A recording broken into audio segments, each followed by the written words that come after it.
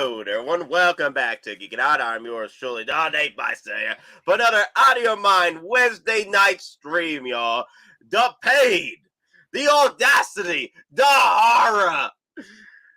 Those of you who survived, roll call, who survived the D100 email extravaganza, the pandemonium, because I didn't get it, Don didn't get it.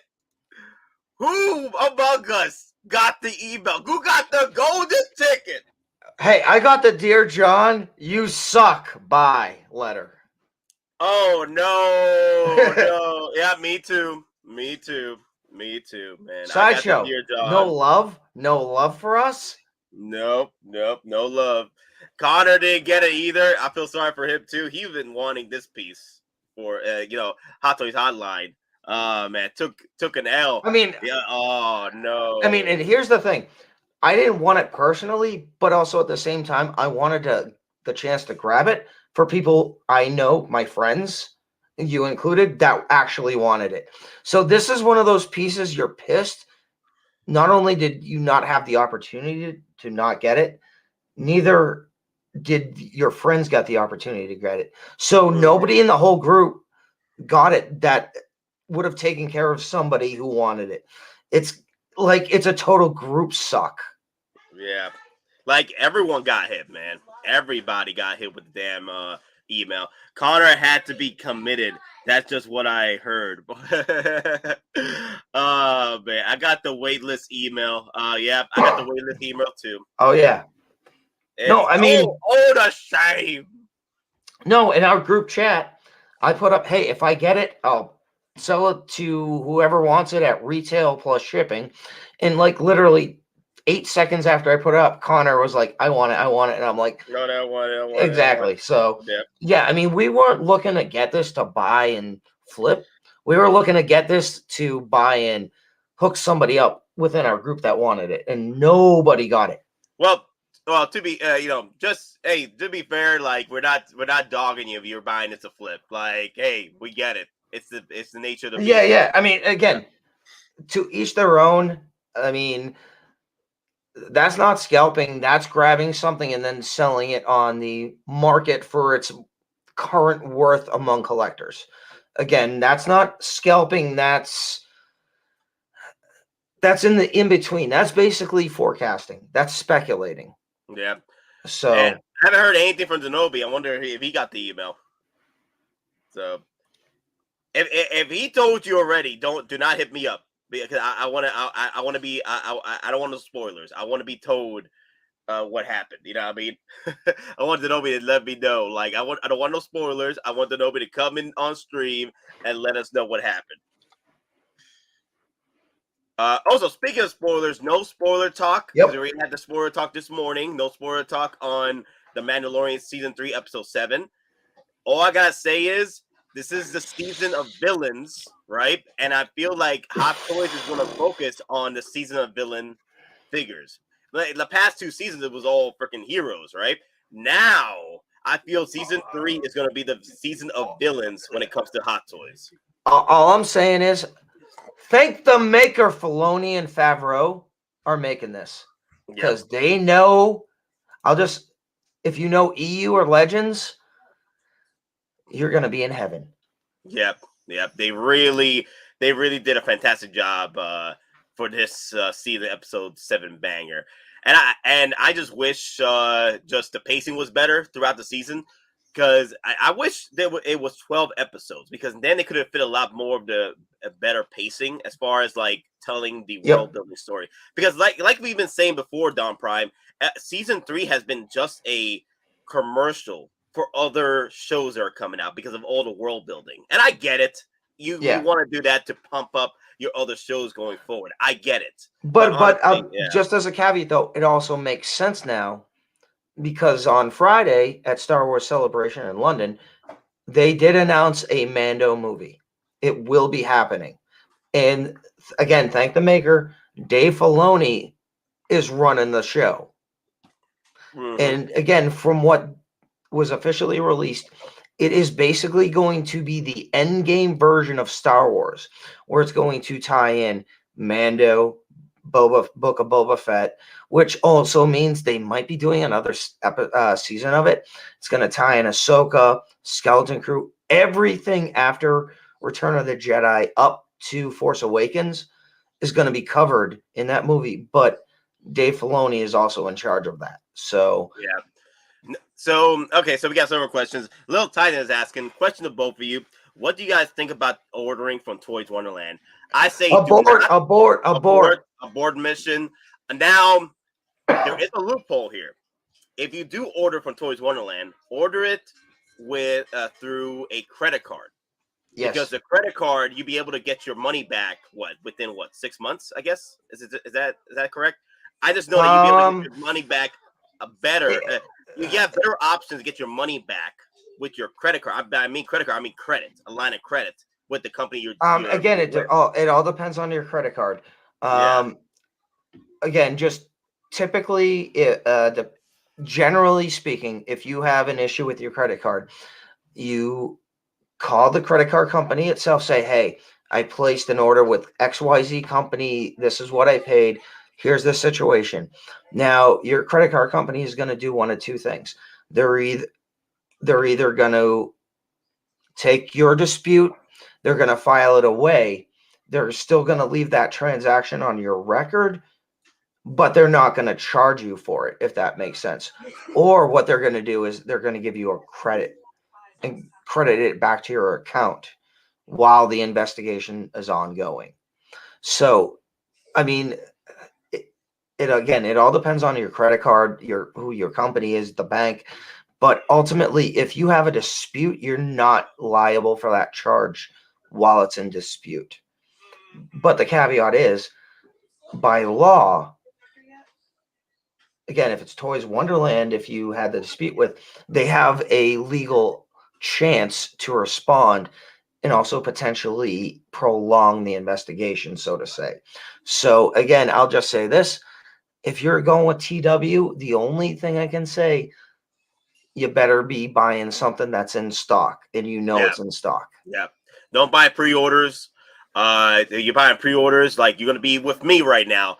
Because I've been stuck with a pre-order for freaking 2.5 years because freaking Buzz Toys does not want to release their damn freaking Gerald from freaking Witcher. Okay, I'm still waiting for that freaking piece to get released. So I'm hoping I get my piece, man. I'm hoping I get my piece from Toys Wonderland at this point. But yeah, guys, just if you're gonna do it with a credit card. Do it with a credit card, and play it safe. Play it safe. Buy an in-stock item. Do not go buy a pre-order because you don't know when that's going to get released. You don't even know you're going to get your money back. So, yeah, that's why I keep telling people, just abort Toys Wonderland. Don't even think about it. Okay? Go to 1/6 Kit for your third-party needs. Go to 1/6 Outfitters. Go to anybody that's freaking reliable, not Toys Wonderland. Anyway, all right. Just real quick, broken. So I'm just gonna come at this real quick from a legal aspect. So if you buy something from an online retailer and use a credit card, that bank as the accepted payment method. If a retailer lists an item, the retailer shows shipping and all the other aspects of what the charge is for. They, by law, at least in the country where the credit card is issued, are therefore met with certain obligations. So if they don't meet that obligations, and the consumer can show with good faith, and again, like you said, with evidence that, the consumer placed the order, they did so in good faith based on the relevant information made available by the consumer, aka Toys Wonderland. About 95% of credit card companies will actually investigate and process a chargeback based on faulty information or fraudulent information posted by a supposed retailer. Again, granted by what is either screenshot or saved by the consumer and presented to the credit card company. So again, Toys Wonderland, they say it's in stock. Then they present you with a shipping number that hasn't shipped in 2.5 months. You present that to your credit card company. At that point, you don't have to essentially do the effort. in all good faith, the credit card company will see that you have done no wrong as a consumer, and the retailer has wronged you because of the information inherently false that they have given you. Some guy, Don is the man. I'm going to hire him to be my attorney. Real talk, though, he has experience. 11 years in the field, so yeah, so he does have experience. Anyway, obviously, I know there's some of us who are like, I know this is more financial. This is a financial skit meme, but emotionally, I won't financially recover from this emotionally because of what happened with D100 Iron Man. I am never gonna financially recover from this. Emotionally, I stayed up till 12 after doing the stream with you guys this morning, and I was like, my mind was freaking destroyed, distraught, because I was waiting this long for a damn freaking email. I finally got the email. It's the one that I got with the damn freaking John letter. So I'm like, that's it. I'm going to bed. It was redonkulous. Also, Mr. Mob Collectibles is in the house. Hey, Mr. Mob, how you doing? The odds were not in my favor. Let's put it that way. Like they were else. not. They were not. No. What's going on, gentlemen? Yep. Real quick, Mr. Mom, huge congrats on 1,000 being monetized. So welcome to the club. And again, for anyone who is not subscribed to Mr. Mom, hit him out. Check him out. He is awesome. He is one of our friends. He offers his own perspective. Dude built his own module cases. So check him out. He's a freaking structural genius. I appreciate that, Don. I wasn't expecting a nice compliment, so I very much thank you for that. I really appreciate that. Hey, no worries, my friend. No worries. Hey, family. So Mr. Mom, tell me your thoughts on the D100 Iron Man, because let me tell you something. I know both of you. You guys haven't been able to come on stream to talk about the Darth Vader and C3PO. So we're gonna I want to get your thoughts on it, because it's been a while since you guys been on stream. So yeah, it has been. So the D100, I won't lie, total cash grab. I didn't think anything of it. You know, I have the Mark 7. I won't lie. It was going to be a total FOMO purchase. Like I said to myself, listen, if I get the email. And here's the deal. This was the deal breaker. So my mindset going into this morning was, if I get the email, and I told you, Nate, I was going to be very honest. I was going to get the figure, and unless it wooed me out of the packaging, like I got it, and I was like, wow, this thing is unbelievable. I was probably going to use it as trade bait and trade it for the cost in which I paid for it. So therefore, I'm not ripping anybody off. Like I was going to get rid of it most likely, but I was going to do it at cost to what I paid, not to be fair to the someone in the community. I got to admit, though, I was shocked when all you needed was an NRD on this thing. Yeah, $40. Then when I realized it was an NRD, I'm like, I'm getting this all day and keeping it. I'll get it all day and keep it. When it was just an NRD, I'm like, where was this when Captain America was out? You know, that's what. But then when there was just an NRD, I'm like, oh, this thing I would totally, because that was my whole thing. I didn't want to put up 400 plus today. But the fact that I could spread that over a few payments, then that thing was going to come home and I probably would have kept it realistically. Yep. Then, you know, I was talking to a buddy of mine. He was trying to not, because he got the golden ticket, and he was trying to convince me that, because there's no payment plan, I can't drop that much right now. I'm like, dude, it's only $40 NRD right now. And that was a shocker. Make that purchase now. Yeah. And then work on making and do your own payment plan going forward. Like save up $100 a month. Well, that's what I do. If anyone doesn't know that, what I do is that when I have, like, let's say 3 payments to make per month, and I'm like, I got extra money, I'll buy a Sideshow gift card and just email it to myself. So if I want like $100 gift card, like I want to drop $100 on something, I'll do a gift card, e-gift card, email it to myself, and then apply that to a figure. And what it will do is, if you have more than one payment, like if you have 3 payments, it evenly disperses it against all 3 and lowers them down. So if you're like over $100 a month, it'll drop that sucker down to like I don't know, 80 something, well, more than that, but it Yep. evens it, it makes it lower. I do that especially with figures where I don't want like $100 a month payment. Like I'm gonna do that on the Batmobile. I did it on the DeLorean. Like the Batmobile, I think I owe like 100 and whatever it is, like 120 a month. If I can get those payments down to under 100 a month, because they're stacked on top of the Mark 6. So if I can get those down, I'm definitely going to do that trick. So I do it all the time. I tell people all the time, just get a Sideshow gift card. If you come into some extra cash, send yourself a gift card, even stack the gift cards, just keep them and then just apply those balances when you want to make your own payment plans. So I would have or ask your family and friends to give you gift cards for your birthday, Christmas, whatever holidays you accept gifts for, etc. I mean, I just want to jump in real quick. I know we smashed Sideshow for how they handled Cap, but I'm going to be honest, even though I did not get the golden ticket, they have handled this so much better. They did. I agree. I think this going forward, they should do this. I know some people about it. I know people might be complaining about this, like, nah, man, that email is crap. I wanted to pop up on screen right now for me to purchase it when it was ready. I'm like, here's the problem with that. It's gonna crash the site, and then more collectors, as far as not even collectors, but more flippers are gonna have more opportunity with their box to buy up the stock. So this was the better option, I personally feel, the random lottery. Exactly. And here's the thing. It's a random lottery. I didn't win. Nate didn't win. And I'm going to assume we're both of the same way. You know what? It sucks we didn't win, but also at the same time, this was the potential fairest way that Sideshow could have done this. And you're not for nothing. And I think I said this on a stream earlier, like, I don't know, Geeking Out like a few weeks back or when this first.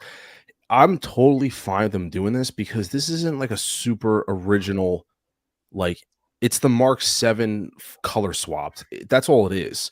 It's not like it's just, I'm trying to think of a figure that they never did before. You know what I mean? Like it'd be different if it was like a figure that was never like Captain America. It technically was a 2.0. It's not like we haven't seen that version before. Yeah. So I'm okay with them doing that with like, if they want to do like an exclusive Thor, that's like taking an old one and redoing it. And something, I'm just making that up. But what I'm saying is I'm not totally lost about this because it's not like, I'm not upset about it. Like the churro Spider-Man. You're right. I'd rather they do variants like this versus the actual characters in the movies. You know what I mean? Exactly. Like the Stealth Suit Cap. I was a little more mad with Stealth Suit Cap because that's a piece I really wanted because it was from the movie and it's also one of my favorite suits. And I had the original one. I wanted a 2.0 of that.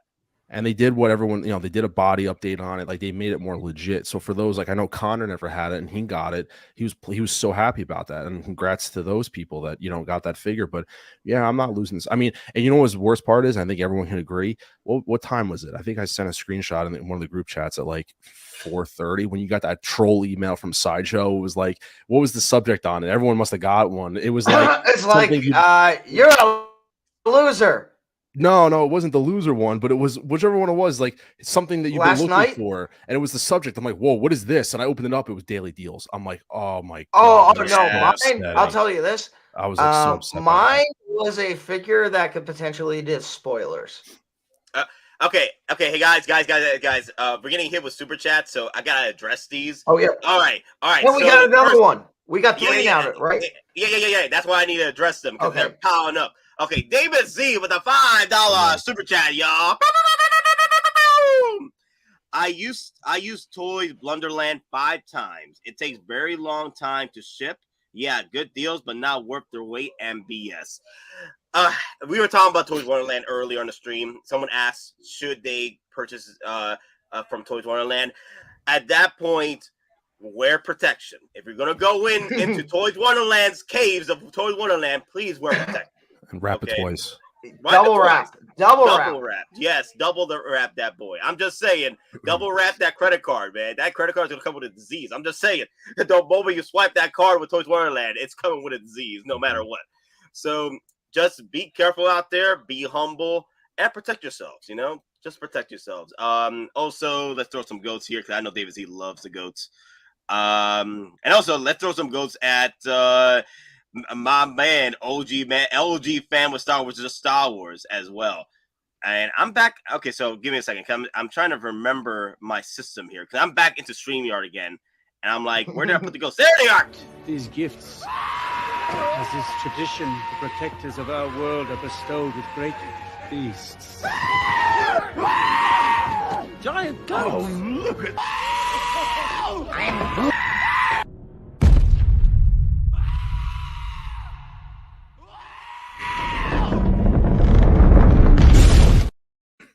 So OG fan has two super chats, $2 super chats, total of 4. Woo! Oh, okay. 4. 4. What? Only NRD and payment plan? No effing way. So there was no payment plan available. There was no use for promo codes. They denied you promo code. They denied you rewards, and they denied you flex payment plan. But at that point, if it was only $40 NRD, I would take that in a heartbeat because I'll just save up. If I couldn't buy this outright, I could have just saved up and waited till it was in release mode, and I drop the 400. Exactly, they're giving you a 60-day warning with a July minimum release date. Yes. You're getting like a 70-day plus warning, which means you save $40-$50 from each paycheck if you get paid weekly, and you'll have the money for this at minimum in July. I mean, this is so there was time. That's what I was telling. That's what I was telling my friend. My friend was like, "Okay, I got the email. Do you want it? Because I can't afford it right now." I'm like, "Dude, don't worry. I know you want this piece. Buy it now for $40 and just save up over time. This doesn't come out till July. You got time. You literally got time to pay this off. $400. He even offered it to me. I was like, no. I know you want this. Get this now for $40 and save up money. Save up money. I guess he'll hit me up later if he can't go through with it. Then I'm like, okay, I might pull the trigger then. But honestly, I did not want to take it from him. Like, this is your golden ticket. This is your opportunity to pick this up. Not many people got it. Okay, go for it. Drop that $40. And also, OG fan, when Star Wars just for the second $2 super chat, crash the site, rent an outside server to host. No, I wasn't. I didn't want the site to crash again like last time, guys. But as has just released the Neon Tech suit gantry. Wait, what? Wait, it's in stock now. The Neon Tech is now in stock. Is that what you're saying? Let me check that out. Also, Hot Toys Hotline in the house. What's up, bro? I'm like, how's the killer, being among us? One of us. One of us, Mr. I'm so glad that intro was on camera. I'm gonna record that and keep that as a. It's like I brought him in like 2 minutes ago. I'm just waiting for you to see it. Don't you worry. Don't you worry. I might have found one. Not for the sideshow price, but a little bit more. Of course you did. You box sniffer. So wait. Hot Toys Hotline is gonna be with us mortals for a few days before he actually gets it. Oh wow. No. I mean, it's gonna be till what? Closer to December, October, right? Till it comes out. But I did find one in Australia, but I'm still really upset that I did not get one through Sideshow because I ended up with taxes and shipping. I paid like $60 over what it would have been through Sideshow, which isn't terrible, 60, 70 roughly. But like I said, like Nate said, I think it was an incredibly fair and it was done. Like, it's over and done with. Like, it's really like we're upset. Yeah, 300,000 of us probably didn't get it, but I gotta say it was handled well for what it was. Like, exactly. I mean, here's the thing. We all have to put the big boy pants on and realize this is a limited edition figure, and we all thought it sucked the last time Sideshow hosted an exclusive figure, which was the Stealth Suit Cap 2.0, and all the bots crashed the site. So, I mean, this was literally a lottery. You didn't win. Oh well, it sucks. You didn't win. The only thing I don't know if they could have prevented, which I know I heard a lot of, was if people made multiple Sideshow accounts. How did that work? You know what I mean? Like I said, but nothing's perfect though. Well, like I said, Sideshow has practiced before taking out multiple orders of the same figure that were limited on multiple accounts. Yeah. They were like, you know what, you bought like 4 of these damn things. We're going to take out 2 of those. So you're only going to keep 2. That'd be smart if they actually. It's not even that though. What it is I had, so this is 100%. I will start by saying this was way better than last time because it actually gave people a chance to actually get the figure. My 2 issues were, and if this is just feedback for Sideshow moving forward, number 1, I feel like for a figure that's so sought after, it should be pay in full up front. Because I feel like those that really do want it, they're willing to shell out the money and buy it up front. And I think because they did that with Cap, there should have been some bleed over into the Iron Man. So I think it was a little weird that they didn't allow that on Iron Man. They didn't, or excuse me, on Cap. They didn't allow rewards, but you had to, and you couldn't do any of that. But on this one, you could pay up front, or you could pay a deposit up front. Yeah, the $40. I don't know about rewards. No one even mentioned about rewards, but I feel no, like, you couldn't. No, I had the email right now. Right. No, I had the screenshots. It told me you can't use rewards, you can't use promo codes, you can't even use. So if you're going to do that, make people pay in full for those that really want it. And even if people are buying it for trade beta to the flip, make them pay up front for it. It's only limited to 300. Like have some continuity with these here's releases. The thing.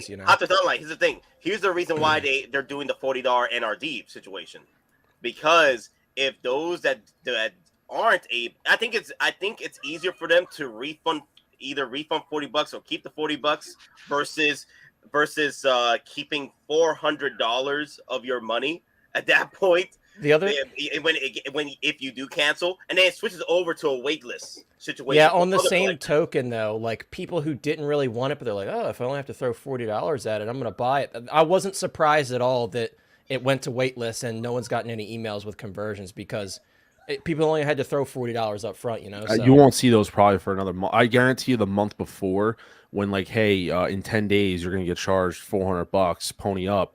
That's when you'll see some cancellations and you'll see some waitlist conversions.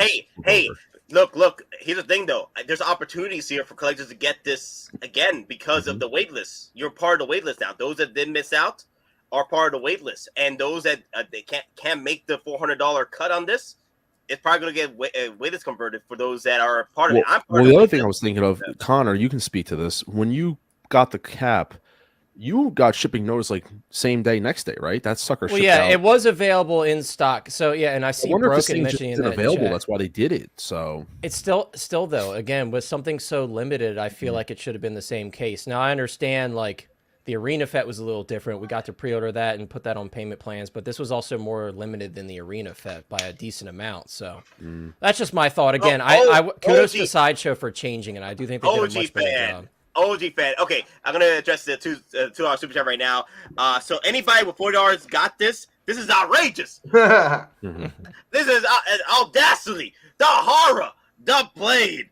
This is true heresy. We know you are no heretic. This is the true face of heresy, one who would subvert our faith and incite rebellion against the High Council. Our prophets are false. Open your eyes, my brothers.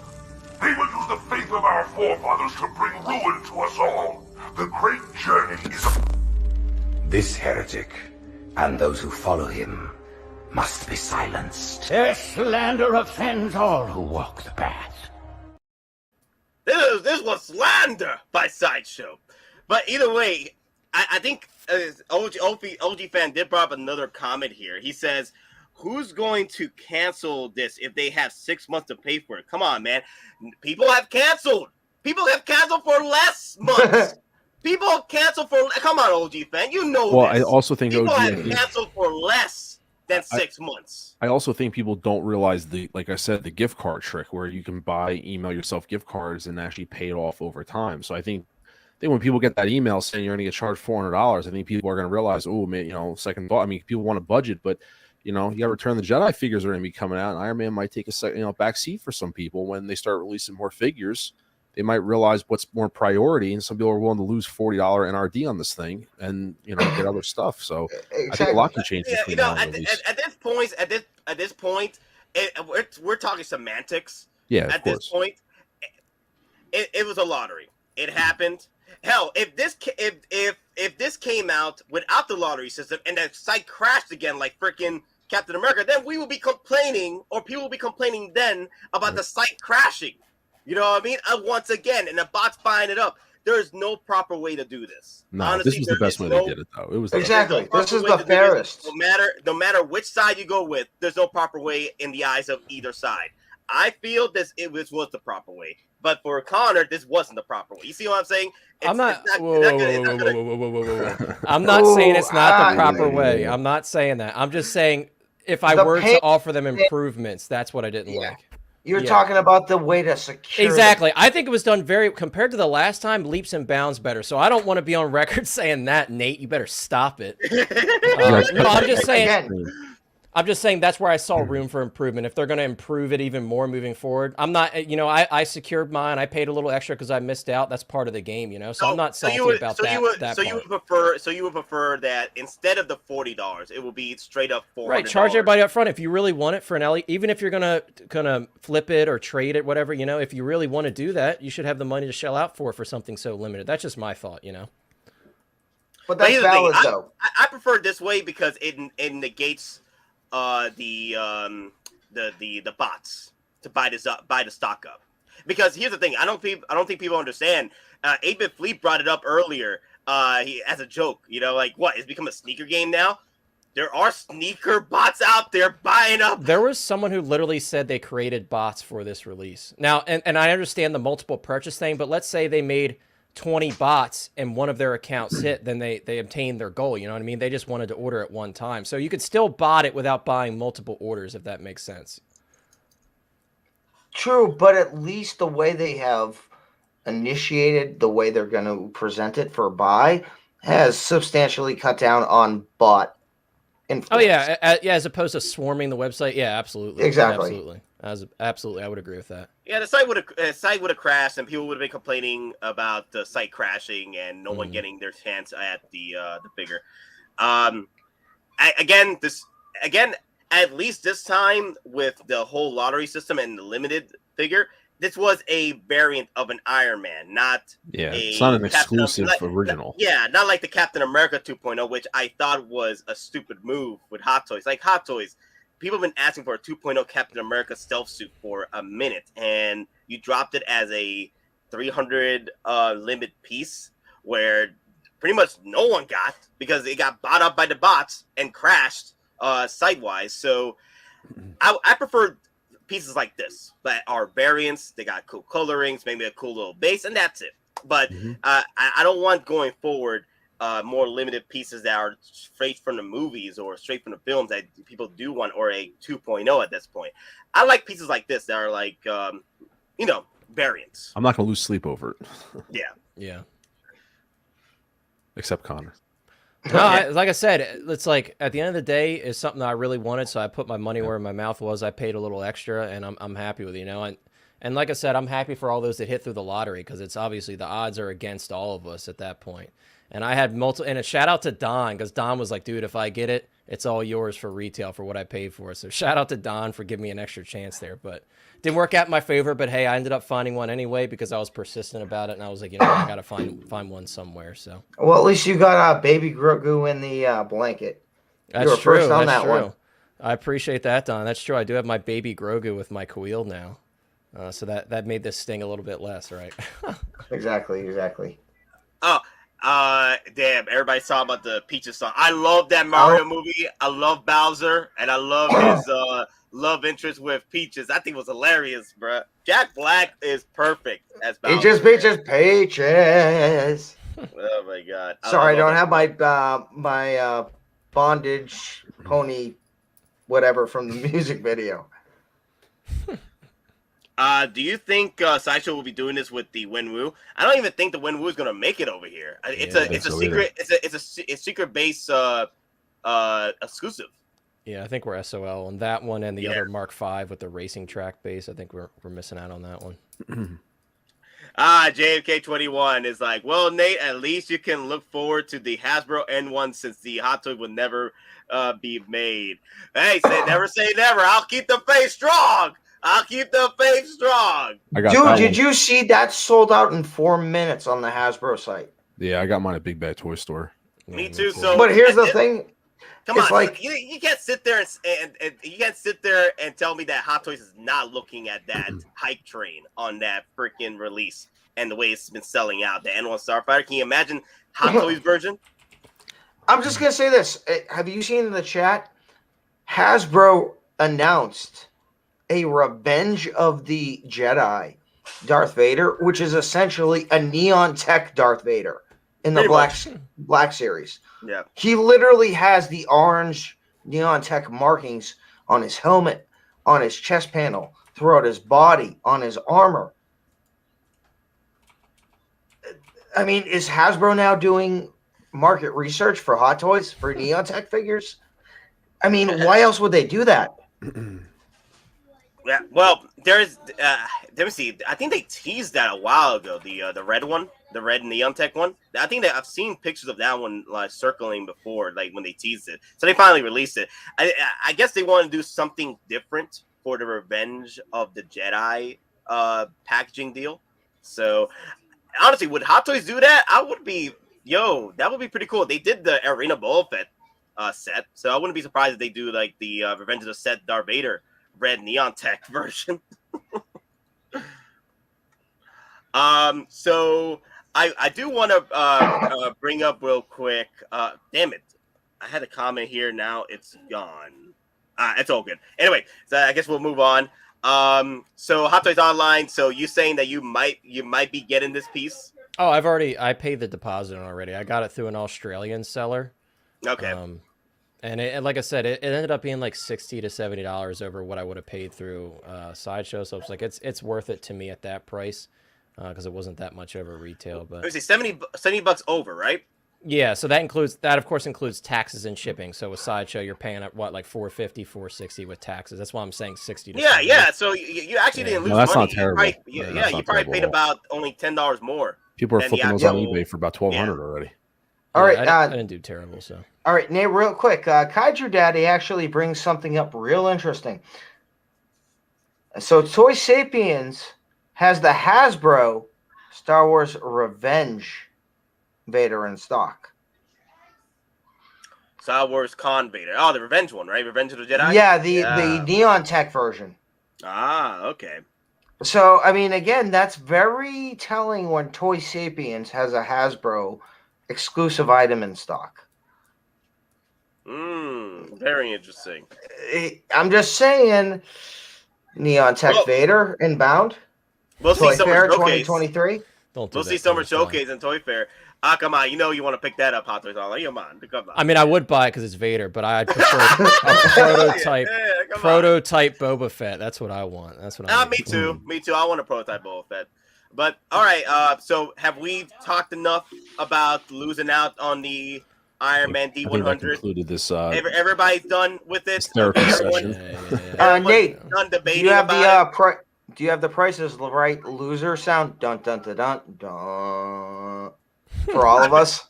Don, I've been asleep and working overtime. I don't have time to grab the sound bits right now. Let me say, excuses. I've been training new people in the office. Nate congratulations. It's OT because I got OT. Nate just sleeps, streams, and that's it, and works. That's it. I'm not sure. Congratulations. At least you got time to go home and enjoy your day. I don't got time to enjoy my day. I'm out here streaming with you guys. Okay, give me a second. I do have the Law and Order theme. There You've been lawyered. Dun dun. I got that. That's the only thing I got. Let's move on. We all took an L. Yeah, we all took a freaking L. Exactly. Yeah, congratulations, everyone. We are all the victims, and I am the victim because I stayed up till 12 o'clock again to try and purchase this. Didn't get it, so I went back to sleep, and that's why the stream was like 30 minutes late. Either way, oh wow, okay, OG fan when Star Wars just Star Wars, another $2 super chat. Must have all Boba Fett's, Proto Fett's, and Super Commandos. Okay, here comes OG fan dropping spoilers. I know. Super Commandos. I know. I will buy at least 4 or 6 of those things. Not gonna lie. Abort. No spoilers. You can't even hold out 24 hours anymore. Yeah. You can't even hold out 24 hours. Thank you, OG fan. But either way, those Hot Toys are going to be awesome. I think this season is going to be the season 3 of... It's going to be the villains. Hot Toys villains. It's Empire Strikes Back. It's going to be the villain. Must not spoil. Don, you're fine. Don, yeah, take Don off the camera. He's itching for it. Don, you're fine. Just mute. Just mute. Anyway, all I'm saying Don is not watching. No. Is that he wants to spoil. He wants to talk. But anyway, you already did a whole spoiler stream. Let it go. Who cares? So what I'm saying is season 3. What I'm saying is season 3 for Hot Toys line is going to be the line of villains because we got both seasons, the past 2 seasons for heroes, right?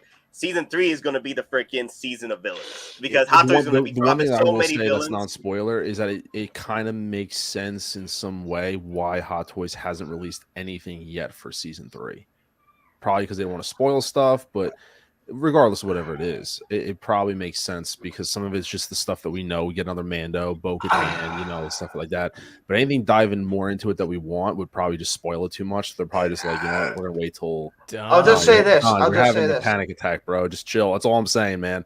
Is they probably just don't want to spoil stuff, so they're just gonna hold off and wait till the show's over and then drop some stuff. I'll just say this: rebels. That's it. Rebels. The protectors of our world are bestowed with great beasts. Giant guns! Oh, look at...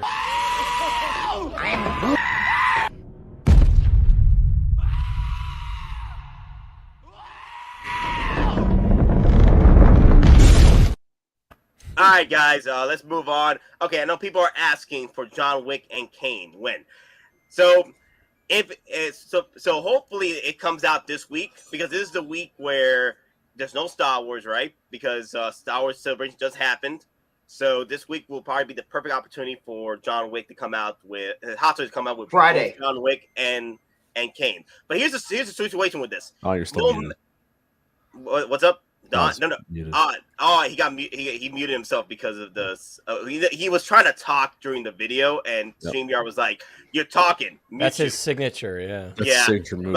But either way, okay, the whole situation with John Wick and Kane, right?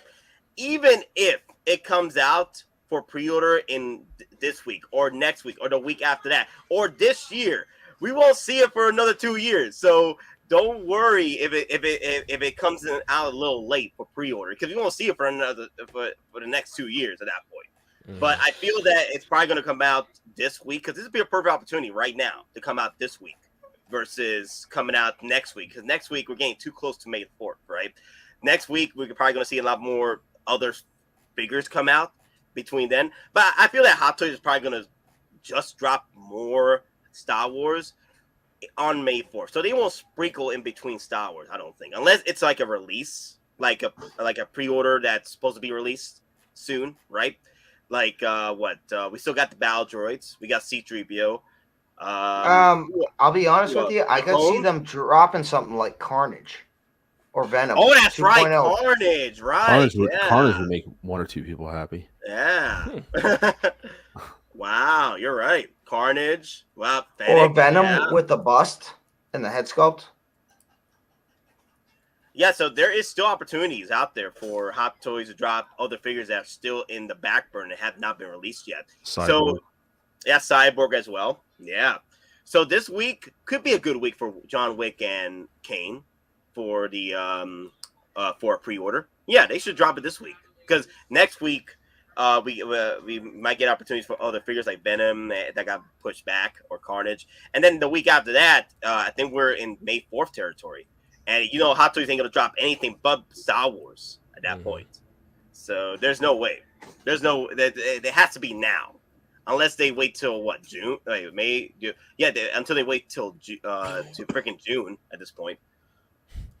Is Sideshow doing any kind of event for May 4th? Usually they showcase some new stuff around the celebration and 4th.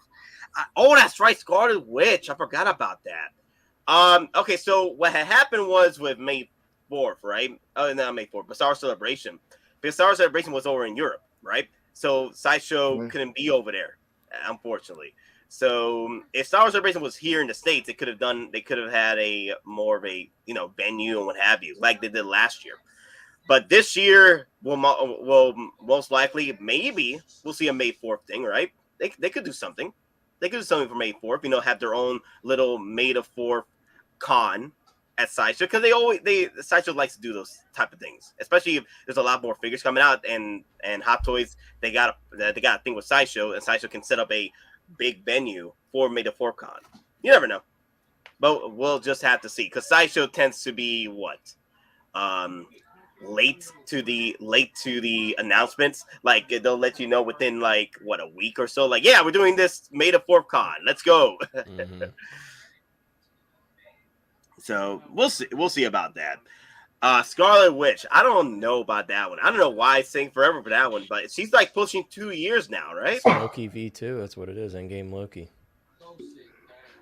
I mean, at this point, they either need to put the figure up, or it's almost, again, the Marvels trailer came out, and it's almost like, okay, has the Hex now enveloped the Earth? So it's kind of almost that point. Hot Toys, put out Scarlet Witch, because the Marvels is coming out. If you're going to play off that storyline, you need to release the figure, because at a certain point, it's going to be old school, and nobody is going to want it because the movie's going to suck. I'll just say it now. Yeah. What, Marvels? Yeah. Oh no, it's gonna be a masterpiece. Yeah. With nobody. I'm probably gonna pick Eternals too. Marvels. I'm probably gonna pick up Monica Rambeau with that one. I'm probably gonna pick her up because I miss Rambeau because I was like, I liked her in the WandaVision show, so I want her. The movie's already a dumpster fire, ready to happen. I'm hoping they do release Rambeau though. That's the one. That's the figure I liked her want. character in the show. Yeah. You mean Phaeton? Phaeton, yeah, Photon. Yeah. I worried they're gonna pull a Loki or Batman Begins if they delay Wanda any further. Wow, she's gonna be thick. Oh my god, yeah, she is a thick one. The thick thighs too. Damn, mommy, you mommy gotta have your cakes there, Nate. Cakes. You know me. I gotta collect all cakes, bro. Hey, equal opportunity, right? Equal opportunity. You won't get that with opportunity Captain Marvel. cakes. Yeah. Either way, what else I want to bring up here? Oh, that's right. I haven't had you guys on for a minute, right? So all the Star Wars releases that came out, I didn't hear your thoughts on it, on stream. So let's get into it. Yeah. So all right. So let's bring up Darth Vader, and I'm gonna start with Hot Toys Hotline. Hear his thoughts about the Darth Vader from Return of the Jedi, the 40 event edition set. Well, Nate, I will start by saying, if we're talking about a perfect figure, this is damn close to it, in my opinion. And shout out to Don. I've been giving Don credit for this for probably closer to a year now. Don originally put this Emperor's Wrath Vader in my head, and then once I heard it, I was like, that's the Vader I have to have. So every time we've talked about our wants, I'm like, this is what I want. I got to have this Emperor's Wrath Vader. So Don put that in my head, and I'm like, that sounds like a really good idea. I could see them doing it. So even when I did my top 5 wants for Return of the Jedi, my number 1 want was this exact figure, Emperor's Wrath Vader, with the electrocuted sculpt and everything. So with that being said, I think you could tell, like, this is a really, really special release for me and many other people.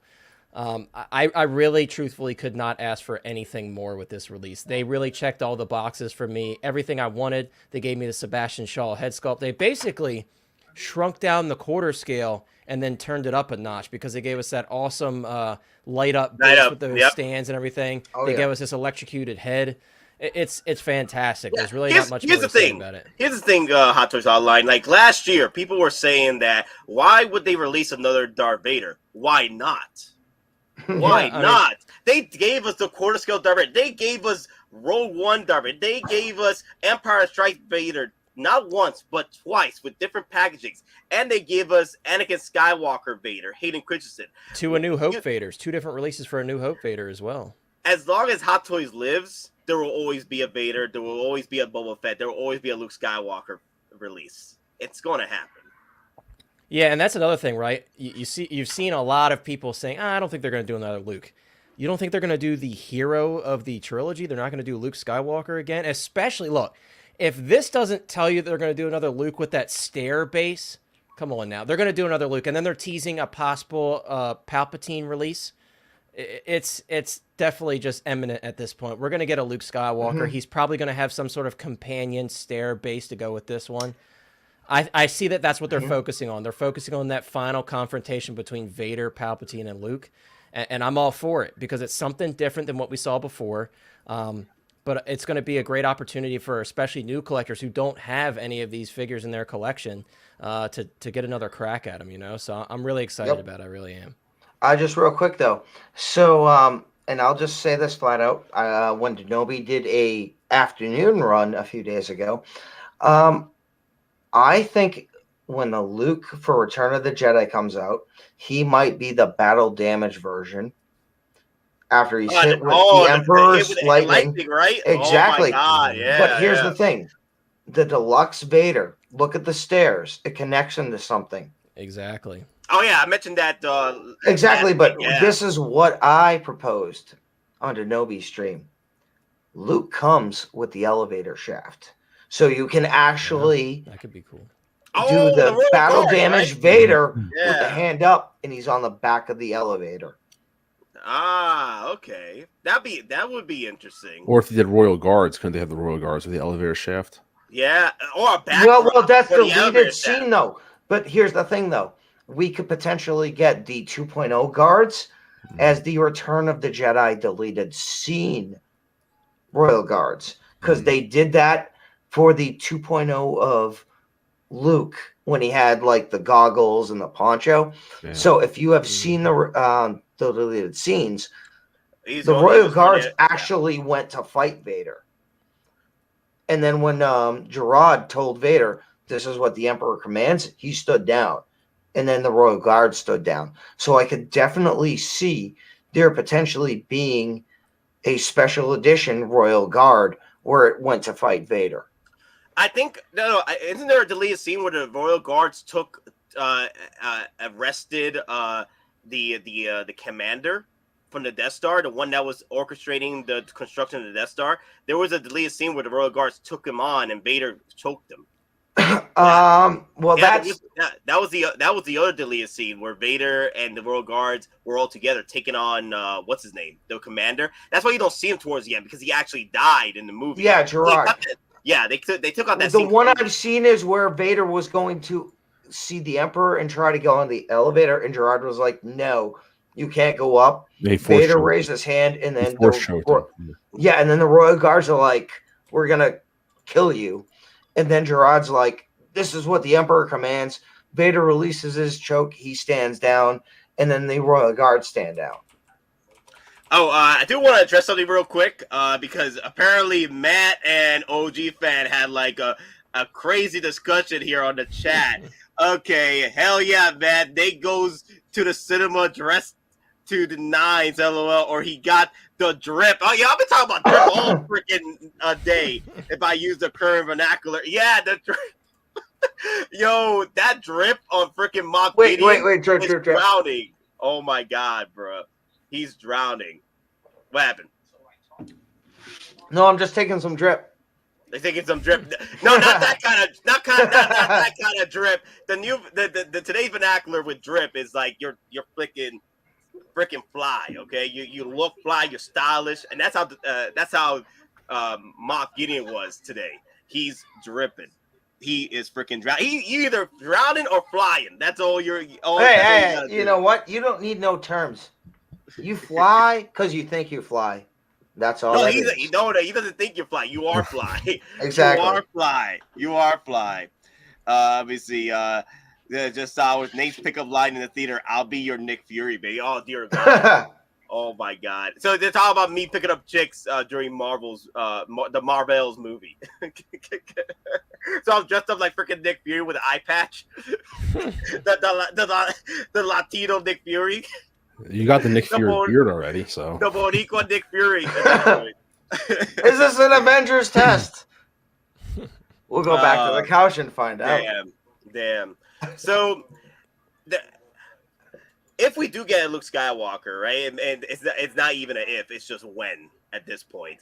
I definitely would like the connecting portion of the stairs to come with the set, and with the searing blade that went through the railings, and have a light up system in there where it looks like it's molten and not smoking, but molten, like it's light up. Like damn, that would be pretty cool. Like the Dark Trooper. Yeah, just like the Dark Trooper, like it's pulsating, like it's been seared off by the lightsaber blade. So you can recreate the moment where Luke Skywalker is facing down Vader at his, he's just lying down, about to take the L. But Connor, to finish up with you, did you pre-order this, and how many? Yeah, so I pre-ordered one already through Sideshow. I'm trying to get one from Off the Racks just because I wanted one day one, and I'm like, my backup, my secondary one, I could wait a little bit to get it. Which off the Racks is where I'm going to get it from. He's usually pretty quick. I reached out to him and I was like, dang, dude, you sold out of these already? He's like, yeah, I'm trying to get more. So hopefully if he gets more, I'll be able to grab one from him. That way I can get one quick and then one a bit cheaper to save a little money. Because I am grabbing two. But yeah, two, I think, on this one, if you're a diehard, not only Star Wars, but specifically original trilogy fan, I think two is like bare minimum on this one for a lot of people from what I've been hearing. So yeah, I'm definitely going two on this one. If I was real crazy like Nate, I would go three, but I already have all of the other 1/6 Hot Toys Vader, so I'm like, I'm gonna. How dare you? How dare you call me out like that? I had to separate it because Matt earlier was comparing me to you, and I'm like, I got to separate it somehow. Nate's just a little bit more crazy than me. I'm crazy, but Nate's just a little bit more crazy than me, so I had to separate it. Wait, hold on. I respect that. I'm crazy. We're both crazy. Don't get me wrong. We're both crazy. That's for sure. There's different variants of crazy. I got it. Hey, Walk Off the Ledge. What was that Blink 182 song? Walk off the ledge.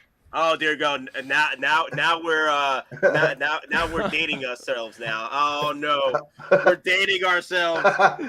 Oh my God, no, not like 98 this. high school. Not like tempo this. driving people. Not like this. No, that was last year. Come on, Don, don't do this. Oh man, don't do this to me, man. Also, let me see. I think I got the crazy clip because I love using that crazy clip. Let me see. Where is that Punisher crazy clip I have? There you go. I want you to know that I do it all again. This is a circus, all right? It's a charade. It's an act. There's bullshit about how crazy I am. I ain't crazy. I'm not crazy. Okay? I know what I did. I know who I am. Down, I did it because I liked it. Hell, I loved it. I'm saying, I'm just itching. I'm itching to do it again. And you think what? You think you're gonna send me to a nut house? Some doctor, they're gonna get me to stop from doing what I want to do? Well, that ain't happening. Not on my watch. I love that scene. I love that clip. Dude, he is the best Punisher ever, man. And he's coming back too, so that's great. Man. I love it. Now, okay, so since I got you on the line, Mr. Mom Collectibles, all right, how do you feel about this set? How do you feel about it? Do you think this is the definitive Vader? This is the Vader that people should have waited for? They did go hop on the Empire Strikes Back. I've seen people actually sacrifice the Empire Strikes Back Vader because they've been waiting for this piece. Well, I have the Empire. Excuse me. Sorry. I have the Empire Vader. That's my only one that's represented. I do have, from what I've seen, a lot of people are on the fence about this one and the Obi-Wan show version with the damaged plate to see Anakin. So it's kind of a toss-up. I see that one be more of the debate. I have that one on pre-order too. I'm keeping that one because that's like a whole different style of Vader with the damaged helmet. That's like an entire look on its own. So that's not going anywhere. This broke my rule. I bought two of these. I day one two of these. Definitely. I really feel like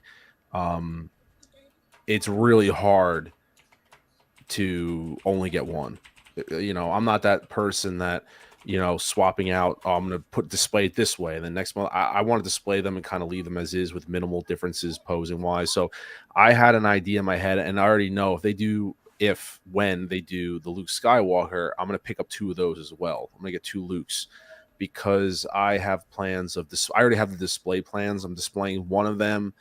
I want one of them displayed fighting Luke kind of on the steps, depending on what Luke gives us. Like you said, I hope he gives us a continuation of those steps, because there's that one scene where Luke is standing on the set with the saber and they're kind of like, you know, sabers clashing. I like that display setup.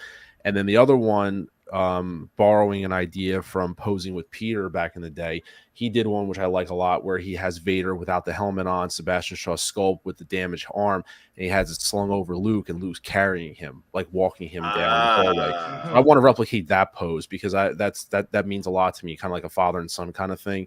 And Vader kind of seeing the light and being brought back by his son, that kind of hits home with me for some personal reasons. So I like that what that represents. So I love, for me, when I pose figures, I love minimal. I think displaying figures very minimal actually is more effort to make them look like minimal walking, very like effortless. That's actually takes a lot more to get that looking right versus very dramatic posing. So I have the posing planned for how I want them, because that Sebastian, that sculpt is that you can't keep that in the box. There's just no way. I mean, Sideshow knows. I mean, Hot Toys knows that because they gave you a display stand to display the sculpts. Because that thing, that's a work of art. That is gorgeous to not leave it, to leave that in the box. But I think for someone coming into the game, I mean, you have two really good Vaders to choose from. Yeah, I mean, great options. Yes. Yeah, you have this one here, and then you have the one from the Obi-Wan TV show, which is, like I said, that's like a different. That's hard to even compare because it's like a different Vader that represents a different point in time, and that's what Star Wars means for me personally. Is that it represents, like I say, that Luke from Mando, that scene represents that figure represents a certain moment, and so does this Vader, and so does the Vader from the TV show. I have the one with the damaged skull only sculpt, so that's how he's being displayed, because that's a very, very awesome moment from that show. But it's tough, and it's a great time to be a Star Wars fan, man. I mean, with the options that you have, I mean, to have, I would always say you'd rather have more options than no options. And so to have the ability to have two Vaders on the market right now and deciding, just like you'll have a couple Lukes on the market when we get 40th Luke plus the Mando Luke if he's still around. I mean, it's a great time. And you have Snowspeeder Luke too, so it's a great time for Star Wars fans like us to have options. And so, quick question, Mr. Mom. With that being said, did you pre-order, and how many Vaders? Oh, yeah, two. Day one, you're getting two returns. I got a deluxe and I got a regular, because, as I said, the deluxe with the bases and everything, that's intended to be displayed one way. The regular version, I didn't need all that extra stuff because I'm going to display him with Luke in a more, like, I need the figure more or less anything else that came with it. So I did a regular version and I did a deluxe version. So I did day one pre-order. Two right off the jump. Yep. I never do that. I never army build, but this is one of those figures that just I welcome to the club. I know I really can't, and I know that right off the jump too. And I know that when they do Luke, I'm gonna get two Lukes because I have that display in mind. So I'm gonna get two Lukes also. Anything else? I mean, damn, if they do some stormtroopers, I might.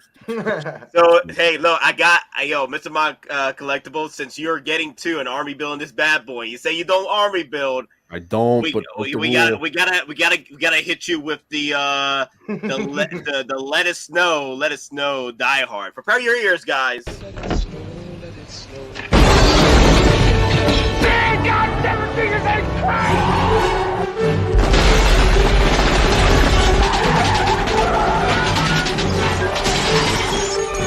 Welcome to the party, pal. Prepare yourself, Mr. Still one of Mom, the best Christmas movies out there. I don't care. It's a Christmas movie. I Still agree. One of the best ones. Prepare yourself. Welcome to the party, pal. Because this ain't gonna be just one army build, okay? There's gonna be multiple army builds going forward because it's an addiction. And that's what it is with people in these displays. Like Connor knew it. He rebuilt his display. I rebuilt my display. I did it for situations like this because I don't have to worry about, oh man, I want to get two, but where am I going to put this one? Where am I going to put that one? I mean, these displays are going to be separate from each other, so they don't like they're overcrowding each other. One display's going to be on this side, one's on that side. But that's the thing about, you got to prepare your displays. Make sure that when you're getting this stuff, like you said, I didn't expect the army build two Vaders. I didn't expect that, to be honest with you. So I'm lucky that I have the display back up to do that. And I know so does Connor. He can keep getting his stuff, and he has the display space to properly, display this stuff because it's getting ready for it. But yeah, I didn't expect to get two, and I'm there. Hello, everyone. What up, Nate? Wow, I'm very upset that Mandalorian ending, man. No, we can't talk about it, Thule. We can't talk about no spoilers. No spoilers. We can't talk about it. But all I'll say is, Nate knows. There is a spoiler stream that happened this morning that I talked about the spoilers and how excited I was with this episode. 10 out of 10. You can watch that after this stream. So, like I was gonna say, Nate knows you want to talk about it. So what you got to do is go to the earlier stream where he went all out. Again, most people who are here haven't seen it yet, so we're not going to spoil anything for anybody, and we ask that you don't spoil it for anyone who hasn't seen it yet, because it's a goddamn epic episode. It is. It brought back the faith in Mr. Mom Collectibles because he was right there. He was like, "Oh God, hey, listen, not to spoil anything, Nate. I'm not. I did tell you I was happy with the season overall. There was some dips in there, I slowly started to lose face last week, but I told you I wouldn't give up. These last two episodes had to be bangers. It brought you back. So far, they're 1 for 1. They got to bang out the last episode to really make it 2 for 2. Right. If the next one's good, they could drop the Lizzo episode, and I'd be perfect. Exactly. Drop that Lizzo episode can just. I'm gonna read the. Lizzo never happened. The episode Lizzo never happened. I don't know what you're talking about. No. Yeah, I don't know. What Lizzo episode? What Lizzo episode? Episode ain't a banger for 7.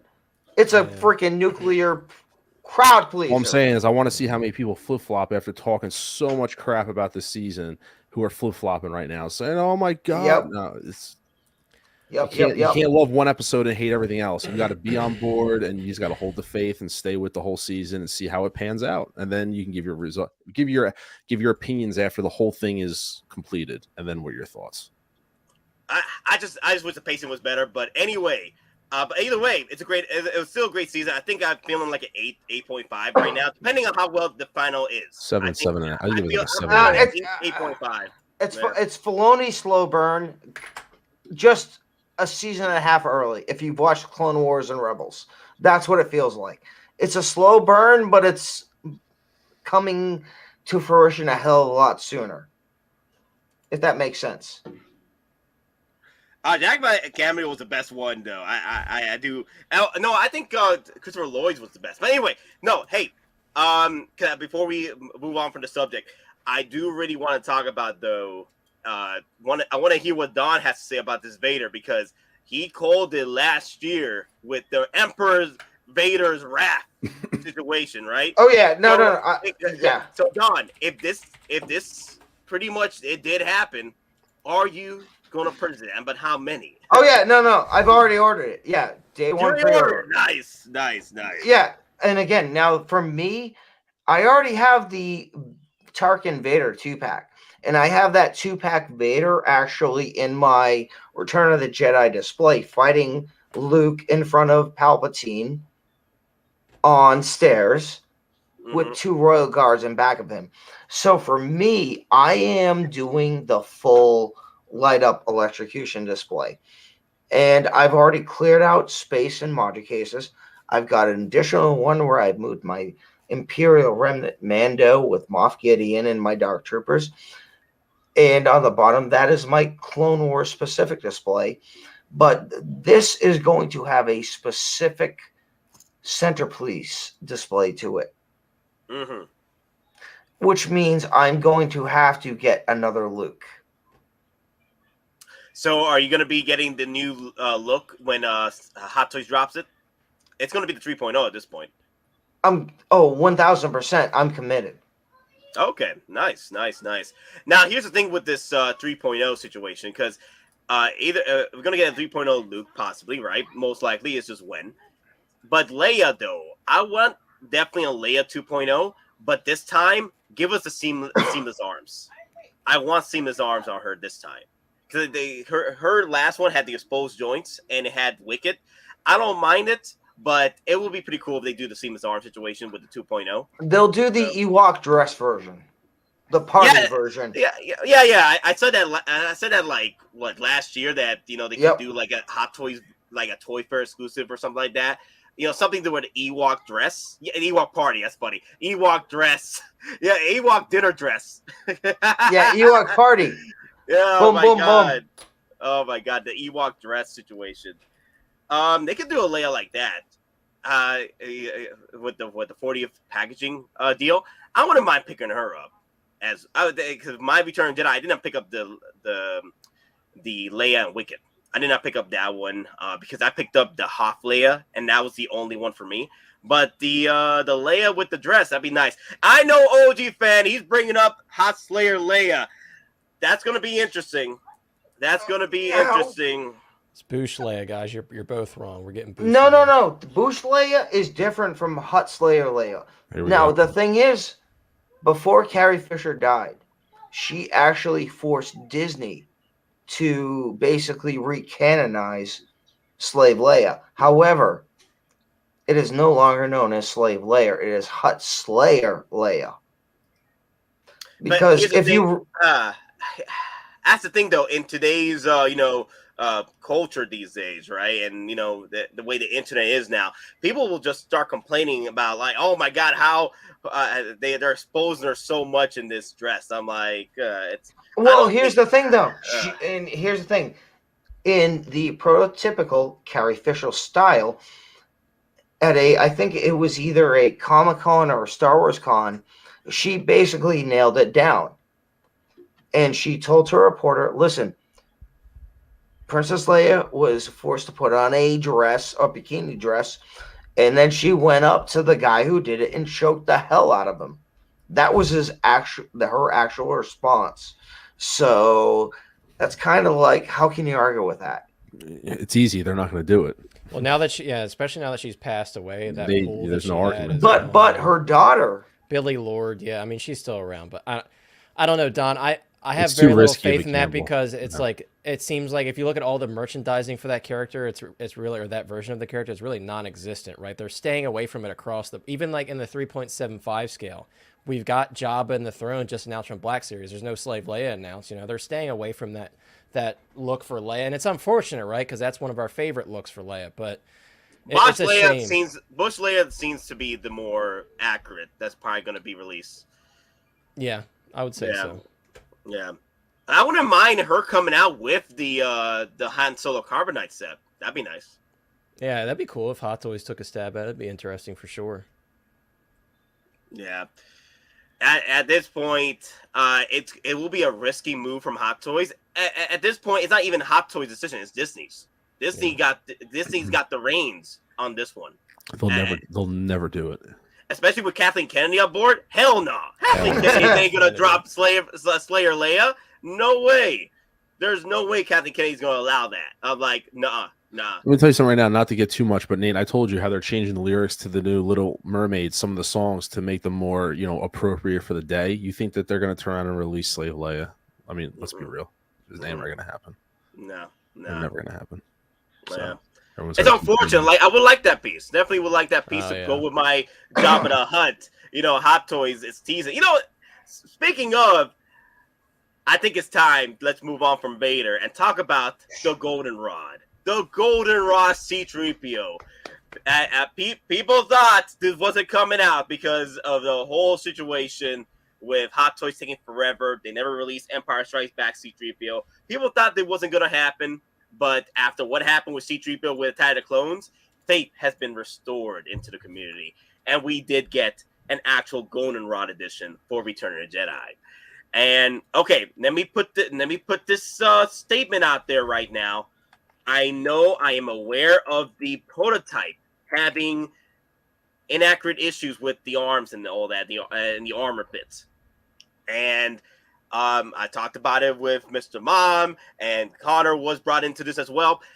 They did fix it at Secret Base. Yep. So, and once we go back into this photo, people don't complain about the prototype in the photo because they did fix it at Secret Base. Don't be that person. I'm just saying. I was just about to say that. Okay, so now you don't have to complain about the actual piece because the piece is now accurate at Secret Base. It's just it was a user error at this point.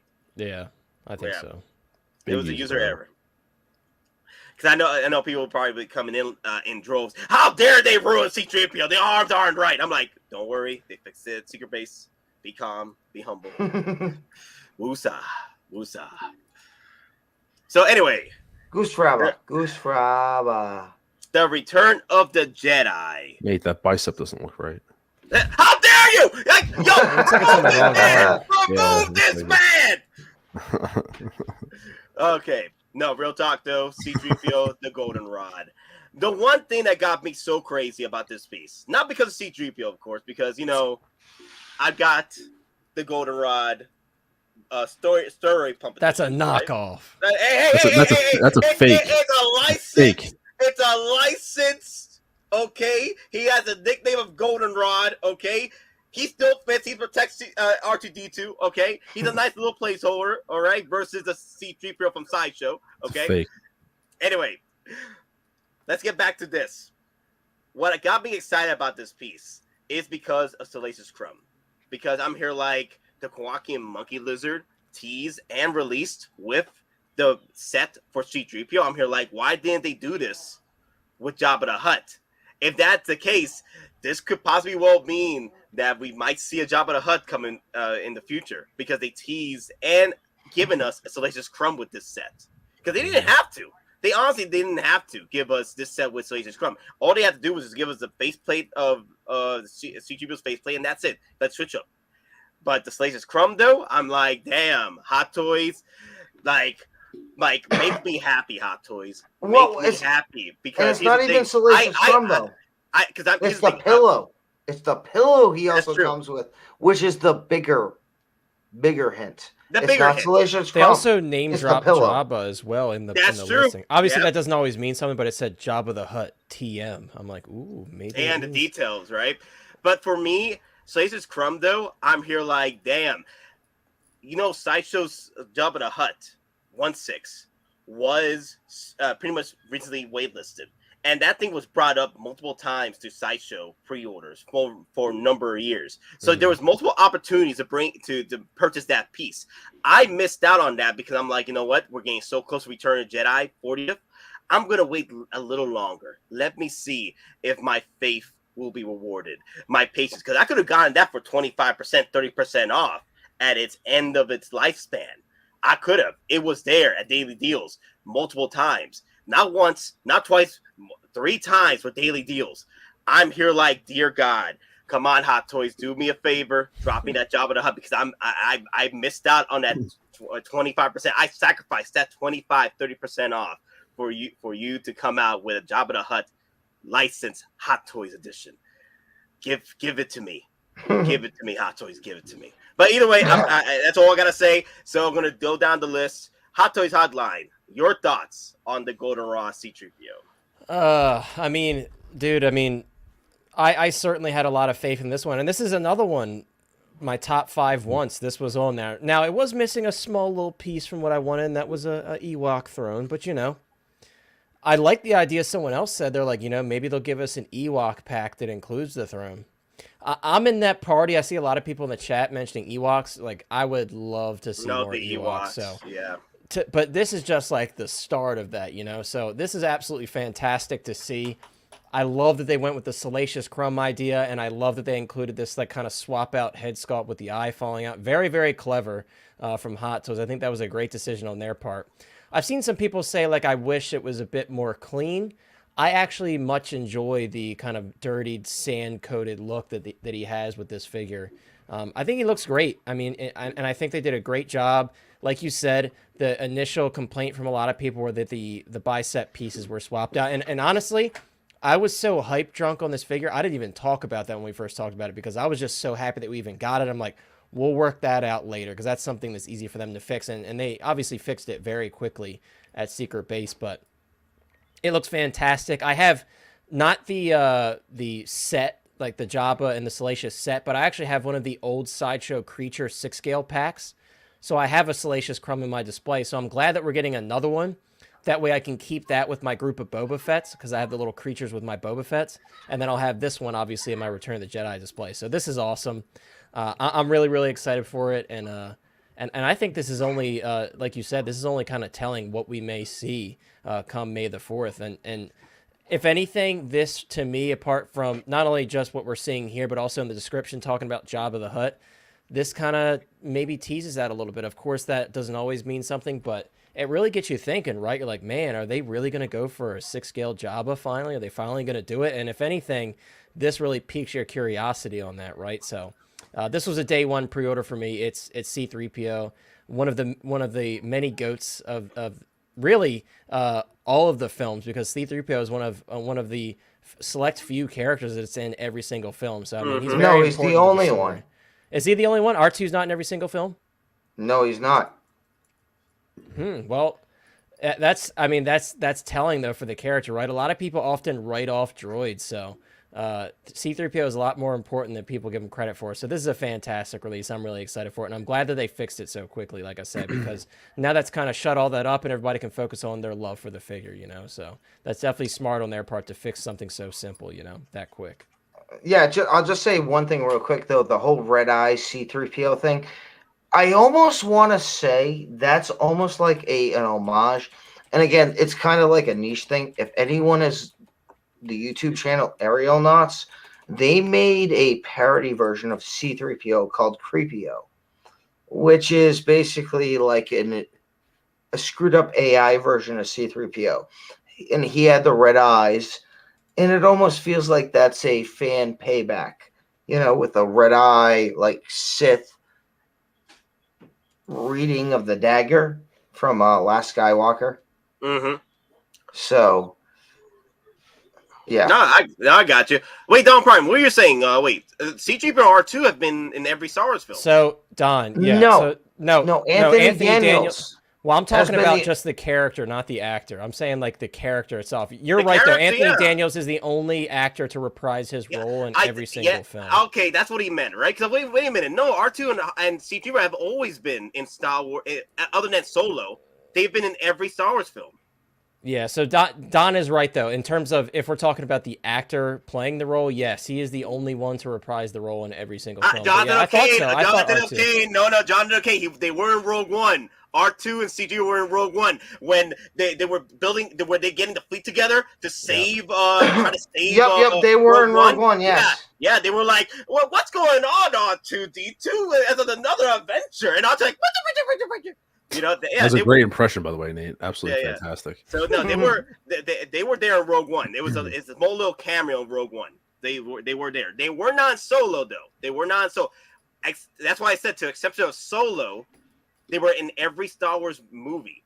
C3PO and R2D2 were in every Star Wars film, exception to Solo. That's what I was saying.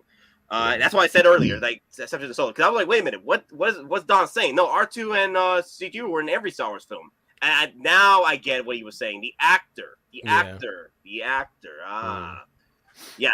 So, yes, Solo is the exception. Every Star Wars film except Solo. I think people haven't heard me yet. Solo, exception. No, he was in Solo. What's Anthony Daniels was in Solo. No. The characters. Yeah, Anthony Daniels played another character in Solo.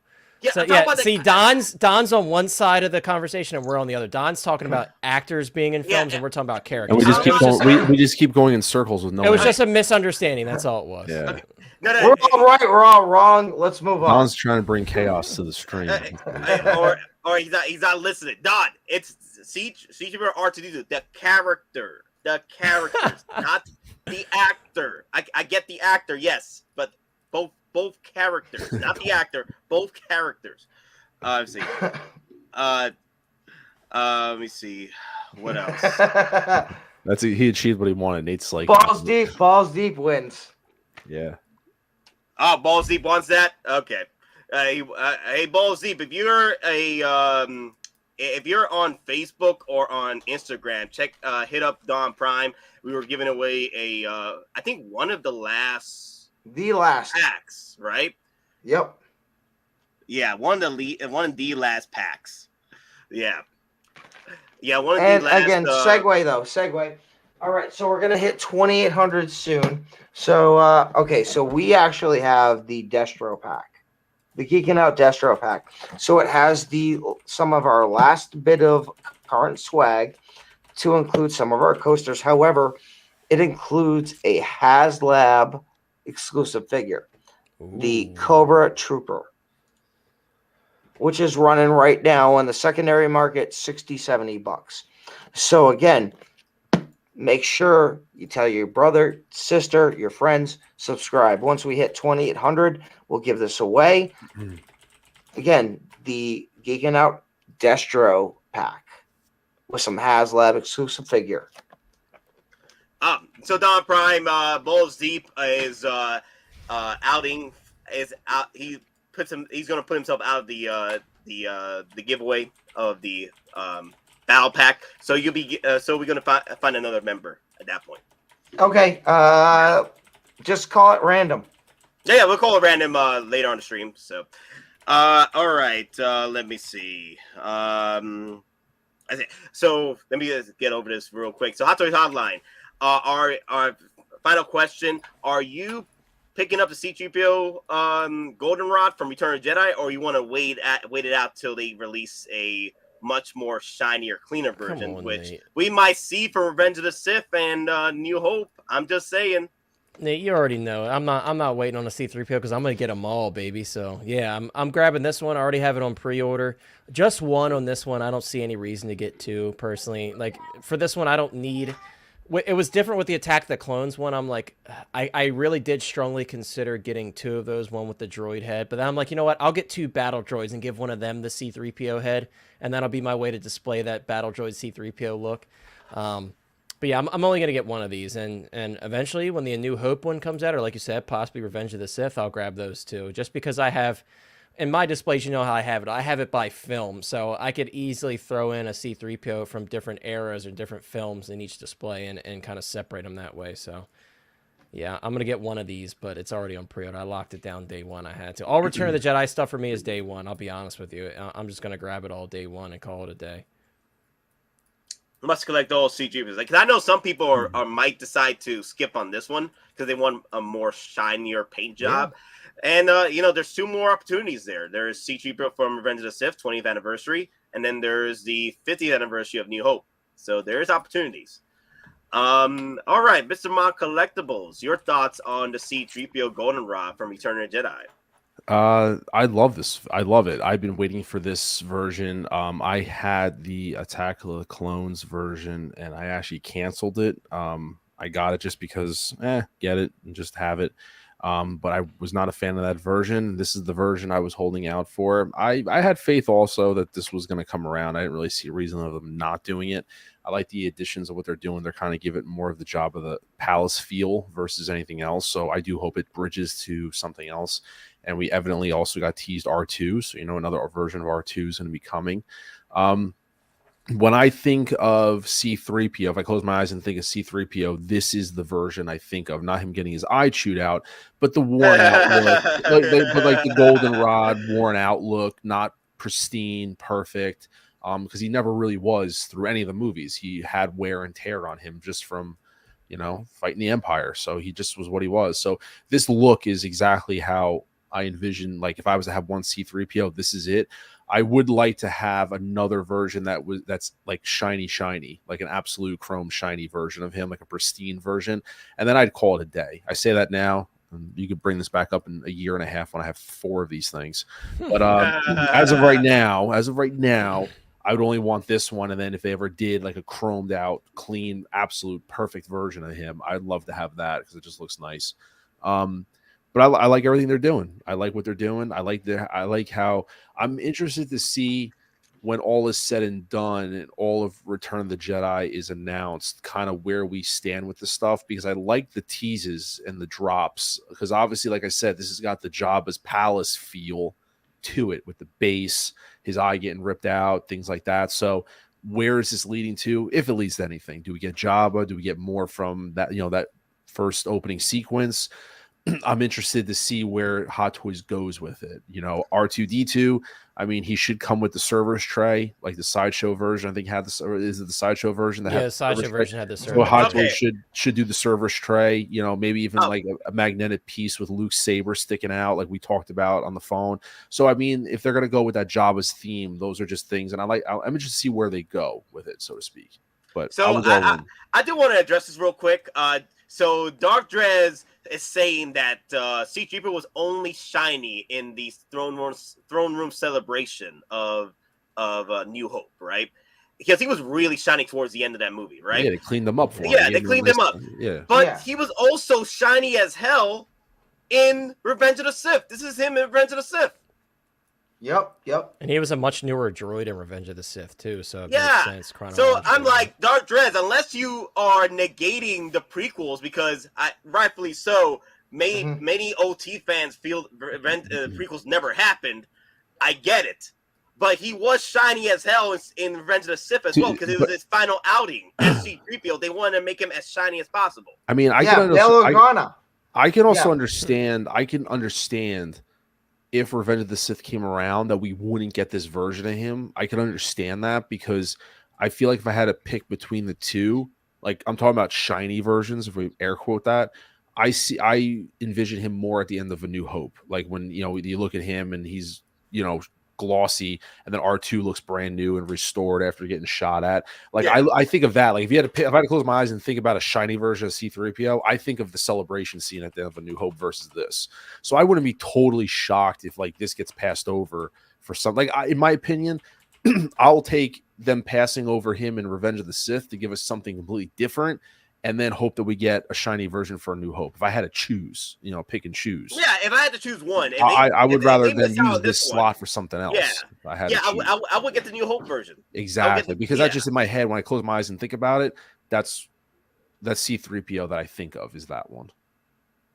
Yeah, and one of the reasons why they went out and made him as shiny as possible with Revenge of the Sith, because supposedly it was the final outing for Star Wars at the time. Like this was only the last film from Lucas, at the time.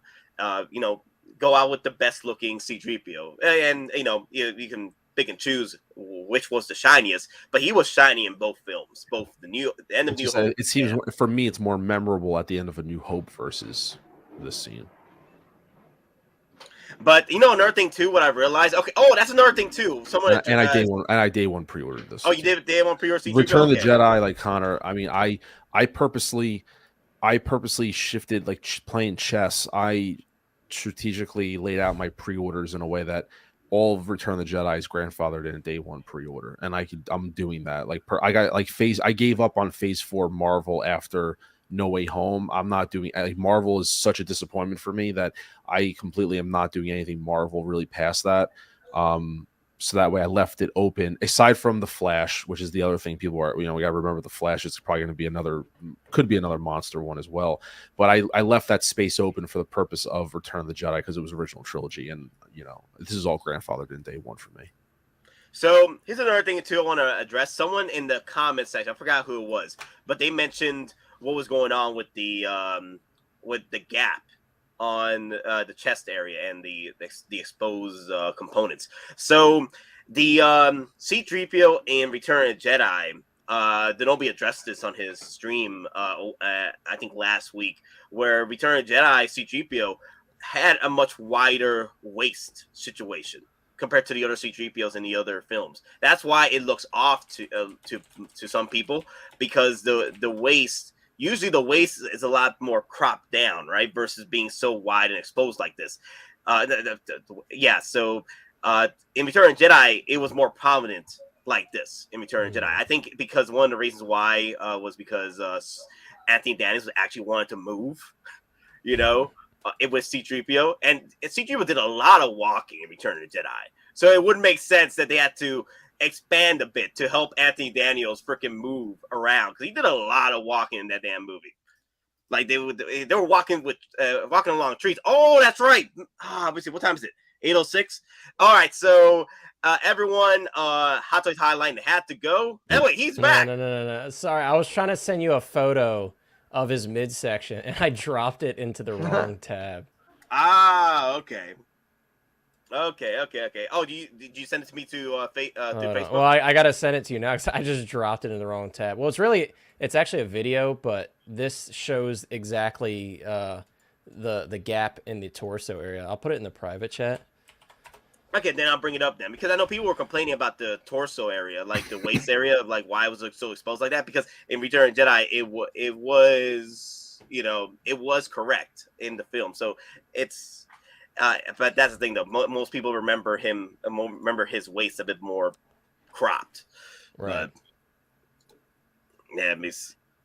So give me a second. It's a video here. So I gotta go. Skip forward a little bit. You'll see it. I guess it's like halfway through. Let me look.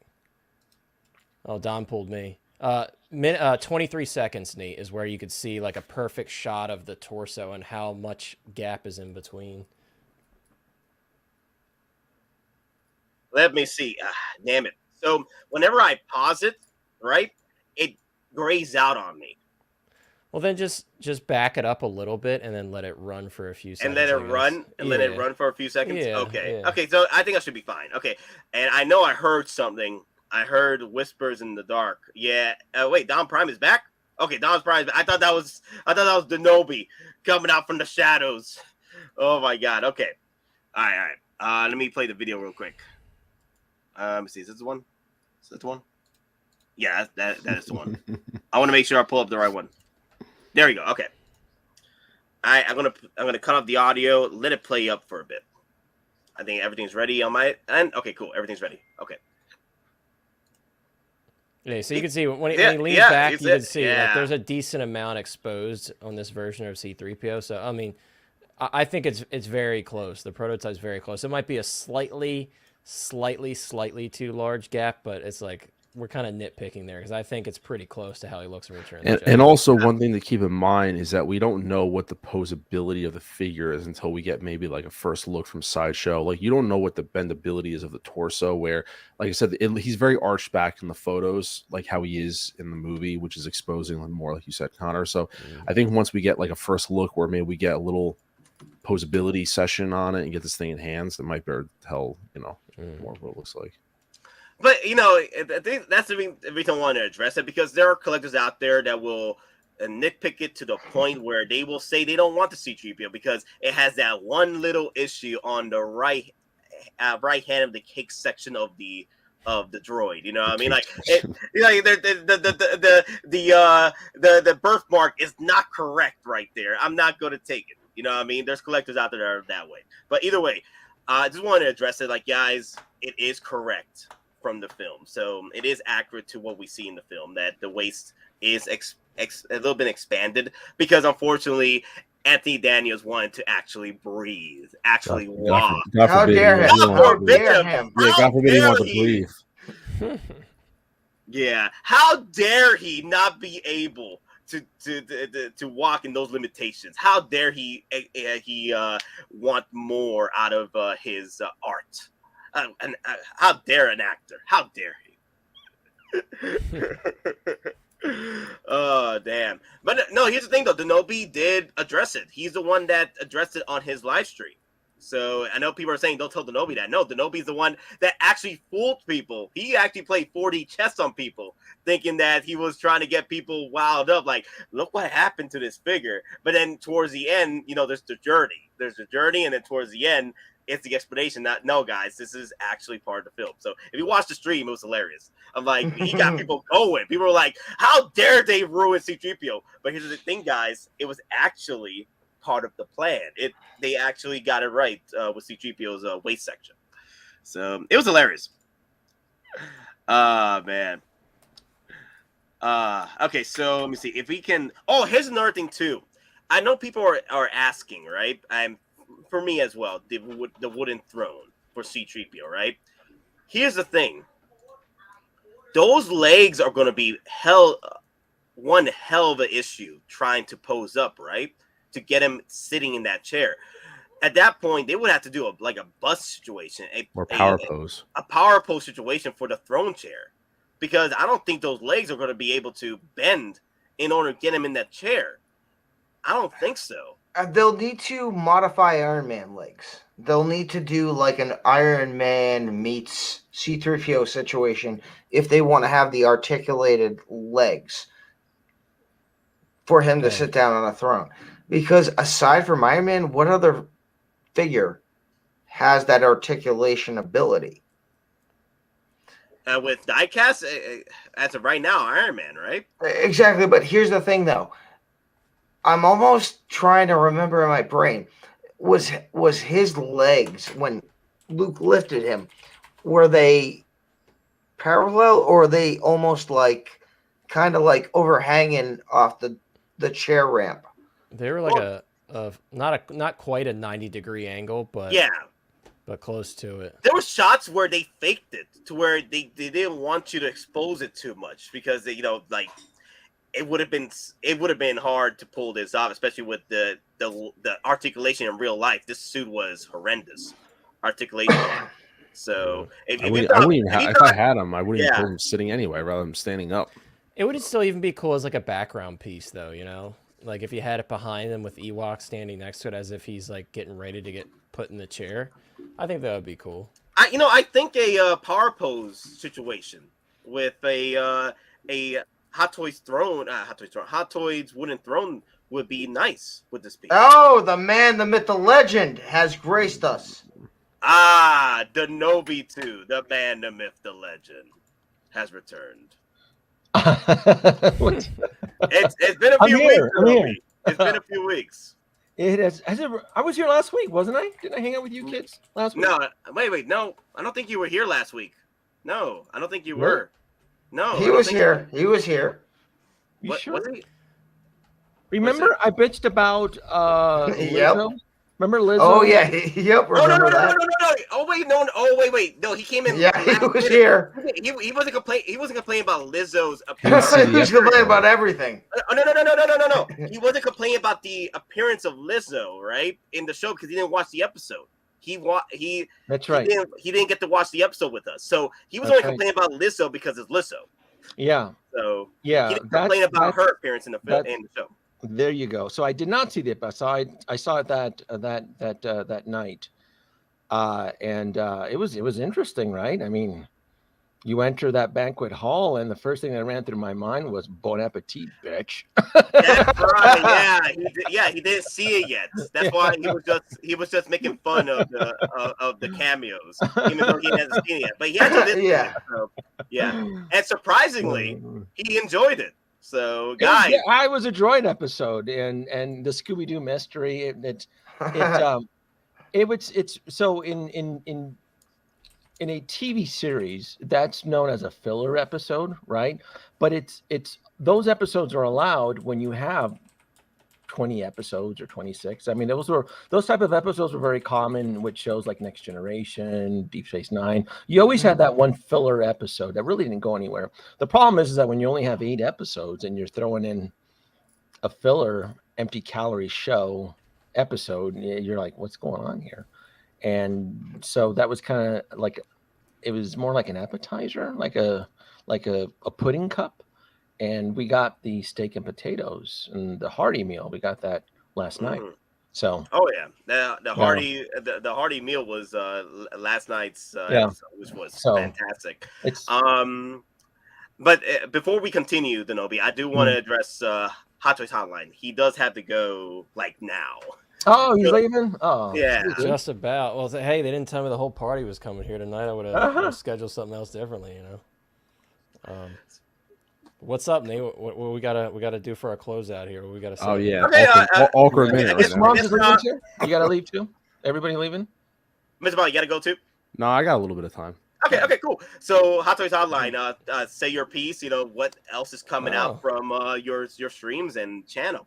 Well, the biggest thing right now is we are doing a giveaway. We're just giving away the whole world, you know. So we're doing 1,000 subscriber giveaway. So if you guys haven't already, head on over to the channel. It's free to enter, unless of course you win the hot toy and you're international. Then you got to pay up on that shipping. But apart from that, it's free, right? Almost everything's free there. But yeah, head on over to the channel and enter the giveaway. Everything's laid out in the video, and also there's a really cringy, fun blooper reel at the end of the giveaway video of Ryan, Sean, and I. So I thought that was fun. I've always wanted to do a blooper reel, and they were just pissing me off the whole time we were filming this. I'm like, all right, dude, I'm gonna do some funny. A 10-minute video took 45 minutes to film. They were killing me, dude. So yeah, there's a fun little blooper reel in that video, but. Yeah, so check that out, guys. Enter.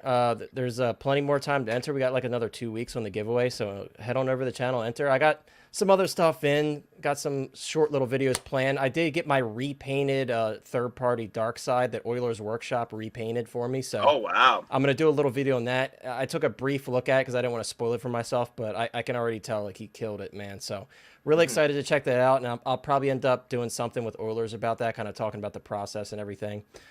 So yeah, that's really all I have to come up. I'm gonna be doing some shorts. I'm on my shorts game like I always am. So doing some quick little short stuff. But yeah, that's all I really got going on. The most important thing is sign up for that giveaway, guys. Win some stuff. I'm trying to give back to you all. Ryan was gracious enough to give some prizes for the giveaway as well. So we're just trying to give back, just like you guys always do on Geekin Out. Don and Nate are always giving away stuff. So we figured we'd contribute a little bit and do 1,000 subscriber giveaway. So that's all I got going on, really. And Hot Toys, who is your daddy and what does he do? I know. I was so glad to see that Kindergarten Cop reference, Don. 'Cause that's one of my favorite movies. I'm a big Arnold Schwarzenegger fan, so that's one of my favorite movies. When I saw that, I'm like, Don knows. Well, like, yeah, again, and here's the thing. I had to put a comment on your giveaway stream, but also at the same time, I can't enter. You know, I know how your moral. I know how your morals are, Don. Trust me. I'm the same way though. I don't like entering giveaways either because I feel wrong. You know, I feel wrong for doing exactly because we're the all viewers friends. shouldn't feel wrong. Exactly, the viewers shouldn't feel wrong. You know, you guys, you can enter as much as you'd like. But yeah, that's it. All right, take it easy, Hot Toys Hotline, and hope we bring you up maybe this weekend. We'll see. Yeah, maybe if you guys are doing a Sunday stream, maybe I'll pop in then. But I hope you guys have a great rest of the stream. I hope you guys have a great night, and I'll see you all next time. Okay. Thanks, bro. Take care, everybody in the chat, and drop a like on the stream and subscribe if you haven't already. Finally, we're getting some movement here on Geekin Out. 2,800, that's huge, guys. So congrats on that. But come on, get those numbers up. We got to get to 3,000. Keep it moving. Yeah, I want to get away that Hot Toys 3,000. Before you leave, did you get picked in the lottery for the D100? I did not. So before I leave, I'll tell you, Denobi, I ended up getting one from Australia because Sideshow told me to go F myself in the lottery. We all got that special email saying, sorry, thanks for playing. So yeah, I didn't get picked. I was pretty pissed about that, but I ended up getting one. I told them I paid like $60 to $70 over like what the shipped and tax cost would be through Sideshow. So I'm not too upset about it, you know, but no. Okay. No luck on that one, unfortunately, but yeah. So I'm guessing you didn't, Denobi, because yeah, that was the ultimate question. Everybody's like, I wonder if Denobi got it because I know you're a big Iron Man guy. But... Nope, I did end up getting an Iron Man today, but it was not that one.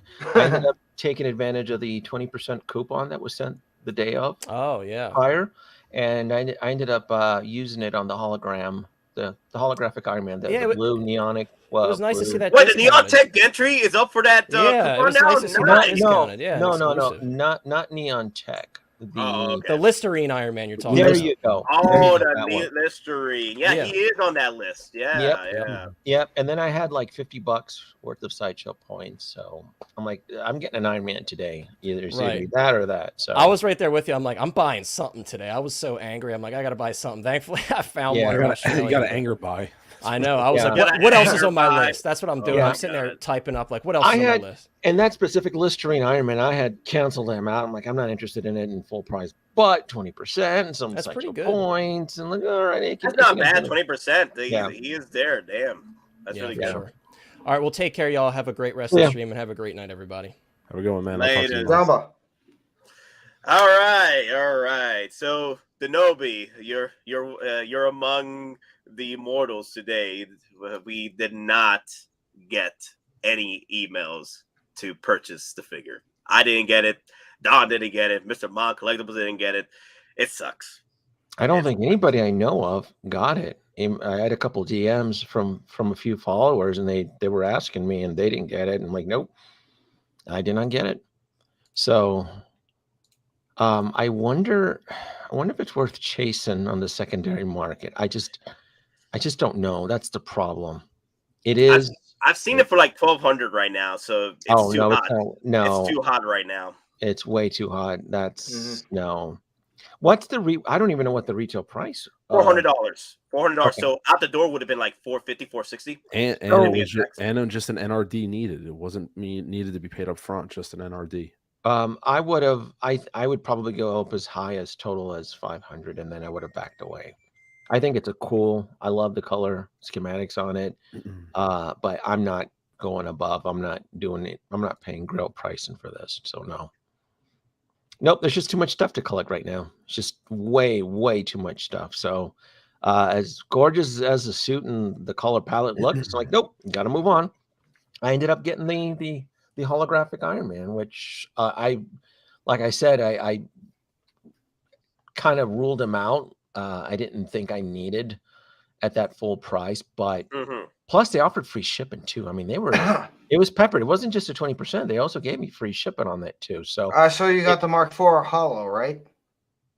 No, not that one. The blue, the Listerine. Yeah, the Mark 50 Listerine. Okay. The Mark 50 Listerine. Yeah. That one. Yeah. So I'm kind of caught up with most of these Iron Man exclusives. I feel like I'm the only one of the few US hot toy collectors that has kept up with Iron Man. I think I know of a couple other collectors, but I mean, I can't compete with anybody in Asia. Asia, they usually will devote their whole home to an Iron Man. That's true. Yeah. But in the US, it's very it's such a rare anomaly to encounter a Hot Toys collector in the U.S. market that probably has a big collection as mine or even bigger. If you're out there, I'm kind of curious to know. Yeah, that's it's quite a commitment, especially with how many years you've been into the game. Yeah, it's quite a collect. I remember you had the damn freaking like like freaking a section of the House Project Protocol. I did. Right? Yeah. Yeah. Where with the Hall of Armors and Hall of Armors, the Hall of yeah. Armors, which I did not want to sell them or get rid of them, but I had to just because the way those units manage space. They took up volume and they were just, and the fact that they reissued those things again and they didn't even improve them, like they weren't perfect. Like you couldn't even daisy chain the lights. Like even the separate columns required AA batteries, and it's not like you could have relied on a AC power source. It was stupid R&D design on them, and the fact that they just reissued them and then didn't even make the effort to improve on the technology. So I had to get rid of them. So I have all of my iron suits. They're just in different wings of the Module Case collections, and North Wing, South Wing. So, but the Hall of Armors had to go. They just weren't very efficient as far as volume and in space, and as far as dust and cleaning, they were a nightmare to clean. You had to use a pressure. You had to use an air gun, which I use, an electric air gun to just blow the dust out because you couldn't really use any solvents on it. So the question you have to ask, would you buy this if it was a regular PO? Yes, I would. Yeah. What, the D100? Yeah, this one here. This was just a regular pre-order. I would. Oh yeah, this would have came home. Honestly, yeah. I was ready to make this purchase, but then I didn't get the email. Now I did get a friend that offered it to me, but he really wanted it. But he was, there was no payment plan offered, and he was like, I don't know if I want to go with this. Do you want it? I'm like, no, you want this. I know you do. And here's the thing: it's only a $40 deductible for now, and then you pay the full price later. Yeah. So you just save up within for a few months and then make the purchases later. Just have the NRD available, because you could have just paid it full, or you would have gone with the NRD option. Just gift card, dude. Do the gift card trick. Yeah. I look, here's the thing. I still feel I have a chance because they didn't collect the full payment the way it was explained to me, right, Nate? They did not. Yeah. And when collectors are pushed to the entrance to the actual front of the bridge and they're expected to cross, a lot of them tend to chicken out. Yep. So I haven't ruled. I mean, I haven't really shed it. I haven't really cried about this. I'm like, I think I still have a chance, because again, if they're only collecting non-refundable deposits, and then when they collect the full amount, there's always that small percentage of collectors that it's normal. They just end up punking out. They're like, oh, well, not now. Especially if something big drops from Hot Toys. What if the N1 Fighter drops this week, right? And you as a Hot Toys collector are committed to this thing. Things change, right? As Jack Nicholson's Joker would, There's a lot of figures that also that are being paid off that are going to be coming out within this July to December timeframe. I mean, you got No Way Home figures. If they meet the deadline, they'll start releasing, like physically releasing. So like Denobi said on it earlier, when people get that email like, hey, 10 days, get your payment ready, it ain't like $35 shipping left. You got to pay $400. A lot of people, I think, will eat a $40 deposit to say, screw this, see you later. I can't do this. Yep. Because not many people know, and I keep saying this, not many people know that you can just create your own payment plan, excuse me, and just buy a gift card to Sideshow, email it to yourself, and just apply it to the figure. Do like $100 every month and knock it down a little bit at a time, and you can chew away at that deposit. A lot of people don't know about that, so they're going to wait until Sideshow wants its 400 and say, I'm good. Take my 40. I'll go to someone else. And if it retails at 400, so the total price for me would be 456. So tax would be about 33, and then 20. Yeah, it would be almost 460 for me. So for the most collect, so at 400 plus tax and shipping. So yeah, I mean, when they start sending out those invoices, in a month? I don't even know what they expected. July, actually, right there, it tells you right there. They'll collect it right in July. Yeah. Right in the heart of when Hot Toys and everybody's starting to drop good shit. So I'm still in the wait list. It's not like we're out of the wait list, right? Yeah, I'm on the wait list as well. So. Right. And then when you're asked to, hey, a spot opened up, full amount collected. Again, even if collectors are presented the waitlist opportunity, they may still chicken out. They may still punk out on it. So I'm not too worried about it. I still feel I have a 50-50 chance on scoring one of these. And just wait till July when they start collecting the full thing. Yeah. And I know OG fan is a little ticked off about this. He's been ticked off throughout the stream about this one. But for a limited edition, the flakes shouldn't even have a shot. Put your money where your mouth is. Fortunately, this is the name of the game at this point with Sideshow. Like hell, even with other companies that sell hot toy figures, they do tend to experience flaky collectors. It's all over the place. Hell, look what happened to 2020, 2021 numbers here. A lot of these collectors that were on board with hot toys, they're not here anymore. A lot of them that just came in on board a train of Hot Toy Central, they stopped way back. They didn't continue and go, continue to buy their tickets. They left. They passed the Monopoly board one time, and they went to jail and never came out. Exactly, they lost all their money. A lot of them didn't. Just both IPs suffered a considerable amount of crash. There's certain Marvel figures that have crashed, meaning that you can get them below retail with coupons, triple coupons, and that applies to Star Wars as well too. And I think it was that misguidance in the early days of 2021 and 2020 that where everybody was printing the word Grail. Remember, the word Grail was just being and everybody just thought that anything that you can buy with Star Wars was gonna turn to gold. And a few years later, you can get Moff Gideon in the bargain bin. I mean, it's ridiculous. It's crazy how a lot of there's a lot. Well, now it's gonna be worse for Moff Gideon now because if you watch the episode, I think it's. I wouldn't be surprised if people start selling their Moff Gideons for the new updated version. I'm just saying. I didn't care for that version of Moff Gideon.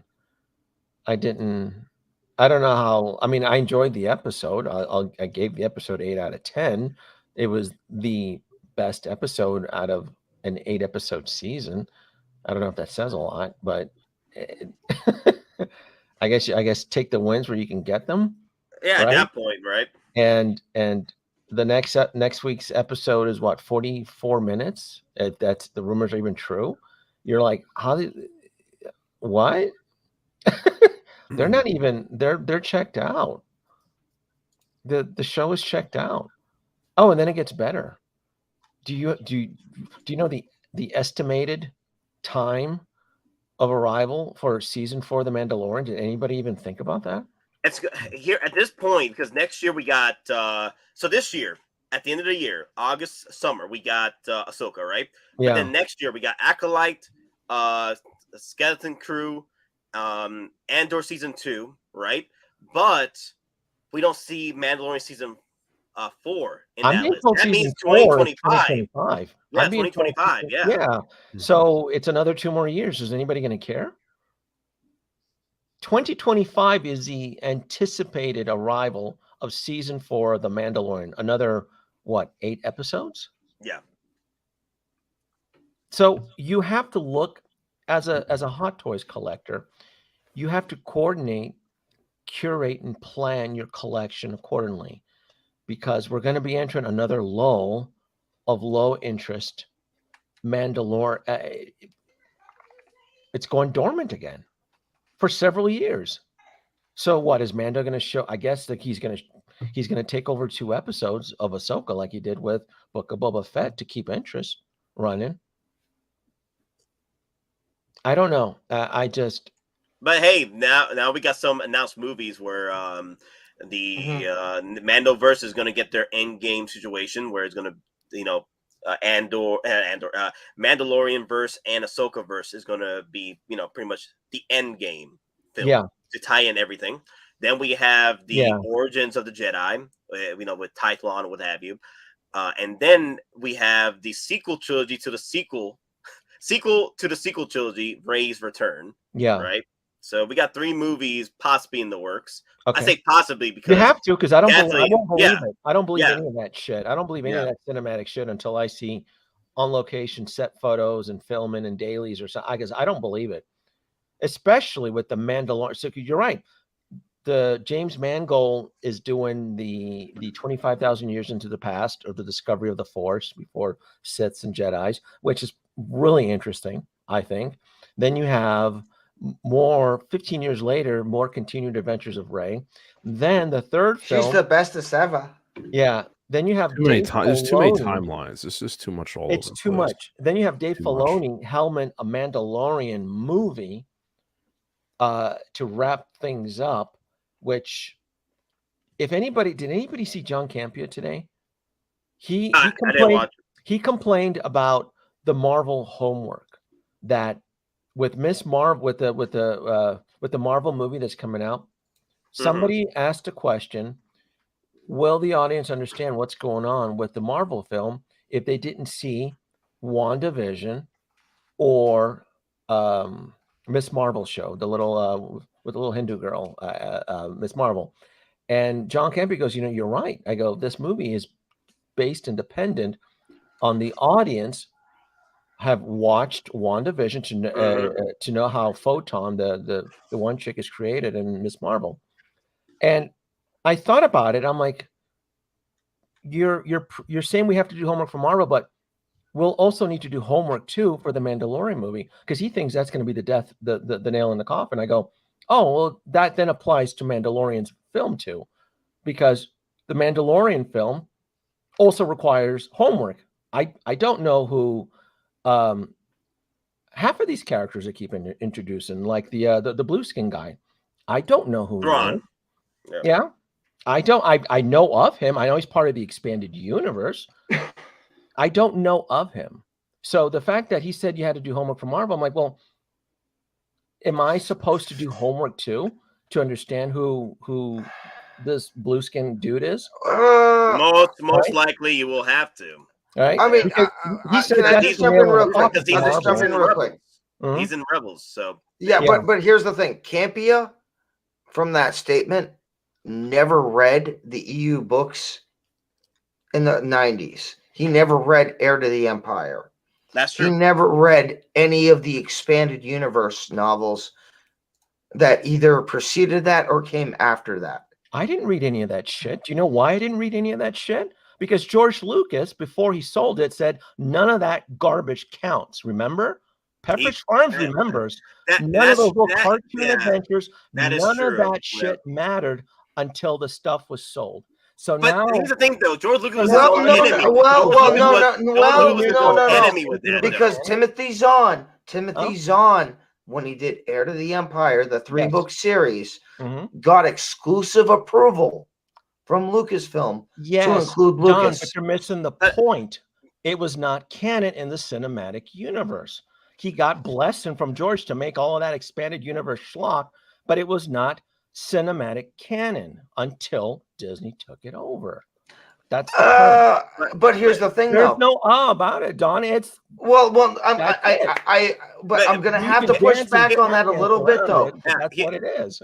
But here's the thing. Remember Shadows of the Empire? Shadows of the Empire. Yes. So that was Lucasfilm's full-on push to do a full movie production level advertising without a movie. So that included the 3 different variations of the video game. But was segregated expanded universe schlock, Don. But here's the thing, though. At the end of the day, George Lucas, it was his own enemy when it came to the expanded universe. At the end of the day, even if we had great stuff in the expanded universe, and we did, Shadows of the Empire, we had Grand Admiral Thrawn's trilogy of books, The Heir to the Empire. Okay, it was great stuff, a lot of great stuff, especially the Old Republic stuff.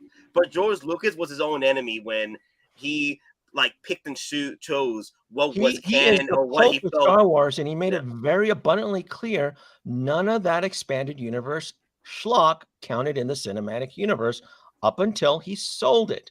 So if George didn't think it was worth following, most fans like me ignored it and didn't follow it because it was not canon in the cinematic Don, universe. that is true, though, I'm gonna Don, have to call you on that. Most Don, fans. that's true though. That's true Don, though. Most there's fans, no most- tap dancing around this. It's canon now, retcon canon. Sure, you want to stomp your feet now, yeah, but by before 2012, before they sold it, none of that crap mattered. Remember, when did the Toon Adventures of the Clone Wars started? It debuted in 2008, didn't it? With a cinematic cartoon film. Then it went off in the No, actually 2003. So you're talking about the Samurai Jack animated style. I'm talking about when Dave Filoni, because he keeps cramming Ahsoka Tano down our throats. When was she introduced? She was introduced in 2008 in a cinematic movie, and then he went hard on it. But here's the thing, Denobi. Unfortunately, going forward with Star Wars right now, yes, you have to do homework because Dave Filoni, as a fan of the expanded universe, like me and I John understand. we are aware of the story. I'm saying that's the Achilles heel to breaking the foundation is where I'm going at with the story. Because if they're saying that you have to do homework for Marvel, you're gonna have to do homework, and they feel that is an Achilles hinder to these films because films are expensive, big budgets. So how many people out there are I mean, you know what it is. Here's the thing: Clone Wars is canon, though. Clone Wars is canon. The animated shows and films, they are canon. The Clone Wars are canon. They're not expanded universe. They are canon. No, they've always been canon. Those have been canon. Yeah, they've been canon before the sale. Before the sale, they are canon. Going forward, here's the thing. That's the thing about George Lucas he was his own enemy when it came to canon. He picked and chose what he felt was licensed, was canon, and what was expanding universe, and he picked and chose what he wanted to bring in.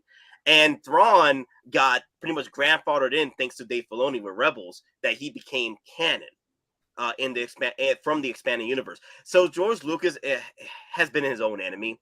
And it sucks. I see it because their fans are split from those that don't watch the anime like you, Denobi, that only watch the films, and they're the fans like me and Don and Mr. Mon Collectibles that we have watched everything with Star Wars, especially with the games and the movies and the shows that were not canon.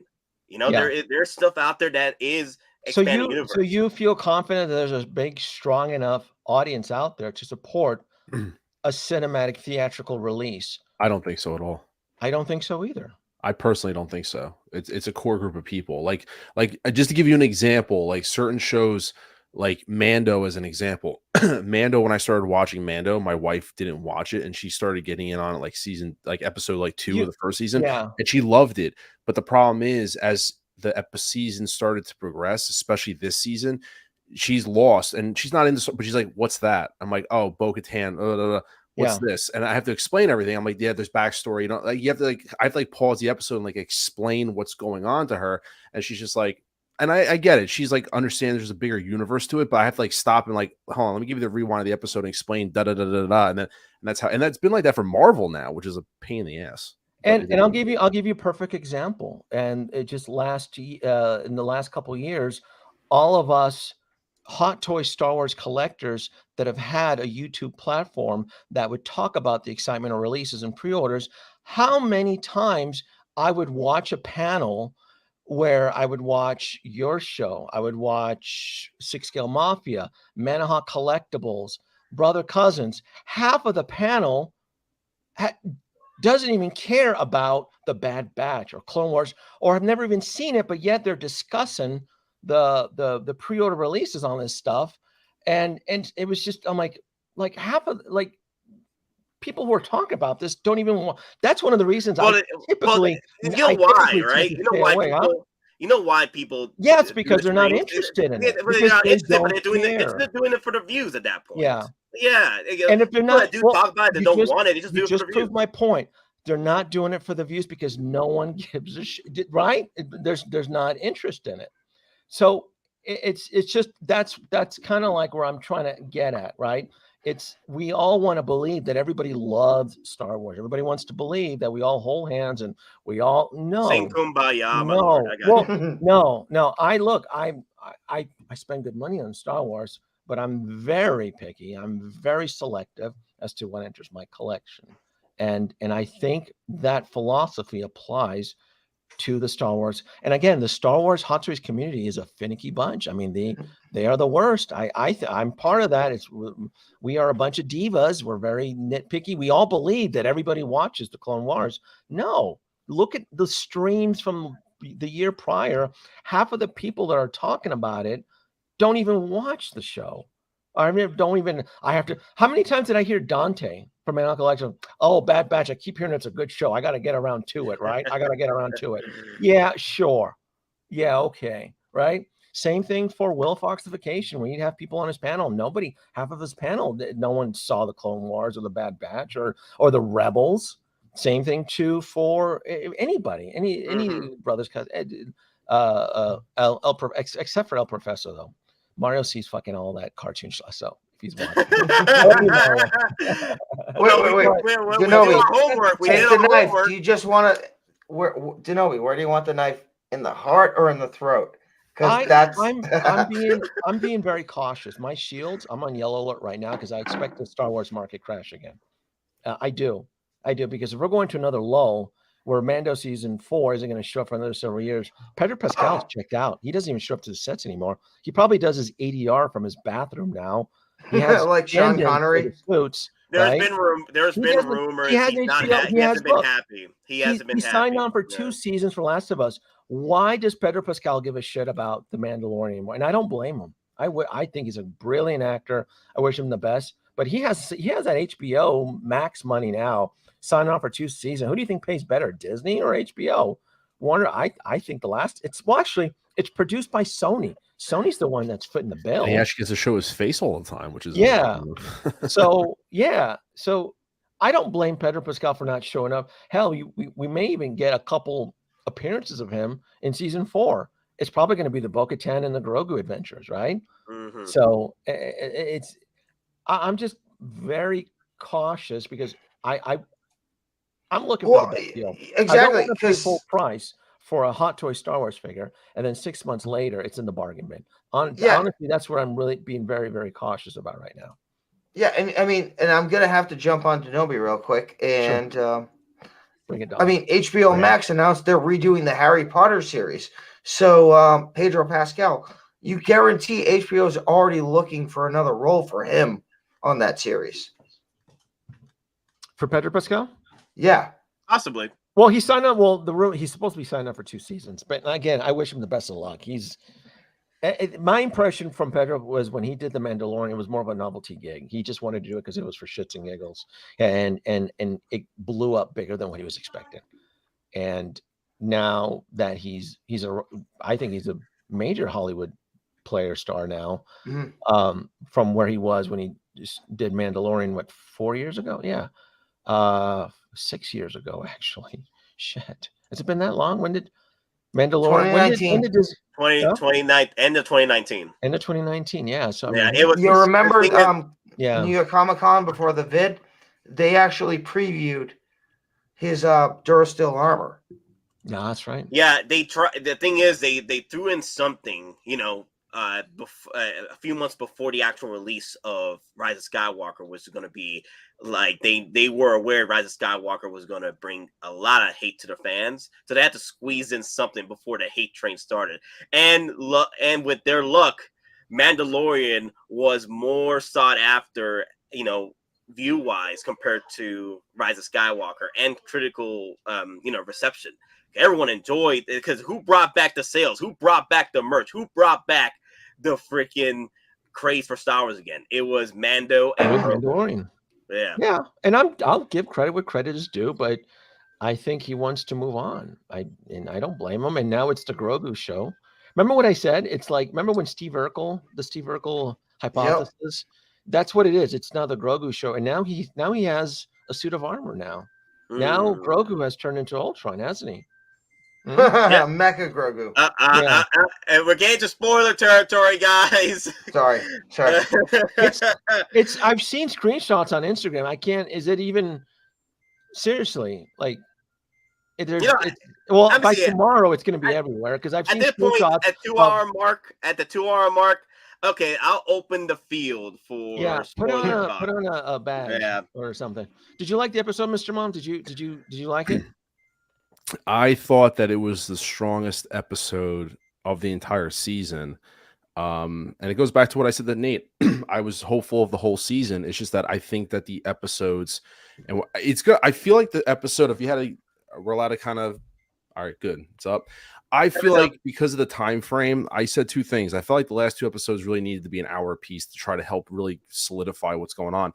I honestly feel like the last episode is going to leave us kind of like an Empire Strikes Back, where like the bad guys win, and it's going to like unfortunately keep us kind of like cliffhung until season 4, where it was kind of like an Avengers Infinity War going into Endgame. The problem is season 4 is going to be 2 years from now, and everyone's going to kind of forget what happened and be like, oh, that's right.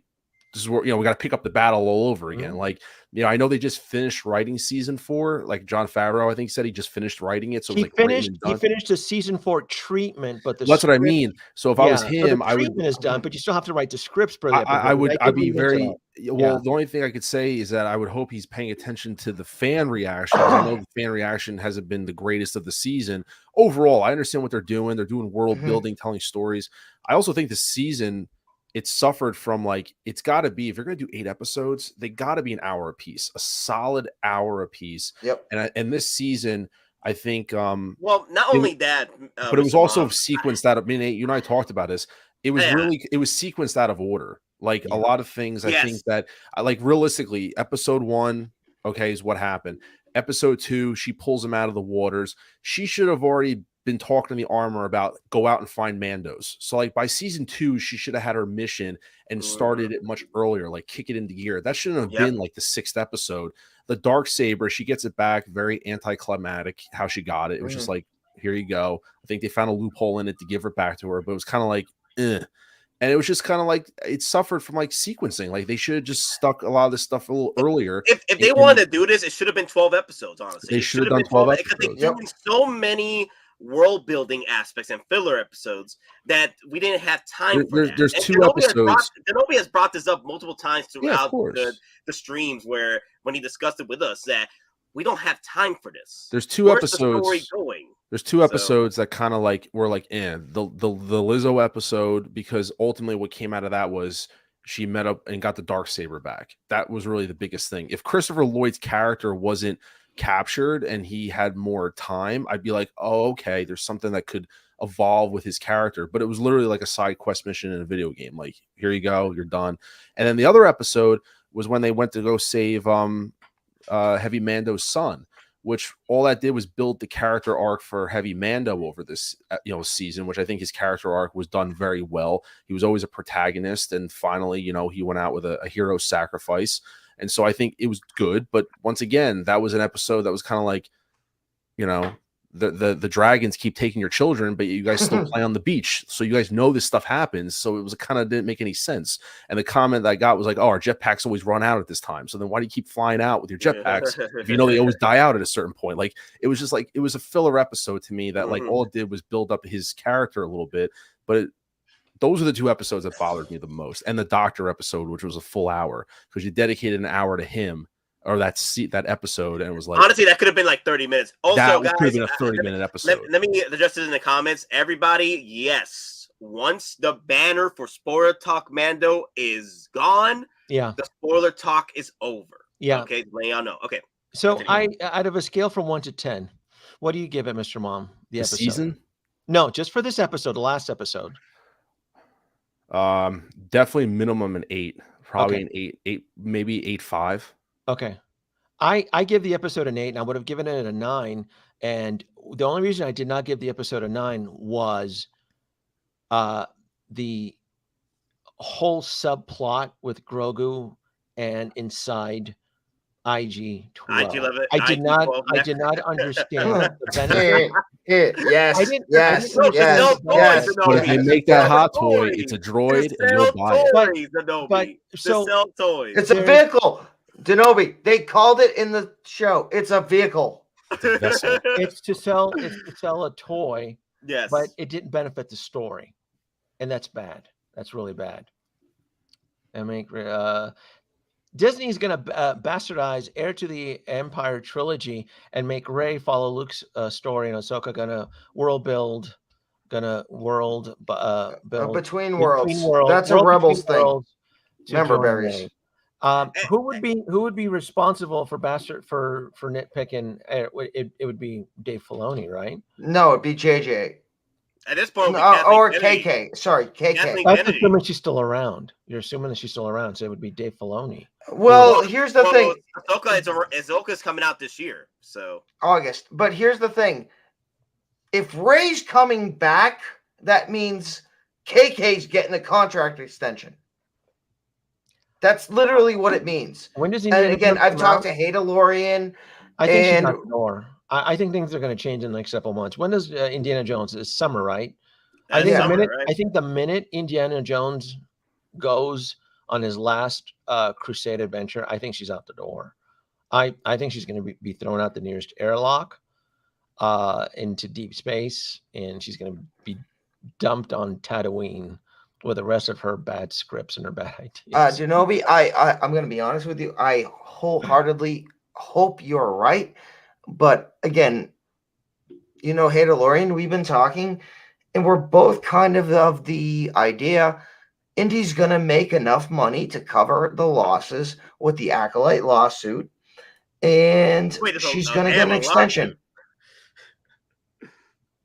Damn. Oh, no, Acolyte has a lawsuit, and again, wow. If rumors are to be believed, Kathleen Kennedy's going to leave because if the board can kick out Bob Chapek out the nearest window out of a moving vehicle, there's nothing protecting Kathleen Kennedy. I mean, she's a female. That's all that she needs with Disney. Oh, trust me, there's plenty of females. I mean, I looked at the board. Well, they did take out the Marvel executive, right? So that was her own doing, though. You know why they took her out, though, right?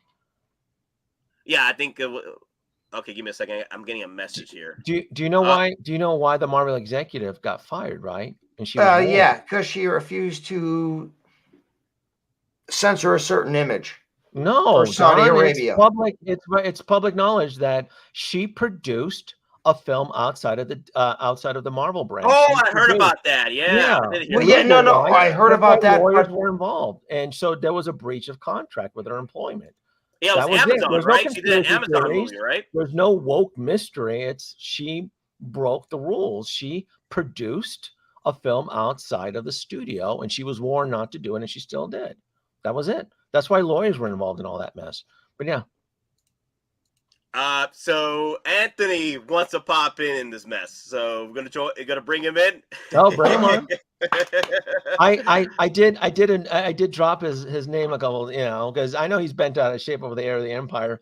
He's on the Don Prime bandwagon that all that expanded universe schlock counts now. Christ. But, no, here's it's not schlock, dude. No, don't call it schlock. No, he's triggering you. No. It's working. But here's the thing, though. Mafia, though, he's coming out saying that Disney's going to fail the Heir to the Empire. So he's not really joining up with the Don here. Don saying Disney. Who's in charge of Star Wars? Is Dave Kathleen Kennedy. Kathleen Kennedy. There won't be finger pointing for Kathleen Kennedy when that shit hits. But here's the thing, though. Mafia, he's not with us watching Mandalorian season 3. He left the train since Mandalorian season 2. He's not been watching. He's on Picard. He's on the Star Trek bandwagon. Him and like the 11 other people with him. At this point, Mafia. I'm like, Mafia. If you really want to talk about Star Wars, join us in discussion and watching the shows, right? I mean, watch season 3, Mafia. Some of these peeps don't even watch this stuff, and they're all throwing hate and woke crap. And I'm like, they're not even watching this shit. Denobi, a Mafia is gonna come and throw you through the goddamn red door. That's all that needs to be said. And Troy's gonna be like, "You're on your own." Disney's ruining another blow. Hey, I'm telling you, they've been laying off at Disney. There's a new sheriff in town. Nobody is immune to getting the termination acts. So that message was sent very clearly to everybody when they kicked Bob Chapek on his ass. Wasn't he in an Elton John concert too with his family and kids and shit? How better way to send an image to everybody else has been fucking up Disney than to get rid of that guy in the middle of a concert with his, I think his daughter. I mean, Jesus. So another thing I want to bring up too, Don. Let's not get too triggered with the Nobi because I know. I'm just playing it. I know. Nobi doesn't like. He will never like the expanded universe. He will never like it because it's homework to him. Exactly, it's homework to him. Me and you, we grew up reading. Pope John Paul George Lucas said none of that shit counted. The minute it gets sold to Disney, then Disney's like, "Oh, it's all canon because we are creatively bankrupt. We don't have anything else to pull up." I'll just say this: when Hot Toys drops, when Hot Toys drops an E-wing from Ahsoka, Nobi can't buy it because he doesn't know what it is. The E-wing. Oh my God, them cakes though on the side. Exactly. The cakes come with the E-wing. The cakes come with the E-wing. Yeah. When does Ahsoka debut? August. August. Yeah. Oh, I don't 2023. even know. I don't even know if I'll have Disney Plus subscribed by then. It'll probably get chucked. I think after Mando season 3, I think I'm going to pause the breaks on Disney. There's nothing else to watch on that shit. I think I canceled it 2 weeks ago. Denobi, you're missing out a lot, man. When it comes to this, I'm sure it comes with Rebels and Clone Wars. Great stories, man. You're missing out a lot, and that's why I gave Episode 7 a 10 out of 10 because it hit so many marks from the expanding universe. Thrawn, Paleon. It was beautiful. The episode was beautiful to me because it screamed out so much what I grew up with reading and playing video games on, like just to see it. And I know Dave Filoni is hitting more of a niche market with the viewers because these viewers watched the Clone Wars. These viewers grew up with the expanding universe, and I get why people are mad because they don't understand what's going on. I get it because most of these people that are watching Star Wars right now, they're probably okay. Who's Thrawn though? Who is this guy? Never heard of him. Because you probably didn't watch Rebels. That could have helped out, but I get it. It's homework. So, I don't even know what the timeline is for Rebels. That's how checked out I am. What's up, look dude? who showed up. It is. Rebels is funny? basically mini Andor timeline. 4 BBY to literally the end of the Empire. Yeah, it's right after it's like 10 years after Revenge of the Sith, and then it's like a time jump in season 2 where it's going to be closer to the Battle of Yavin or Rogue One. But Mafia, what's up, man? Welcome back. I haven't got you on the Geekin Out Island a bit, man. You've been all right, hold on. Been busy. Ready, fight. He's been. There's no fight. What is there fighting? No fighting. Don is on the juice. Don is on the juice today. Is he on the juice? He's on the juice. He's been on the juice. He's been on the juice on the stream for a minute, so he wants a fight. He wants a fight. What alcohol going? You want to fight? There's no fight. It's just Picard season 3 is better than Mando season 3. I'll give you that much. I enjoyed Picard season 3 over the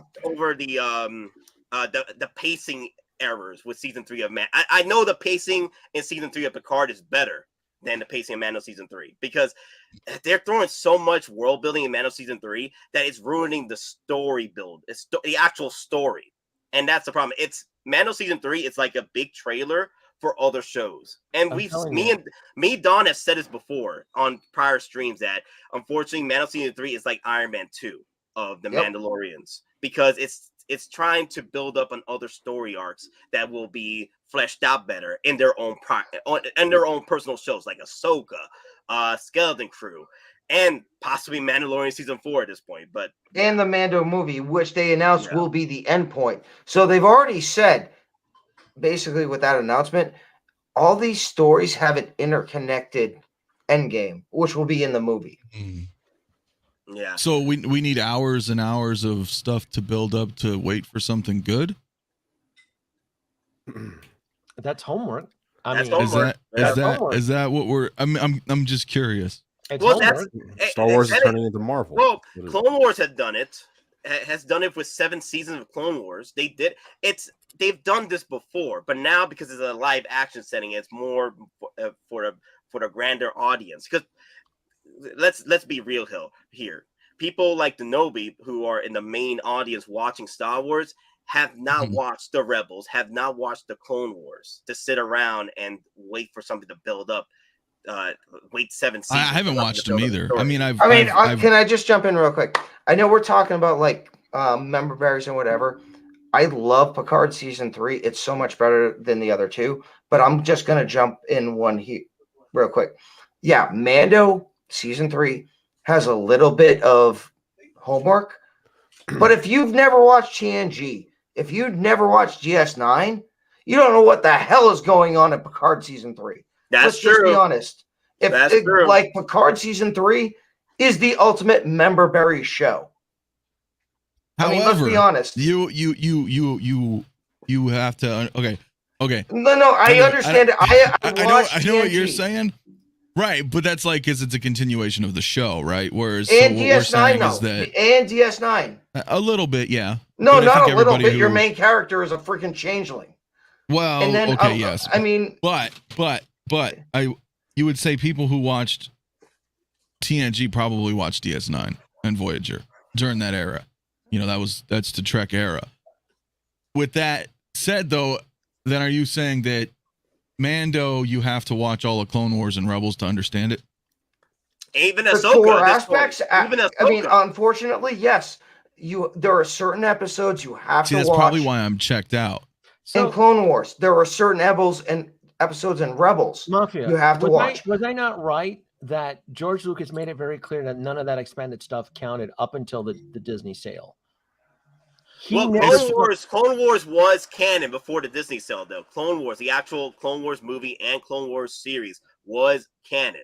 That is true. That it was not expanded universe. I always felt he kept that crap segregated. All the Clone Wars.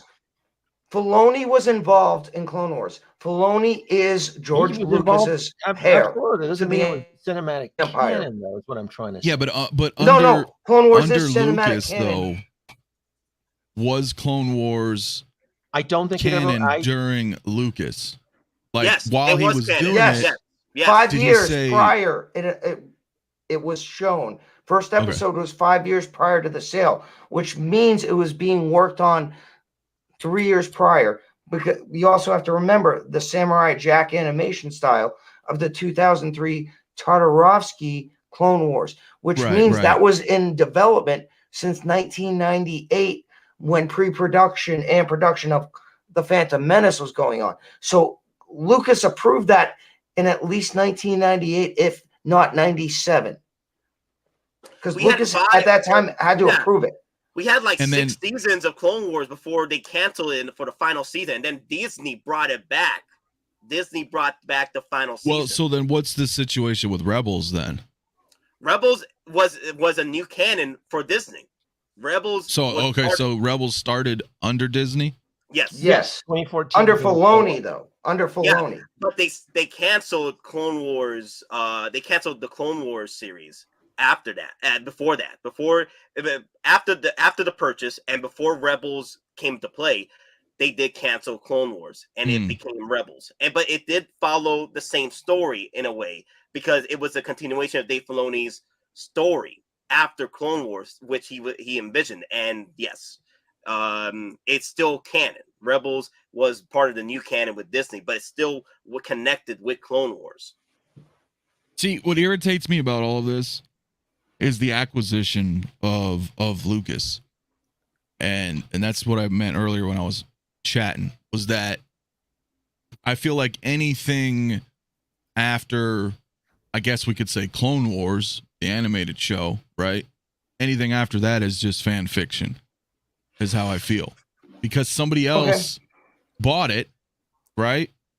and doing whatever they want to do with George's creation. Yeah. Does that make sense? So, which isn't necessarily a bad thing, but my brain looks at it like, oh, this is somebody else who got the property and is telling their version. I as a hardcore fan of a property, I completely understand where you're going from. Now, again, the only caveat is again Filoni, where George Lucas has gone on record and says Filoni is basically the heir to the Empire, to bring the term up. But Filoni is basically Lucas 2.0. Filoni has Lucas's seal of approval, carte blanche, and then it will become canon, if that makes sense. Yeah, I mean, I sort of. It's always tricky, right? But only if Filoni is involved in it. But understand, anything though, else? I understand that even Admiral Thrawn isn't even its true representation from the books. It's a different. He's not. He is different. Yes. It was Dave Filoni. Dave Filoni. Sorry, Filoni. my mouth. Mhm. Dave Filoni's interpretation Yeah. of how he feels. Yeah. Grand Admiral Thrawn, and Grand Admiral Thrawn did a very good job in Rebels. Like, he did a very good job. But Admiral Thrawn in the books in the EU is a lot more cutthroat than. Well, you have to understand there's something like. So I haven't watched Rebels, but I've asked. This is where it's tricky for me because I'm even wearing an Heir to the Empire shirt. That's funny. I've talked to people who've watched Rebels, but I don't really know if everybody I've spoken to has read the books, right? Because I'm always like, hey, is he like how he is in the books? And people are like, oh yeah. But then he's a lightened up version. He's Disneyfied. They have to Disneyfy him. He's a lot more cutthroat in the books. I get that, but of course Disney comes into play. You had to.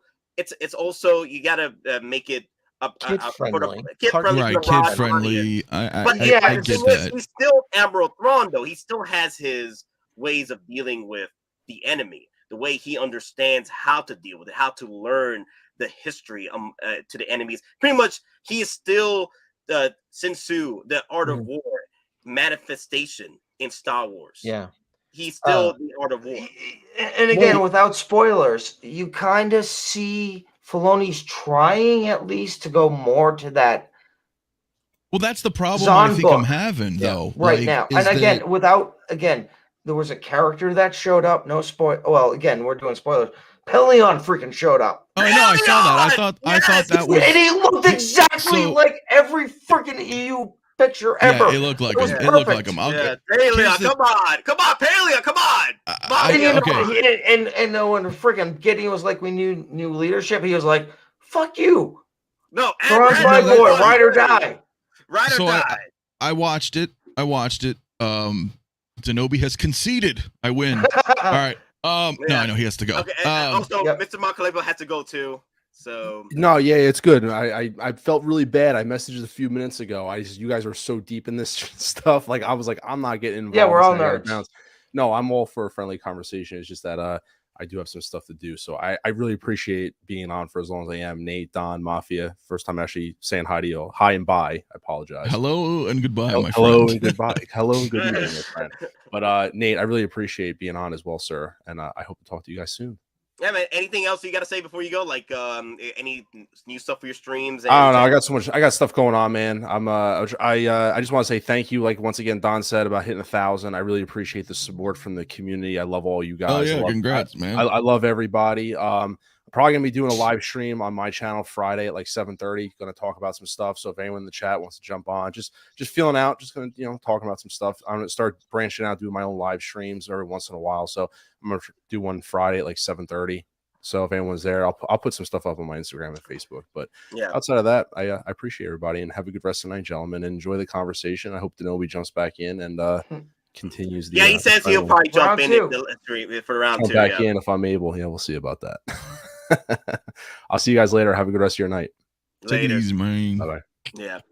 Soul Nightmare brought up a spoiler in the books. Spoiler, it's been like 40 years. Thrawn got killed by his, well, not 40, like 20, right? Okay, so Thrawn got killed by his own assistant and didn't see it coming.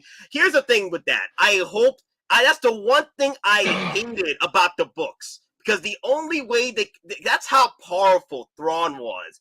Yeah, but you got to understand it. There's these weird lines, but there's the new books. Yeah. But here's the thing, though. Like the original books, when he got murked like that, I did not like that because that was the only out they could do because they made him so overpowered in the books, right? Yeah. You know, I get why they had to do that because there was no way out. They wrote themselves in a corner with how smart, how big brain Thrawn was, right? They wrote themselves in the corner, so they had to do the most like out of nowhere kill situation, which was his own assistant, which he didn't see coming. Well, right? no, I'm hoping in the film, in the shows with the influence coming in, he does something different because I was not a big fan of that. I was not. But the thing is, though, I think they already kind of touched on that in Rebels and said, yeah, that ain't happening. Because remember, they brought, and again, it wasn't his assistant that killed him, it was his personal bodyguard. Yeah. Who assassinated him. Yeah. So remember in Rebels, again, for those who've watched, remember berries, if not, yes, it's homework. In Rebels, his own personal bodyguard was the same species as in Throne of the Empire. Mm-hmm. However, his own bodyguard in Rebels was killed essentially by the Ghost Crew, more so Zeb, which we saw in Mando. Mm-hmm. So I think they're going to retcon that a little bit. So yeah, I hope so, Don, because I hated that in the books. Like there's moments in Harry Potter that I wish they retconned in the final movie because I was so pissed off at certain deaths in the final book. I was like, did you really have to do it that way? Because my boy Snape, he's too damn smart to get killed off like that. That was stupid. And also the fact that Snape, my boy, who lost the woman that he felt was the love of his life to freaking this bastard that was looking down upon him, you wouldn't think that he would actually put up a fight against the bastard that killed the woman you loved, that you had emotions for. Like, come on, I would have fought that. Well, Nate. But anyway. Well, again, HBO just announced. Guess what? Harry Potter reboot. All the books are now a series, so they're gonna actually cover that. But either way, throwing deaths aside, let's talk about the whole situation with going forward with Star Wars. And I think someone brought it up in the comment section, right? Going forward, and it looks like this is the case. Star Wars as a whole, Disney, Kathleen Kennedy, the Lucasfilm as a whole wants you to watch these other shows, these other movies to be up to date. Well, they're trying to build an MCU of sorts. Yeah. And the problem that I have with this is that look, this may be really great for people who grew up with the prequels and watched the Clone Wars and Rebels and all the stuff, right? But that's not like the majority of the fan base, right? There's a good chunk of it, sure. There's a good chunk, and I guess it's kind of neat. But what I'd like them to do is try to weave this stuff in a way that's a little more palatable for people who don't watch the animated shit. You see what I'm saying? Because it feels like I'm not invested in like half of these characters because I don't know anything about them, right? And you could blame me and say, "Oh, well, you need to go watch this shit or whatever." But what if you don't want to, right? Or I never had the time. And that's the situation. Yeah, and that's the situation with Ahsoka right now because there's a lot of characters in Ahsoka, and especially in Mandalorian season 3, that were hinted in the show that you had to watch Rebels to understand. Yeah, like I saw the Ahsoka trailer. Everybody's like losing their shit. I'm like, I don't. Yeah. What the fuck are all these people? Yeah. I don't matter to me. Well, like Chopper, the droid. That droid might have the most kills in Star Wars universe. I'm not joking. Like Chopper is literally like a PTSD induced droid from the Clone Wars, and they actually had an episode where they talked about Chopper. And that's PTSD cool, but I don't. From like literally murking a whole group of separatists, and his ship was shot down. But it's one of those things like Chopper. It's like Chopper actually has more personality for people who have watched the show than some of the actual sequel trilogy characters. I mean, and again, that's Disney. If that makes sense. So here's another thing too. I think the main argument or debate that we're having right now is going forward, does Star Wars need to do this? And Soul Nimer brought it up right here. If you didn't watch Rebels, you won't know jack about Ahsoka. And going forward, there are going to be fans, there are going to be viewers out there that never watched Rebels for the ever, like Denobi, and they're going to be lost unless there's a recap or something, right?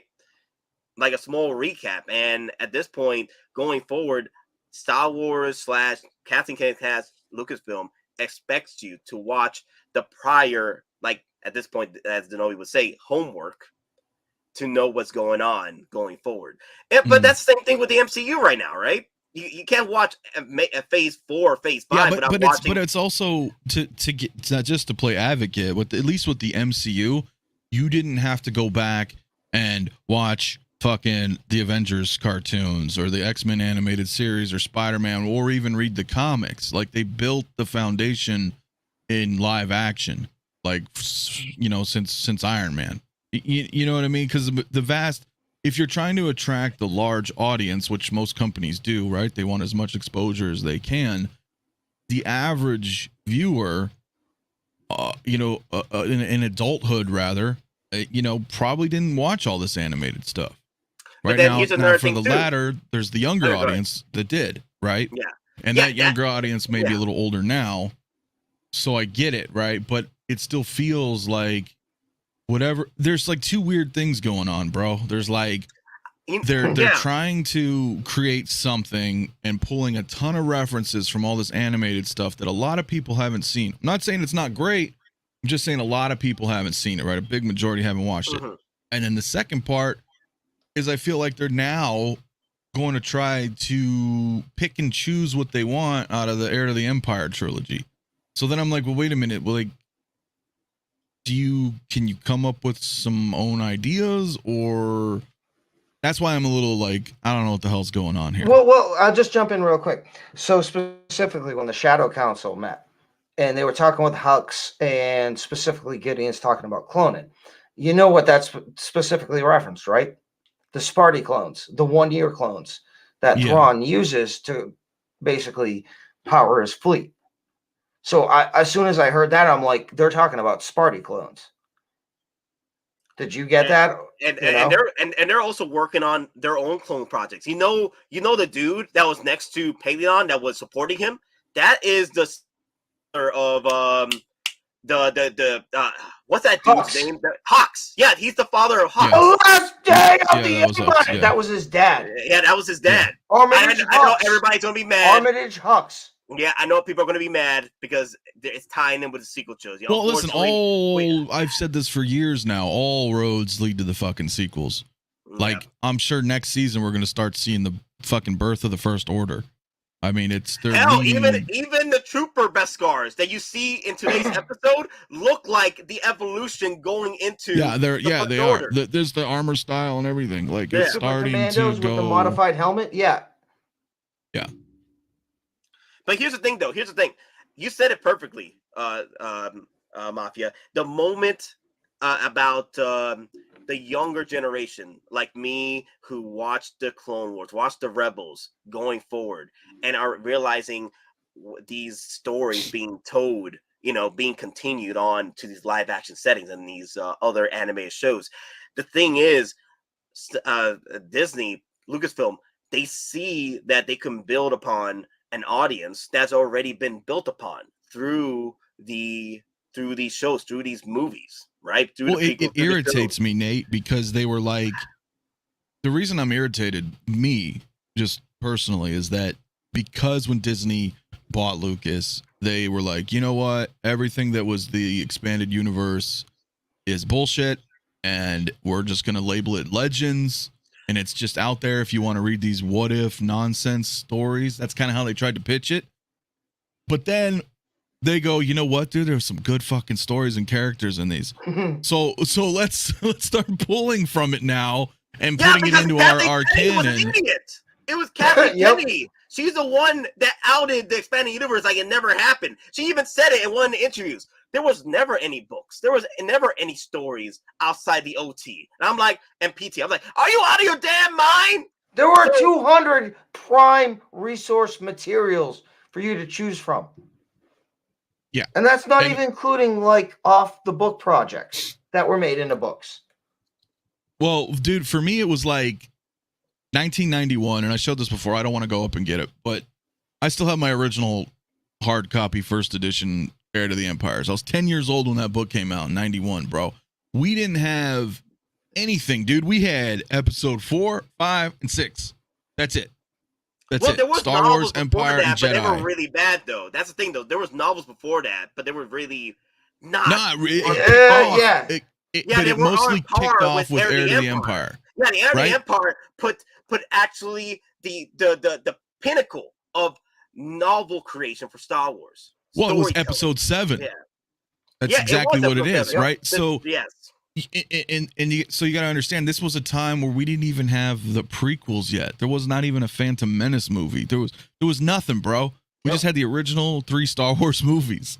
That was 5 years before even pre-production meetings happened. Yeah, for the Phantom Menace. Yep. Years, dude. So to me, it was just that was Star Wars. You had the 4, 5, and 6, and you had 7, 8, and 9, which is the trilogy: Heir of the Empire, Dark Force Rising, The Last Command.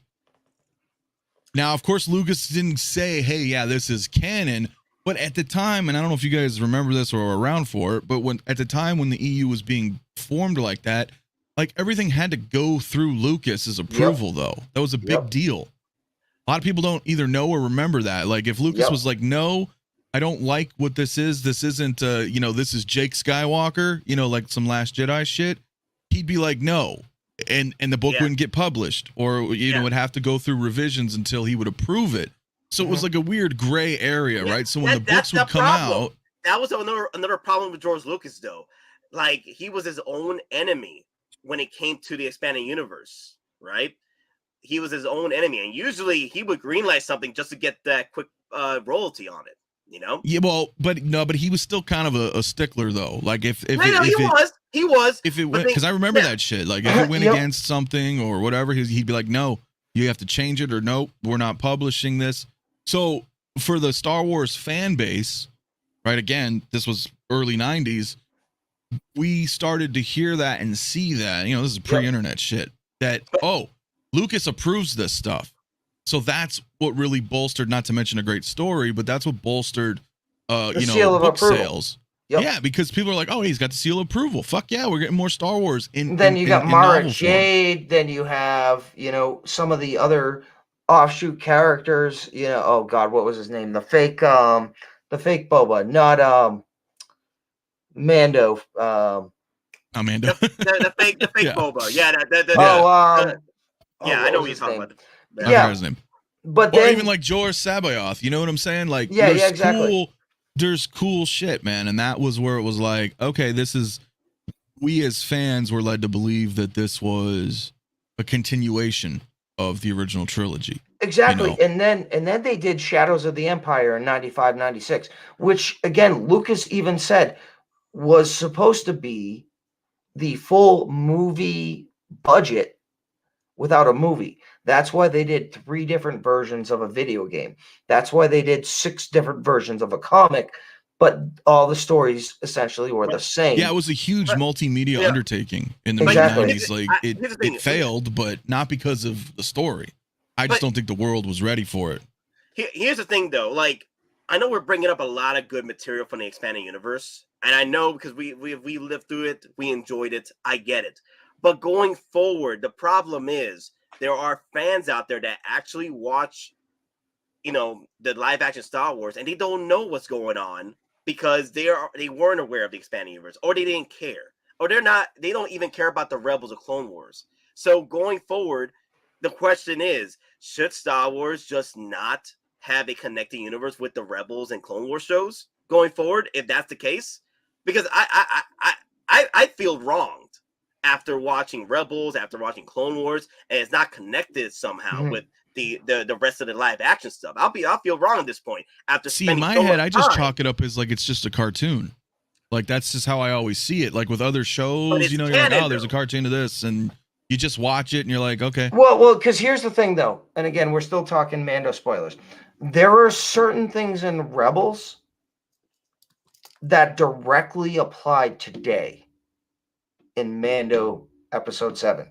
The Well, I Praetorian completely Guards. missed me. I have no idea. The Praetorian Guards. The Praetorian Guards, yeah. And now here's the thing. Anyone who has watched Rebels, and again, this is a character who will be seen live action in Ahsoka, Sabine. She created what was called the Duchess when she was at an Imperial Academy. And again, it's a weapon that can actually defeat Beskar armor at a molecular level. And one of the things in the cartoon was it creates kind of like an electromagnetic pulse. Now, if you look at the Praetorian Guards and their weapons, they had that same electromagnetic pulse. They did, yeah. That the Duchess had, which means the Praetorian Guard was established off of a Mandalorian making anti-Beskar technology. See, I thought those were from the video games.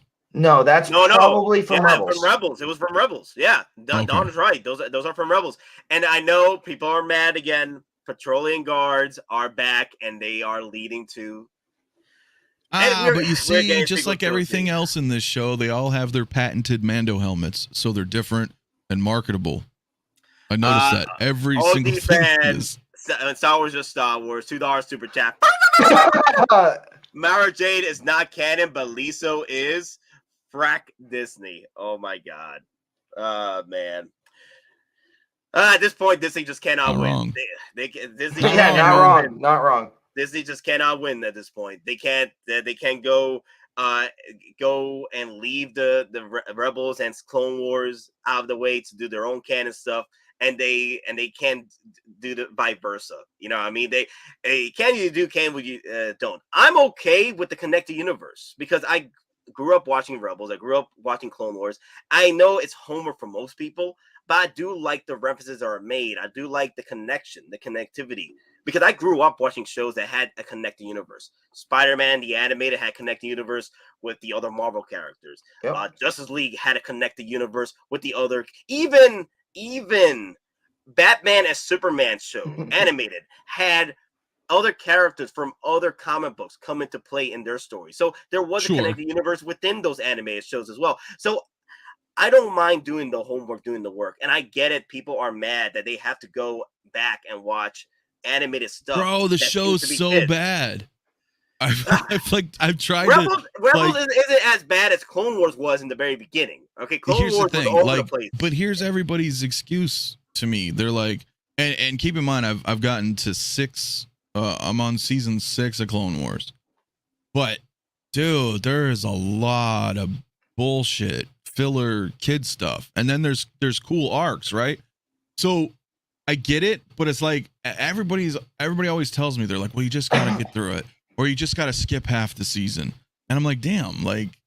All right, let me ask you a question. Have they used the nuke yet in season 6? I think what I just finished watching, and this I think it was like 6 months ago, dude. That's how slow I'm going with this. Is that I think it had something to do with the chip, and they had to go rescue somebody, and they had to basically irradiate or find a way to bust the droid I think that was like right where I left off. Yeah, so literally the older Republic, like the Republic, is about to drop, is using nukes. Now, like some of those arcs were cool. Some of the story arcs were cool, but it sucks that I'm like, okay, I gotta go skip. Okay, watch this 3-part episode. You know, skip. Watch this 4-part episode. Like, no, I mean, rough. I can understand that. And again, we love Clone Wars and Rebels, but we can't lie. There are certain episodes in every single one of those seasons which are just filler that you can completely ignore. It's almost like we at Geekin Out need to create a butcher cut of literally. Well, it's already. Well, yeah, I was gonna say now, at least on Disney, it shows like an essential kind of playlist. And actually, there's an actual butcher cut that ties in the animated stories from Clone Wars that should have been in season 1, that they got moved over to season 3, season 4, which is ridiculous, right? So in the first half of the Clone Wars series, first few seasons, the episodes are all over the place. And I get that why people are mad with Clone Wars, because the other half of Clone Wars was pretty much. Well, isn't a lot of it even out of order too? Like you gotta watch some in season 5. Yeah, exactly. That's what I'm saying. Like it's out of order. The first few seasons of Clone Wars is out of order, and I get why people are mad with it, because I was mad with it as well. But I stuck with it. I enjoyed what I got at, because they finally got the grips on the freaking wheel this time, and they gave us the final few seasons properly. You know what I mean? But it took us freaking 5 years to get it right. And I get why people are mad, because you gotta wait that long. And also Dave Filoni, this was his first show, and I get it. That's why in Rebels you can tell it's so much better story wise, because Rebels had a better pacing job with story compared to Clone Wars. Because everybody I remember hated Clone Wars in the very beginning, until things started catching up with the stories piecing together after season 4, season 5. I think season 5, that's when things started actually getting a proper. I mean, but here's the thing. In all honesty, the first 2 seasons of Rebels, most of the episodes were kind of like, what's going on? Especially if you know canon, you know the lore. I mean, it wasn't until about season 3, episode 2, 3, it actually got going. So season 5 for Clone Wars, and then season 3 for Rebels. Yeah, and again, both were Filoni, both slow burn shows. Well, no, Rebels is better. Rebels is better story and pacing wise compared to because at least it didn't take that long for exactly to get it to the swing of things. Clone Wars, though, you're gonna have to sit through it. Yeah, but I know the journey is annoying, but the end was beautiful. Well, that's the problem, right? Like a lot of us, there's not a lot of time. There's not a lot of time to sit and watch 7 seasons. You know what I'm exactly. saying? Season 2 was like the greatest of the Rebels, because that introduced Vader and introduced Ahsoka's turmoil between both characters, Apprentice and Bro, Master Vader was Apprentice. introduced in A New Hope. What's up? I said Vader was introduced in A New Hope. No. Show, you're not listening. Show wise. I know, I'm just giving you shit. Rebels, Vader was introduced with the Ahsoka turmoil, because you don't see Ahsoka in New Hope.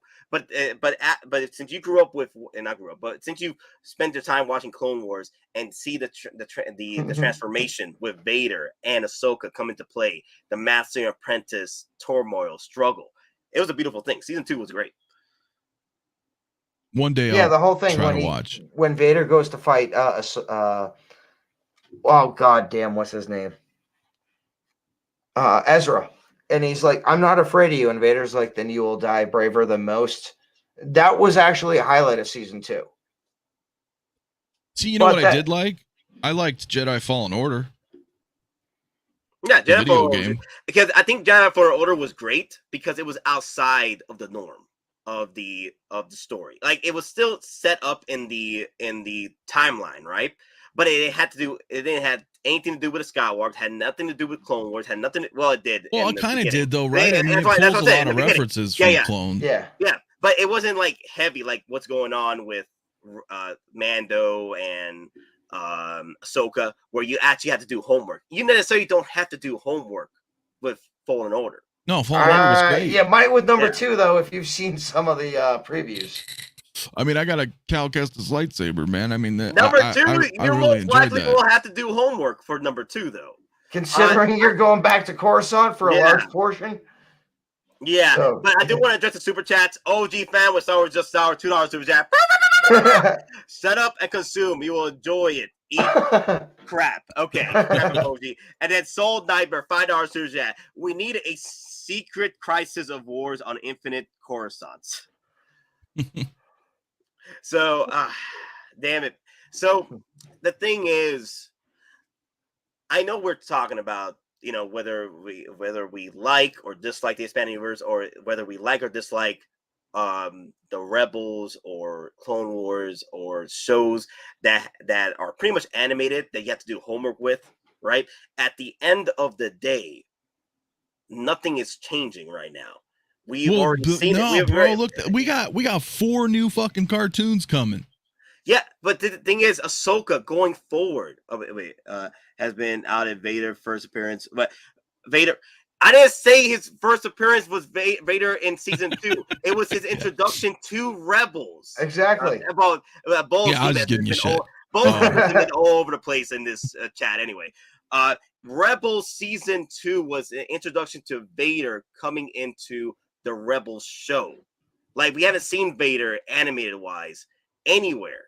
Animated, unless you're talking about Anakin Skywalker, but because there was like a short like a future appearance of Vader in a it was that episode where Anakin Skywalker had to deal with his past, present, and future experience, and he saw. Oh, it was the Mortis. It was the Mortis. Yeah, with some weird Force god aliens. No, it was the Mortis. Or The something. father, the son, and the daughter. Yeah, he saw his I seen future that. self, and you can tell there's Vader right there looming in Anakin's. Yeah, we're both Obi-Wan and Ahsoka okay, were but kidnapped.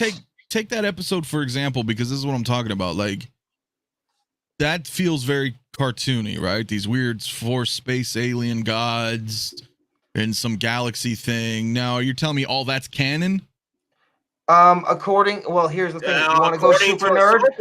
According to Ahsoka, it is canon because not even that. According to the very first draft of Star Wars, which was called a Star Wars story as told by the Guardian of the Wills. Yes. The Guardian of the Wills. Yes. Yeah, but it never made it to the cut though. Yes, but if you actually watch again, more cartoon homework, the Guardians of the Wills actually show up in Clone Wars. Denobi, Don, that's the problem right there. And Denobi keeps bringing this up about homework, right? Exactly. It's the fact that you gotta do homework going forward, and Denobi is not having that. All right, me and you, Don, we could sit and enjoy watching Clone Wars, enjoy watching Rebels, and watching the anime. Hell, me and you sat down watching Bad Batch, and nobody likes Bad Batch. We enjoyed it. We love it. Hell, Bad Batch season 2 is beautiful. Filoni, you bastard! You killed my boy! You killed my boy! They killed my boy. They killed my boy! It just makes me wonder if they end up doing that as a live action. That would like kind of disconnect me. But the thing is, these going Force forward, space alien gods.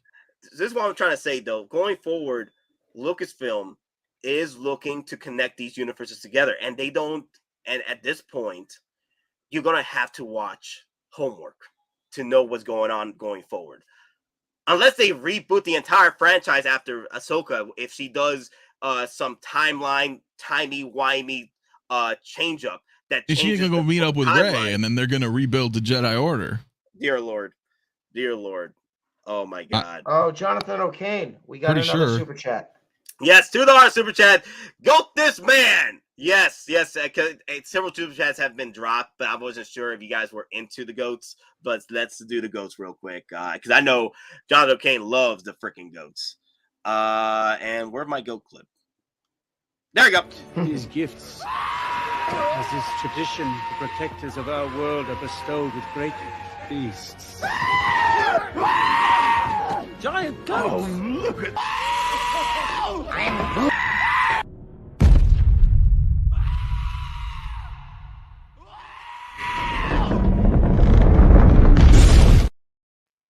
So at this point, you are going to have to do homework. And it shows. It shows. Skeleton Crew is going to be with the Mandoverse, so you're going to have to watch Mandalorian. If you haven't watched Mandalorian, you can't watch Skeleton Crew because it's part of the Mandalorian verse. And you got to watch. And for Ahsoka, that's why Andor was. Well, here's the thing, though, and here's the thing I don't like, and I'll be completely honest. So Jude Law actually came out and gave a few hints. Supposedly, he's a Jedi that may have survived Order 66. Or may have not. Yeah, I heard about that. Yeah. Like, they're even not telling him who his character is. So I'm like thinking, okay, do we have to do like deep dive investigations to find out who you really are? Because it almost sounds like Disney doesn't even know who this guy is. You know? Well, you're it's right almost about like that. wait and see and how it fits based on audience ratings. Yeah. I don't know. I liked Andor. I know a lot of people didn't like it. Andor was good. Andor was good. All right. Andor was great. The only thing about Andor is that nobody watched it. That's the only problem. I thought Andor was great. It was a slow, boring ass show, but I liked it. I know that's weird. I could say that, but I still enjoyed it because it's the Lord of the Rings. It's cerebral. It's cerebral. As I was watching Andor, and I know this is weird, but everybody's different. I was watching Andor and I thought, you know what, this would be a really good fucking book. You know what I mean? Because like that's how I thought. I was like, oh, because I've read a ton of the books, you know. So it's like this felt like a book kind of story, and the way they wrote the screenplay was very slow. That's why a lot of people were like, you know, what am I watching? You know what I'm saying? But if you were to read it, I think you would, well, depending on if you like to read books, but I feel like you would be more compelled with the story if you were reading it.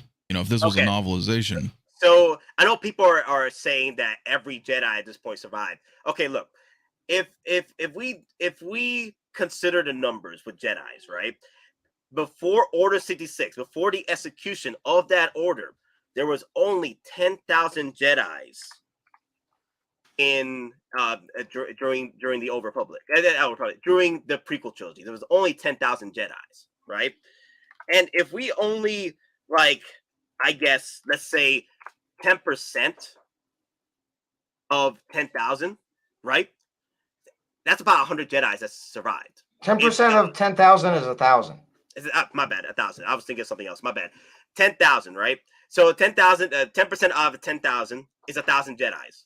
So there's 1,000 Jedis is in a lot compared to 10,000, right? That survived, and over time, Vader took out most of the Jedis throughout the 20, 30 years of Star Wars, right? Going into the OT. So at that point, possibly maybe 500 or 100 Jedis survived at the end. So I'm just saying, out of 10,000 Jedis, only 100 Jedi survived throughout the 20, 30 years of the at this point. I don't even know we had 100 Jedis survive. Maybe 50, maybe 10. Because I don't think we're gonna have like 1,000 Jedis pop out of freaking nowhere. Like, yeah, we all survived, you know. But at this point, because Vader went on a killing spree throughout the galaxy, taking out the rest of the stragglers that made it out Order 66. Mm-hmm. So, well, there's not many, but there's always somebody. I mean, even in Obi-Wan, we had that dude, right? I don't remember his fucking name. Oh, oh God, what was his name? Yeah, well, some dude. I know, Funky. Now we're doing math here, just to equate this whole situation. I know we're doing math. Oh, he was in Phantom Menace too. Oh God, what was his name? Jar Jar. No, not Jar Jar. Oh God. So he had the braids. Oh, I'm talking about the other guy in Obi-Wan. In the beginning or something. Yeah. And he's like, "Oh, you gotta help me," and then he gets murked. But he was a Jedi, so I think the point is that, like, we don't know how many survived, because if it fits in the plot, there's going to be more survivors. You see what I'm saying? Because we were under the impression. Here's another thing too. By the time Return of the Jedi comes in, Soul Never did bring it up. Luke, when I'm gone, the last of the Jedi you will be, right? So again, a Jedi can be interpreted in different ways. Could be Jedis that were there's people that probably would have been trained as Jedi a Jedi, Knights. became a Jedi, right? Jedi Knight. Luke Skywalker became a Jedi Knight at the end of Return of the Jedi, or at the death of Yoda, right? Mm-hmm. Because there's several people out there that are still alive that are Force users, like well, Leia was, but that was really it. Yeah, Leia. Well, Kanan only made Ezra a Padawan. Yeah. So he's not a Jedi Knight. Yeah. Ahsoka left the temple. Jedi. She's not a Jedi. Yeah. And Yoda offered her the chance to come back in as a Jedi Knight with full rank, and she declined it. But she still took on the mission with Anakin. Then who else is there? There's 2 or 3. Oh God. Kanan at that point he died, but he still should have been on the radar because he was granted Jedi knighthood before he did his thing. Yeah. So I want to ask Mafia real quick. Okay, because me and Don are pretty much in the same boat when it comes to going forward with Rebels, going forward with connected universe with the animated shows. Okay, because they're canon. At the end of the day, they are canon. But going forward, though, how should Star Wars handle this? Because the animated shows are canon with the actual live action, so there is homework to be involved with here. So going forward, should Disney just keep animated canon separate from the live action canon and not bring up any characters? I would think so. Well, I look at it kind of like how DC does their animated line, for example, right? DC makes a ton of animated movies. Most of them are really good, right? I would think if anybody out in the chat's watched them, I think the DC animated movies are pretty cool. Most of them are pretty good, but they keep them. Now, granted, we don't know what the fuck Warner Brothers is doing, but they keep it kind of in its own animated thing, right? It's not really connected to the movies and stuff. But one could argue because Marvel and DC, they all have multiverses. So they could say this is like an Elseworlds type of thing or whatever, right? I don't know with Star Wars, but I think it would be all right. You're like, okay, well, this animated line is all these stories of what's going on, and we're kind of expanding some stuff here and here if you want to watch it. And then here's the main stuff, like the movies, and then maybe TV show tie-ins, right? Kind of like what Marvel's doing with the Disney Plus shows. They're live action, but they tie into the movies, right? But then, like, What If, I think is like its own thing. For example, what if it's his own thing? But there's ways where I can see MCU bringing some What If characters into the mix. Well, yeah, they totally can. They kind of did with Carter. I mean, it's just because it's a multiverse thing, right? So they can do that. They have I don't know if it's a luxury or a curse, but they can do that. Right. Where Star Wars, I don't know. But the thing is, the way I see it with Disney, because they did it with MCU. My guess is the reason why they're doing it with Star Wars, because they could do it with one. Why not the other? Why not have a connected universe with your animated and with your? Because DC do it differently, and I agree. DC, the animated stuff is totally separate. And I feel the animated stuff, if they could get the same teams that worked on the anime stuff, move them over to the live action stuff, it would be a whole lot better universe right now. And we wouldn't be having this issue with Warner Brothers. I think it would be okay if Disney used the animated stuff and doing what they're doing. If I just feel like the writing would be a little better. And I don't know if it's because of Filoni. And what I mean by that is, like, his whole tenure with Lucas was all he knows how to do is create animated style shows. And what I mean by that is not the physical animation, but how the story arcs go, how there's all these filler episodes, the side quest upon side quests. That's all he did, and that's all he knew. And now he's, partially responsible for live action. Is it like someone like teaching an old dog new tricks? Is he just kind of stuck in a way, or real quick? Filoni has actually gone on and said, and we'll crush him for what he did, but he actually was basically brought on by Rian Johnson, and Johnson actually brought Filoni up, saying, "Hey, this is how you take shots. This is how you frame certain things. This is how you center and block actors for a shot." So, and Filoni's actually said that Rian Johnson actually taught him a lot as far as the physical production aspects of directing. So it's not like he's coming in blind. So, no, but he's pulling his however many years of Clone Wars and Rebels. That's like his child, right? Whereas the OT and everything else is Lucas's child. So what I mean by that is all these characters that you mentioned in the Ahsoka trailer, or Ahsoka herself, right? I think that's his creation, maybe. Ahsoka is going to be his main baby. Ahsoka's show is going to be his main baby, and we'll see the full power of his creation, because Mandalorian, even though he is part of Mandalorian writing as well, it's mostly Jon Favreau's baby, and Dave Filoni is helping flesh out the details. And we can tell there are elements of the Rebels and Clone Wars mixed in with Mandalorian, and I could tell that's Dave Filoni, because he's because this is a classic case of too many cooks. Because if you remember when Favreau was pitching the idea of making this Mandalorian show, him and Filoni argue all the time over like what to do and what should be in there, right? I mean, you've seen it. I'm sure you've seen interviews or read articles on it. Yeah. Like, so it was like Filoni wants all of this. Let's just say Filoni-verse, of all that encompassing Clone Wars and Rebels and all that. And Favreau is trying to go more Star Wars-y, like OT-ish, a little bit after Empire, after Jedi. You could see the differencing, and then they're compromising. And I think that's where it feels a little disjointed for me, if that makes any sense to you guys. Because one's wanting to go this way, one's wanting to go that way. Yeah. Because the thing is, they're both kind of friends. I think they're friends, but at least they're business partners, so they understand. They're both going to have their own ideas, but they have to compromise for the betterment to make money. Because, I mean, that's what a lot of people kind of forget out of the prospect. Oh, this is all money and merchandise. See, the problem is all the writing feels it's curated. Yeah, exactly. Content rather than watching story.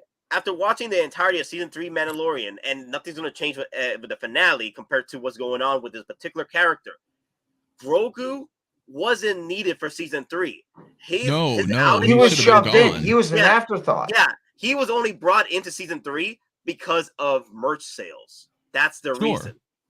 That's why we're gonna get all these 2.0s of all the Mando guys again. It's all like merch. IG-12. Let's change their outfits a little bit. Let's bring him back. Well, Hot Toys will throw in another fucking Grogu. He'll be IG-12. IG-12, and he'll probably come with a little Babu Frick guy too or something. Why not? Yeah, make it a deluxe. Exactly. You get the half scale, like the half Grogu from the accessory set that fits in the IG-12. Yeah, but comes with a Frick species. Yeah, exactly. Yeah, it's all marketing, and I get that they want to make money, but I almost feel like during the writer's room, they're just all thinking of story second and how to sell product first. Here's the thing. I do agree with Don's, what he said about, make the money, right? But I don't think it's going to be forgotten, though. Me and Don talk about Clone Wars, Rebels, Bad Batch all the freaking time. Like, Bad Batch Season 2 was beautiful. The ending was great. I'm like, damn, left you at a cliffhanger where I'm like, damn, season 3 is going to be a freaking banger.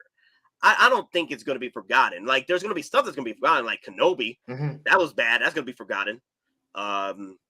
Andor, unfortunately, it's good. The problem is people aren't watching it, so possibly that's going to be forgotten. But I'm hoping people keep it in heart, because that was a great show. Andor, and season 2 is going to be the finale. So I think there's going to be stuff that's going to, like, hell, even as bad as the prequel trilogy was, it wasn't forgotten. It wasn't forgotten. No, the prequel trilogy, for all its faults, took chances. It tried to world build. Lucas tried to enhance on what we knew, and he used the available technology he had at the time. Now, granted, if he tried to do that movie now, it'd look 1,000 times better, because again, he was trying to do this stuff in 96, 97 for a movie that was coming out in 99. So, like, computer graphics, they were literally at the shit end of The Matrix was pretty good.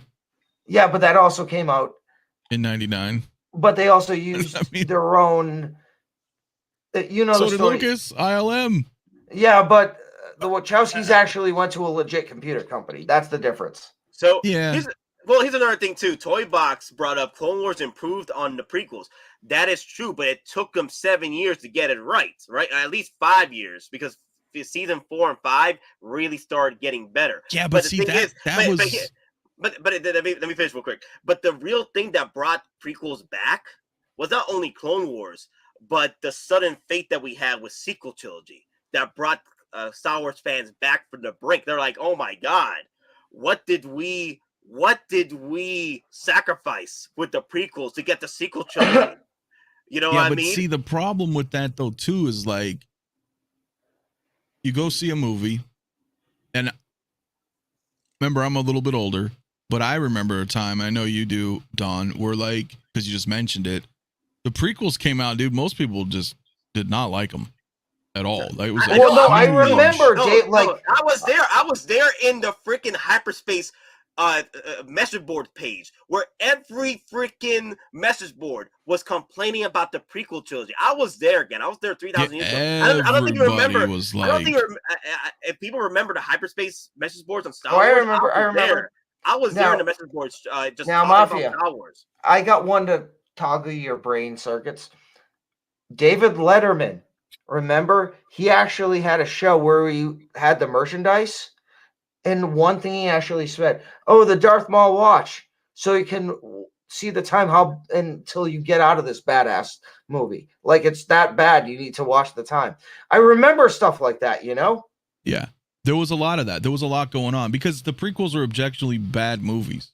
And the problem with that is, yes, because of the sequels, they kind of make them a little more palatable because we're like, well, at least it was Lucas, right?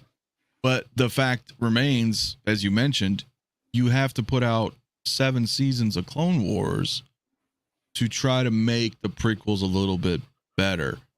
When, if let's say there was no Clone Wars show ever, there's no Rebels, there's no nothing, no animated nothing, you just got episode 1, 2, and 3, would the reception be as positive, right? Yes, it would be. You know why? Because the majority of the Star Wars fans hate sequel trilogy to the point where the majority of the fans looked upon the prequels. They're like, you know, they were bad, but compared to sequel trilogy, it wasn't that bad. But here's the thing, and if you don't like what I say, don't crucify me. Mando, Ahsoka, Skeleton Crew, whatever.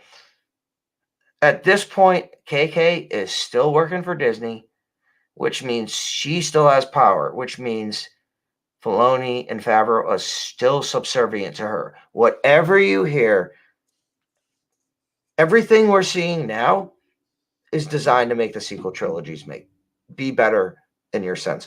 Well, you know yeah, what? I'll be that guy to say that money exactly. I'll be that guy to Edge. say that. I love Mando. I am highly anticipating Ahsoka. Skeleton Crew. It could be good. It could suck. I don't know. Acolyte, throw it in the trash.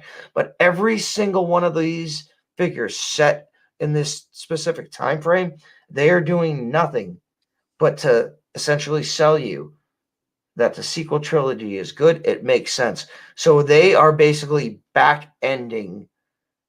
Well, they're backpedaling. Yeah, they're trying to. Backpedaling, but they're back-end world building now. Hawks' dad is in the freaking episode 7. Armitage freaking Hux is in this episode. So Armitage Hux is the freaking weapons dealer that approves the reinforcements for Gideon. So and then you know what? Just to throw salt into the mix, they bring out the Petroleum Guards just to show that the sequel trilogy is alive and well. So and they're Mandalorian. And they were a little different. They had the helmets. I was looking to try and see if we were going to get different versions of the Mandalorian Petroleum Guards in the fight, but it looks like they're all with the same helmets, all with the same armor, just different weapons. So that's going to help us Hot Toys wise, because we don't have to buy different versions of the Petroleum Guards. And you know what the screwed up thing is? I've known about that for freaking 18 months, and I've had to keep my mouth shut. Yeah, thank you for that, Don. Because I know how Picard ends, and I haven't said shit for fucking 5 months. I would have been pissed off, Don, if you had told me. I would have been pissed off. I knew, and again, the Super Commandos. Guess what? I've known that they're not Mandalorians. I've known they're basically Stormtrooper Commandos. They're basically the next generation of the clone Commandos. So, all right. So, OG fan with Star Wars is Star Wars. I took my nieces and nephews to the prequels, although I didn't enjoy all of it. I did enjoy it, and they loved it, so that made it better. I went with it. I went to see Star Wars multiple times, the prequel trilogy, when I was a kid going into teen mode with my dad, with my mom, with my brothers, sisters, my nieces, everybody. Even though I did notice that the prequel trilogies was lacking story-wise compared to the OTs, I did enjoy it. And I did have my gripes with Revenge of the Sith, even though it was the best one. Story-wise, it still was lacking, right? And I get it, but I still enjoyed it. I still bought it. To this day, I have not bought the sequel trilogy. That's how bad the sequel trilogy is to me. I have not bought a single I bought The Force Awakens. I bought The Force Awakens, but nothing since. Yeah. I have not bought any sequel trilogy movies. But if you tell me once again every time to rebuy the prequels or rebuy the OT in a new format, I will buy it. Yep. But when it comes to the sequel trilogy, I have not bought a single DVD or Blu-ray. Of course, Force Awakens was different because it was story. It was world. Force Awakens better. As bad compared to the other two. Yeah, Force Awakens played it real safe. Yeah, and not that I really have any confidence in fucking Jar Jar Abrams or not, but he at least was setting stuff up.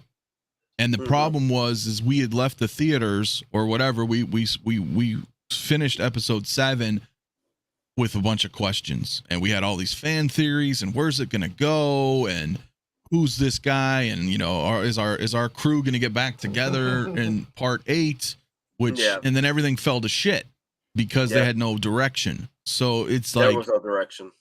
Yeah, and that's how it's been ever since. You know what's funny?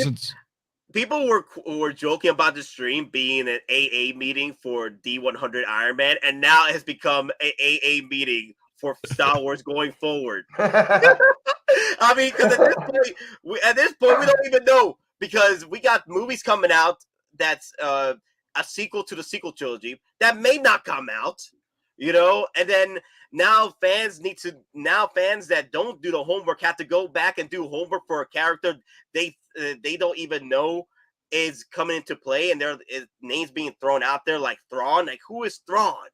Who is Thrawn? I never watched Rebels. I never read The Heir to the Empire. What the hell is going on here? So, look, how dumb do you think I felt, man? I felt stupid, dude. This is how dumb I felt, because I started hearing a lot of people talk about Thrawn, and I was like rejoicing because I was like, oh, cool. There's a lot of people who've read the books. I'm surprised. Because I never watched Rebels. I didn't know he was in a fucking cartoon. And then people are like, what's Heir to the Empire? I'm like, what do you mean? How do you not know Thrawn? And they're like, no, I watched Rebels. I was like, that's why people know Thrawn. And they're like, there was this guy, his name was Timothy Zahn. You might look him up. Timothy Zahn. So that just made me like, I'm like, oh shit, I didn't know. I was excited. I was like, look, because I like people, I always encourage people to read whatever it is. Doesn't even have to be science fiction. Just read. Read's good for you, man. Yeah, it is. Timothy, like, if you have to read any of the Star Wars books, I recommend the Thrawn trilogy. Timothy Zahn's Thrawn trilogy. Watch it. Read it. Love it. Absorb it. Now, take some consideration that the Thrawn that we get in Rebels is not as cutthroat, or as, I guess at this point, rated R compared to what we get in the Disney show, because of course, they got to Disneyfy it. They got to bring it down for most of the basics. And then again, at this point, but the thing is, Thrawn is still the art of war. All right, that's what I love thinking about Thrawn. He's like the art of war. He's literally Sun Tzu in Star Wars. Sun Tzu, exactly, and they still kept that in Rebels. So Cisco Mafia, you ever get a chance to Rebels? That's the one thing that I'm really afraid to watch. No, I'm terrified to watch it, dude, because I feel they bastardized. No, they pretty much do him some respect. They did. I mean, there are certain things when he actually is almost cutthroat, and there are certain times you can actually, like, his analytical process, especially with cultural artifacts, he actually drops that hardcore in Rebels. Yes, he does. Yep. That's like kind of an early scene of the first book, so I don't know if that's just like they're playing paying homage to it at one scene, or is he fundamentally a different character? No, it's the whole way throughout the show. That's how he understands. That's how he learns to deal with his enemies. He he enjoys the experience of learning one's culture to use it to his advantage and lead them into traps or take them down, because he learns their culture, he learns their likes and dislikes, and they're like, oh, okay, this is how you play. Oh, you're honor game, yes. Like the Twi'lek Calicori, their family archive. Mm-hmm. That is actually a very major plot point in a Rebels season. And him. All right, if he's good in Rebels, I'll take your guys' word for it. Because you've read the book, so I don't know what's going on with Ahsoka though, because we haven't seen it yet. But that's where Thrawn should be coming to play with Ahsoka. But since it's Dave Filoni and he enjoyed fleshing out, Thrawn in Rebels as good as he did, I'm hoping he transfers that over to Ahsoka. But at the end of the day, you are going to enjoy it. Thrawn was like one of the best things about Rebels, next to Vader's confrontation with Ahsoka in that show. Like, those were the highlights of that show. Was Thrawn exactly. And again, just Vader. Yep. Again, just to do a counterpoint, also in Rebels, and again, if you've known from the book, Thrawn is also cutthroat. So there are times in Rebels, he went to an Imperial labor camp, which is producing like ATSTs and scout bikes. He's suspecting sabotage, so he randomly pulls one of the workers out of line and literally says, show me your product. Now, and he basically says, if it's going to sabotage, it's going to kill you. You know what I mean? It's like one of those things. There are aspects from the book which are in Rebels. Like, he literally tells people. They'll probably be able to do that okay in Ahsoka, I guess, because they can make him like methodical and vicious without. Yeah. Because see, the thing that was so imposing about Thrawn is you never actually saw like physical acts of violence. It was this mental aspect. Yeah, it was how he was able to strategize and basically entrap everybody, and force them to do his 4D chess. Pretty much playing 4D chess with the galaxy. So it's not like it's like Vader swinging around and chopping people in half, or you know what I mean, as far as like a violence category for Disney, right? Thrawn's not that kind of guy. It's more psychological. So I think they could hopefully get away with it. I mean, because I'm super excited. I'll tell you, no matter what, I'm at least getting a Thrawn hot toy. Oh hell yeah! Me too. But he's gonna go with my OT. Because that's just how it's gonna be for me. It's just gonna go with there. But so another thing, Mafia. The one thing that people were asking me on the chat, I think Iron King was asking, like, okay, from like, what makes Thrawn so so vulnerable, like a vulnerable opponent, like what makes him such a threat to the galaxy? And one of the things is that when Thrawn in the books, if you haven't read them yet, Thrawn goes up against Akbar and takes over Coruscant. Admiral Akbar, the legend Admiral Akbar, who defeated who won the Battle of Endor, right? Was taken down, like not dead wise, so Akbar is still alive. But the thing is, he lost to Thrawn. He lost to Thrawn, and I'm just saying that brings up big. If you're familiar with Akbar, like, come on, Thrawn is that dude. Well, like, the reason, dude, Thrawn was like Sun Tzu and like Sherlock Holmes. Exactly. Yeah. And mixed together. And even the new, so there's now 2 newish Thrawn trilogies under Disney, but Timothy Zahn wrote them. So they're technically canon now or whatever. So you had your Heir to the Empire trilogy, which is, old school. And then you had Thrawn, you had Alliances and Treason under Disney, which is pretty good. The book Thrawn is really good. Alliances is pretty cool because it's like it's 2 stories. It's Thrawn with Vader, and then the flashbacks are with Thrawn and Anakin. So it's kind of cool. The chapters bounce back and forth from like Clone War era to modern era, back and forth. It's pretty cool. And then they just finally finished the prequel trilogy for Thrawn, which was all with the Chiss Ascendancy and how he got exiled and all this stuff. And that's a pretty good one too. So there's 6 canon books, right?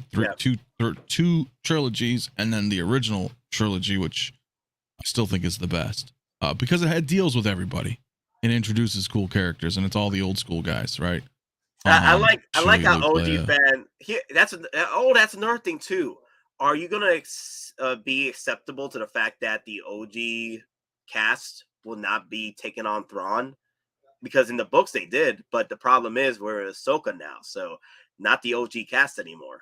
That's what I was worried about, because I was like, why are you going to go bastardize Heir to the Empire? And instead of having our hero, Luke, is now being replaced by Ahsoka. Yeah. And or Rey, depending, because Rey's going to be rebuilding the Order. That's what Luke was doing during the same time. So, I don't know, man.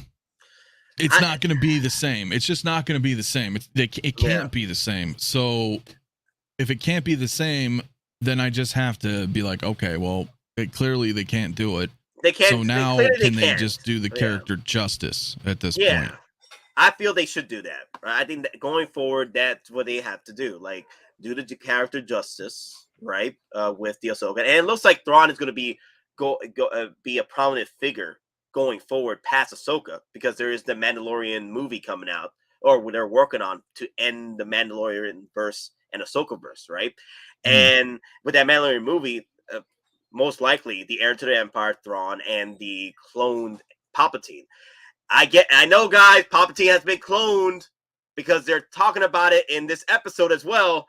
The Necromance project, so that is coming into play. But the thing is, the whole idea of Emperor Palpatine being cloned was already part of the EU books. Of course it was. It already happened. Of course it was.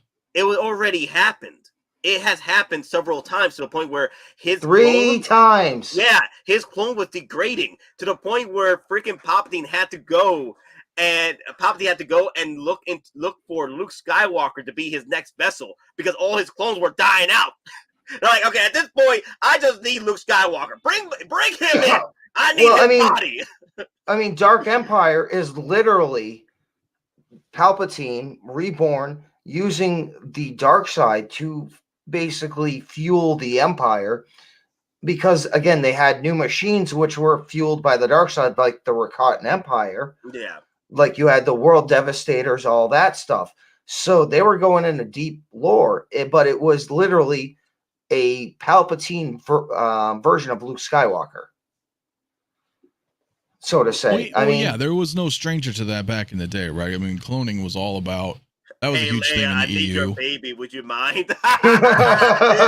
Well, I mean, realistically, the cloning was huge in the expanded universe, and then on top of it, it's the fucking prequels. It's all about clones. Clones is a big part of Star Wars, whether we like it or not. Like, it's a huge part of the EU, the prequels, the animated stuff. Yeah, so it was leading to it. Sequel trilogy bastardized it with Rise of Skywalker. That's the problem where people are mad with, because they're like, this doesn't explain anything why Palpatine was cloned at this point. You know what I mean? It did not lead. They didn't build it up properly with Rise of Skywalker. They ruined it. But here's the thing. I hate to admit it, but the one scene with the Shadow Council, again, go back to Force Awakens when Hux is talking to Kylo Ren. Kylo says, what about clones? Maybe we should invest in them. That leads back to his dad, Armitage. And remember, if you've read the Thrawn trilogy, they were also talking about clones. If you know it, Thrawn instituted what was called the Sparty program, which basically means they can now produce clones, full viable adult clones, in a year. And those clones actually piloted the Lost Fleet. So I do think we may actually see the Lost Fleet canonized. Possibly, yeah. The Lost Fleet of Dreadnoughts. And again, anyone who knows the canon, they were about 200 ships that were all slave locked to a single command ship. There was something wrong with the hyperdrive, and they all got lost. And in the EU-led novels, Thrawn found 100 of them.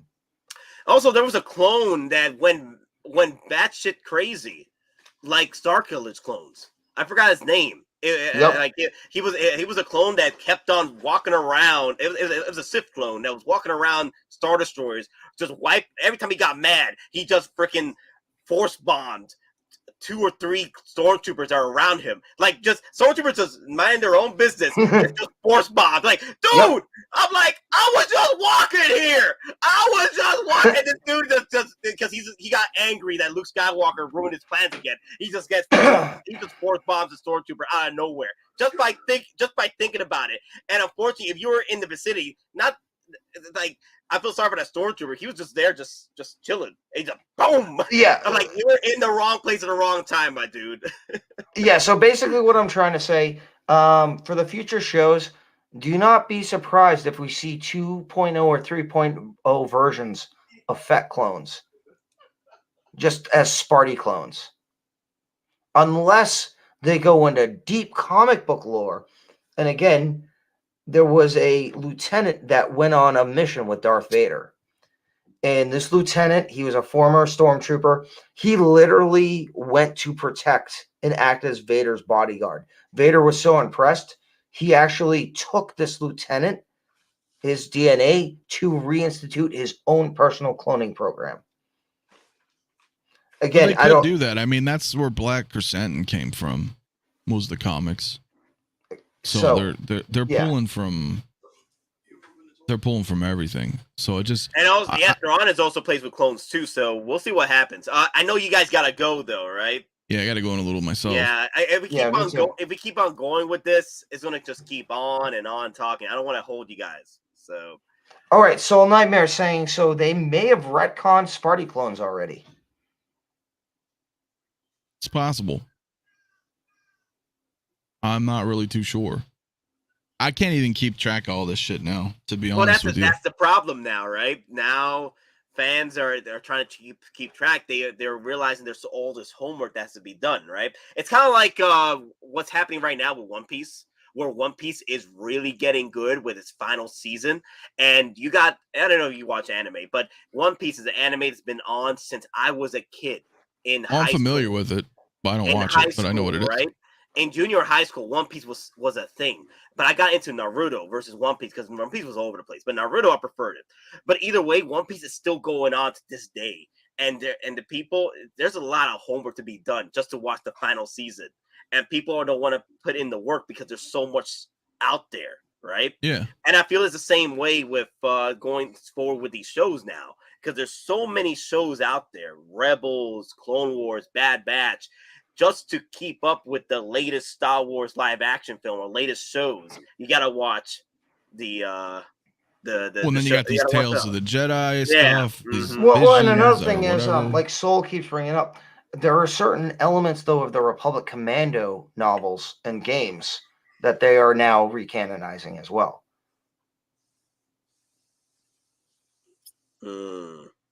That's true. Yeah. So I wouldn't be surprised if Star Wars 1313 becomes a recanonized game. Well, that's what I'm saying. Like they don't have their own new material. That's why I've been kind of like, Well, they tried to. They gave a sequel trilogy. They tried to. Well, I'm not saying give up forever. Try again, right? Isn't that how it goes? If at first you don't succeed, with the sequel trilogy, let's try it Let's again. try another sequel trilogy. Let's fuck it. Like, all right, I've got a question for you. This might rather than doing a 1313 full game, we already know Jedi Fallen Order 2. A large portion of that takes place in Coruscant. So what if they put the 1313 elements in a Fallen Jedi 2? And so you actually have to go to the lower levels of Coruscant to get your mission done. I mean, again, I haven't seen any videos. I haven't seen any gameplay or anything like that. So if I'm proven wrong, so be it. But that almost seems like the perfect place to put it. Well, they could. They definitely could. I mean, well, we're going to have to see. Yeah. So going forward, 6-0 Mafia, are you getting any hot toys with this particular episode of Mandalorian? Come on, there's some Petroleum guards. Come on. Yeah, but here's the thing: where are they going to go? Like, I don't really collect Mando stuff. They're cool looking. Do you have a pass Vizsla? That's all you need. I guess that's all you. Yeah, I guess. That's all you need. Yeah, I mean, yeah, I don't know. They look cool though. They look cool. And what about the Stormtrooper Commandos? What about them? You know what? I didn't really like the way they looked, to be honest. Really? Hold on, can I reach out and just throttle? You could. I've been waiting for that model for 7 to 8 years. Yeah, they're okay. They look like they got Mando helmets. That's the point. How about I know I'm just kind of sick of Mando helmets, bro. Everything has Mando helmets. How about Arena Boba Fett Moff Gideon style? I know he too has a damn Mando helmet. Arena Boba Fett. I mean, like it's cool. It's cool. I'll just say this: did you see Gideon's helmet though? Yeah. It has horns, so it's not his helmet. It's a modified helmet. It is a modified helmet. It is neat. It's not. I'll just say this, and again, I'm probably 99% wrong, but since he was ISB, he had control of Mandalore. I'm gonna put it out there into the ether. What if that's Maul's helmet? Mandalorian. I don't know. No. What if Gideon found and modified Maul's helmet for his own use? Ooh, again, I'm putting that out into the ether. Right? I'm probably wrong, but I'm just saying. See, what you're talking to me is foreign language because Darth Maul ain't got no helmet. Oh boy, watch Clone Wars. Darth Maul got chopped in half, fell down a hole. The end. Probably gonna piss everybody off, but I'm just saying, like, I know he's back in fucking. I know he was in Clone Wars, but anyway, I know he's all right. And Kaiju Daddy, I'll just say this: you are the third person who has brought that up today, and the more I think about it, you're not wrong. Hey, I feel Kaiju Daddy. If hey, going forward, next finale, if that comes to be true, I'm calling you out. You're the one that called the spy. So no, it's gonna be Axe Wolves. Axe Wolves out of nowhere did a lot of stuff in this episode. I was surprised. Wow. Yeah, but they'll just blame it on that guy or something. No. Nowadays, they're not gonna make the armor or fucking. You know. See, probe droid. Come on, at this point, I would like to pick up a probe droid from Mandalorian because that was an OG probe droid though. That wasn't any variant. That was the OG probe droid from the Empire. Are you guys getting the OG Praetorian guards going for now? No, I'm going to go with the new ones for Mandalorian. If they put up, I'm not going to get the OG. That's why I didn't get them. Sure, I get that. Because the eBay resale is crazy. I'm not going to get that. You out of your damn mind.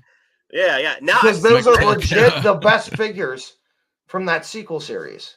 Now I do see collectors right now hunting for those too because they got excited with watching them in Mandalorian. I could see them going after those right now. Oh, Cisco, Mafia, did you get your email for what do you think, bro? No, Sideshow doesn't like me. You're the loser. I got a 20% off coupon that expires today on a bunch of garbage that I already ever had. Or like, why didn't they give me a 20% off on Return of the Jedi speeder bike? I would do that. No, they gave you 20% off on the Mando speeder bike, which you can still get for 30% off. Check out right there. I don't. Yeah, it's. Yeah, I don't know, man. Yeah, and that's true, man. The Mando stuff's been around forever. I mean, Revan had a Mandalorian helmet. I mean, it's all Mando now, though, in the Mando show, like for sure. I mean, it's all Mando.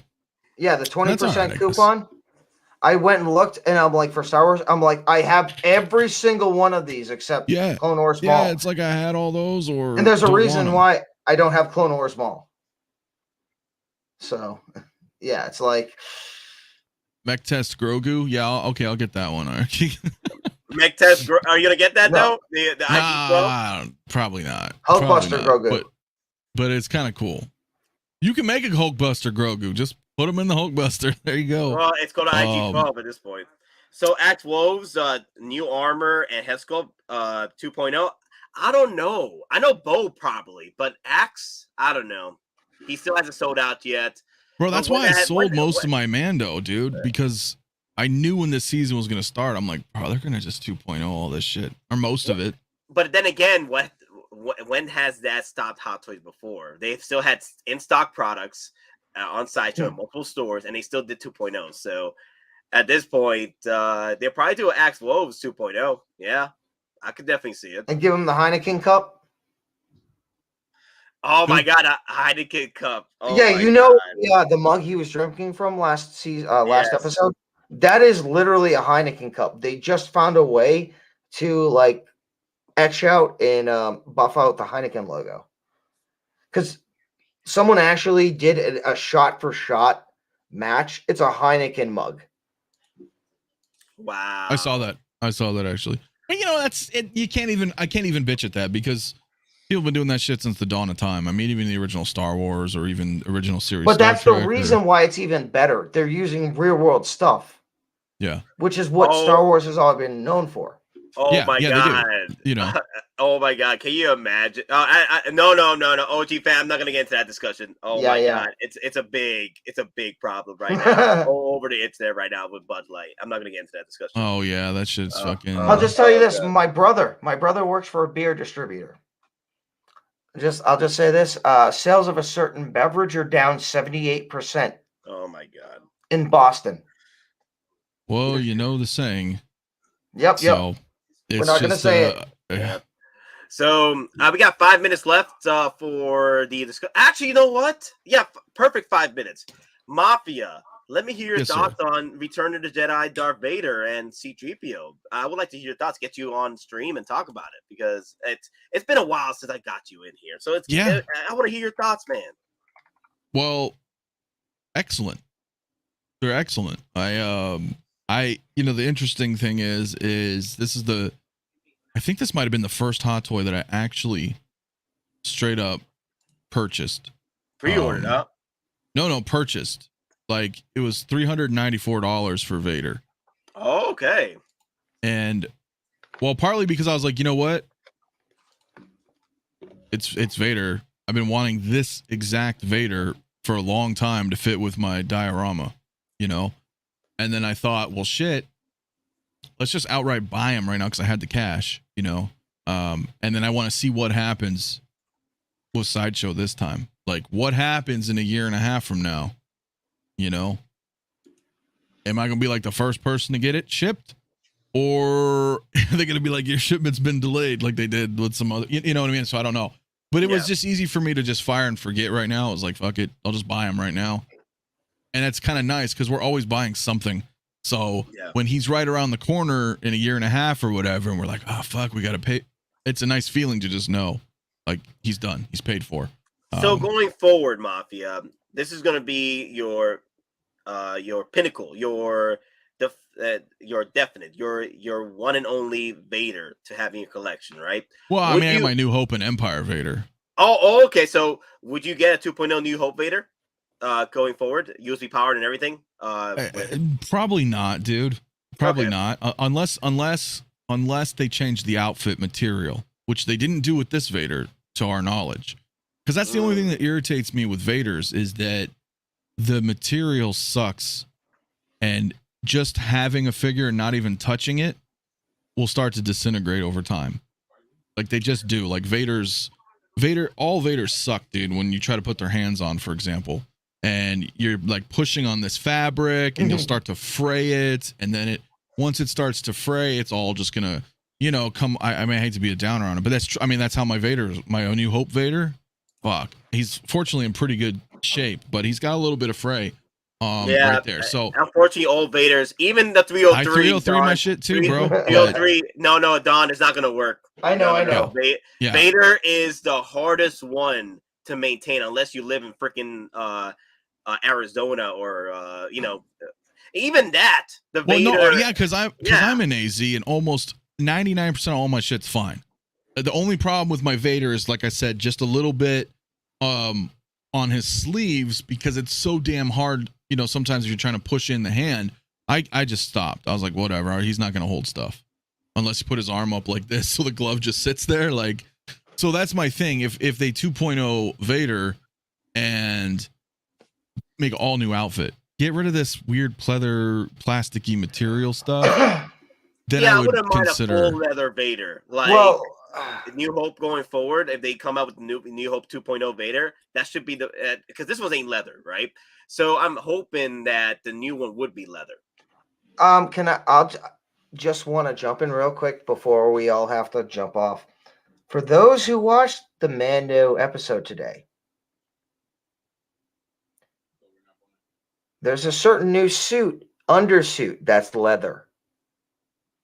That kind of matches this. So if we get that figure, does that mean we're getting a leather suit for this guy? Nah, because they've already. I doubt it. But you kind of get where I'm going from, right? Maybe for future stuff, right? Maybe for future stuff, but not for this Vader. I don't think they're going to come out and be like, "Hey, by the way, we're," because that's a big selling point that they would want to solicit, like a leather suit upon announcement, just like they did like. Wolverine and DX13 and stuff like that, where they were like, "Hey, Well, again, yeah, because like even Crosshairs has leather parts, and they specifically mentioned that. So, like, That's what I'm saying. It'd be weird for him to come later and be like, "By the way, this suits we've updated." Well, I mean, they could do that. They totally could. Exactly. Yeah, and again, I'm only basing on the fact like, hey, Mysterio, we got a head sculpt with it. Rey, the last figure that came out, we got all the extra bonuses. Sure, right. So, and they updated the sculpt, and I mean, I get that. Like they totally could. I don't think they will, but it'd be really nice if they did. But moving forward, maybe, right? If they give us a 50th New Hope in 2027, which is not as far away as we'd like to think, unfortunately. That shit's gonna come up on us quick. Then that would be kind of cool. But it just depends on the quality of it at that point in time, right? Because with the New Hope Vader, I mean, he doesn't take his mask off. So I don't know how much of a big jump would be worth upgrading, right? Whereas this one is totally worth getting because for me anyway, because it's Return of the Jedi. But if I had 0 Vaders, then this would be the only Vader I would buy. Does that make sense? Because this is the newest Vader. And yeah, there are subtle differences between the 3 movies, but you could, if you were a person who could only have one Darth Vader in your collection, I think this one would be it. That's true. This would be it. I just wish this one came with the leather treatment. Yeah. I mean, for OT people, like you may want the Anakin Vader from Obi-Wan if you're, grew up with that. But with for the bow OT, damage, this is. So my thing with it too is like now that this one's taken care of, what the situation might be in a year or so, I may pick up a second one of him because mine is, like I said, just going to go with the diorama. It's just going to go with the throne room diorama. That's why I want it. But getting a second one of these and having them hang out with the Obi-Wan Vader, I think would look kind of cool because I'd have him unmasked and have the other one with the cracked mask, and it'd just be a little Vader display. I think that like an evolution of his suit or his power. Yeah, just those two because they have faces, or half face on, that'd be kind of neat. A few things I wanted to address because we're pretty much towards the end of the stream. So Kaiju Daddy, he was asking earlier, is the May 4th going to be a 12-hour plus stream? It's going to be a 12-hour plus stream, but it ain't going to be a 24-hour stream because May 4th going to May 5th, in that situation, I got to go see Guardians of the Galaxy. Guardians of the Galaxy is coming out that same week with May 4th, and it's ridiculous. They decided to do that. So it will be a 12-hour stream plus, but it's not going to be a 24-hour stream like I planned for May the 4th. Unfortunately, because Guardians of the Galaxy, I want to see the movie because there's a lot of things happening with that movie that might be spoiled within 24 hours. So I need to see what's happening with that damn movie because there are things that are happening. I would recommend watching Picard at midnight then. Picard at midnight. I actually need to. Oh, wait, that's the finale? No, there's 2 episodes left. It's the penultimate episode, but I promise you. Which date is it? It's tonight. It's the Red Door episode. What? It's tonight. The finale. Yeah, the Red Door. When Troy will be everything's being revealed tonight. Everything. Wow. Dude, I've been keeping a tight lip on this shit for months, but everything's popping off on this new episode tonight. So if you are into it, fucking shit's gonna get spoiled everywhere, dude. So Ducat is back with the Power Rats. It's not. It's not. I know. I'm just. So I know, yeah. but it's not. Yeah, Don Prime, send the battle pack to Mandalorian. Everyone, please hit the like and subscribe, and be sure to cancel your Disney Plus subscription. Hey, Mandalorian, hey, you gotta be classy, right? Look at that. He keeps the hateism strong in the Force. Mandalorian, you won the battle pack for today. Don Prime, if you can, just Mandalorian, just talk to Don Prime over Instagram or Facebook. I'll get you some battle pack. I think that's one of the last ones, right? We got 2 more, but they're more for the 2,800 subscriber. Yeah, no, we'll so again, we're gonna do a couple more prizes. So once we hit 28 subscribers, again, we'll give out the Geekin Out Destro pack. Again, it's some of our swag, includes our one of our last coasters. It also includes a Hasbro HasLab Cobra Trooper. Again, that is a figure that's going for $60-70 on the open market now. It is a limited figure. You had to get the HasLab Sky Striker to get the HasLab Cobra Trooper, so we'll be giving that away. We'll also be giving away a couple of Sideshow gift cards. Both Nate and I will be giving away a $25 Sideshow gift card, and then we have a sponsor for the grand prize of a $50 gift card. So the winners of each $25 gift card will get a small Last of Our Swag pack. Okay. So pretty much. Very cool. Okay. Yep. Then Last of the Swag, we're giving away, and then also we got the 3,000 subscriber giveaway of a hot toy. I'm hoping we hit that because I've been wanting to give away another hot toy for minutes, and 3,000 subscribers is the perfect opportunity for a hot toy giveaway there. So, guys, again, we do enjoy Star Wars. We love it, and I know we all coming from different fronts of the spectrum when it comes to different timelines and what's canon, what's not canon. And I get it. It's homework sometimes, but I enjoy it, and I enjoy discussing it with you guys. No hate towards you. I enjoy discussing it, and coming to a civil agreement or disagreement when it comes to Star Wars. But when it comes to real life, man, fuck Star Wars. In general, it's good to be, because me, I'm like, I don't like all this shit, but that's okay. We can have civil that's missing. Civil discourse. Exactly. Life, right? Yeah, that's what I'm saying. Like, it's cool. I'm glad that you guys enjoy it, and I'm glad that I enjoy my little pocket of the 80s and the old school, Star Wars, and that's fine. We can all agree and we can disagree and still all be buddies. Exactly. I hate that mentality. We try to be, fuck you. Hey, we try to be that little microcosm of life should be. We all have different opinions. We have things we like the same, but we have things that we differ on. But guess what? We can talk about it. We can disagree, but guess what? We're all friends. We can all respect each other.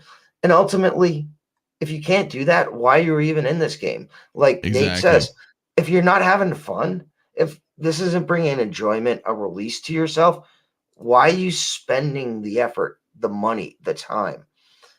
I mean, if this isn't a release for you, if this isn't fun, find something else, because this is an expensive hobby not to have fun with. And also, it's also a waste of time at the end of the day for you if you're always like this with what you seem to love. At that point, it's just it's your mind telling you that you got to go for a new direction. That it's all that struggle, right? You evolve with struggle at this point, and we all got to evolve. Mm-hmm. Yeah, it is true, my friend. And I think we all still love Star Wars. Submit or yield. Submit or yield. Hell yeah. Making your own rules, right? But yeah, it is what it is, guys. But thank you all for watching. Thank you for coming in, Mafia. It's been a while. Yeah. Thank you for coming in. Thank you for sharing your thoughts, man. I'm hoping that Rebels Thrawn does suit to your liking, and hopefully Ahsoka does it as well. We'll see what happens, right? Well, I'll probably never watch Rebels, but but I hope in Ahsoka he's dope, right? Yeah, me too. And that's all that matters. We'll cross that bridge when it happens. All I know is Sabine got some cakes. He does got some gigs. See, that's like a Sabine. Star-Lord meme. I don't know anybody. It's like I seen somebody post a picture of like all these people, and I was like, it's exactly how I replied. All I know is was like, Sabine. Damn, they knocked Sabine down. all right. But I'm all gonna right, take your word guys. for it. Well, we gotta go. But also, guys, if you're friends with CMB, hit him with some love. He's going through a lot of things this week. So if you're friends with him on Facebook, hit him some love. And you're on the chat, hit him some love there as well. Mm-hmm. Anyway, guys, whatever war you are soloing, I hope you win. I hope you keep on winning. Take it easy, guys. And remember, we're just simple collectors trying to make our way in this freaking galaxy. And may the weapons are with you always. Peace. Later, guys. Laters. Oh, and try to have fun. Otherwise, what's the point? Just try to have fun, guys. And also, make it hot! Wait, what Good happened? shit. What happened? I don't know. What happened? Got your stick? Oh! Heat him up! Wait. StreamYard keeps cutting it up. Whatever. Bye. Damn it, StreamYard. It happened.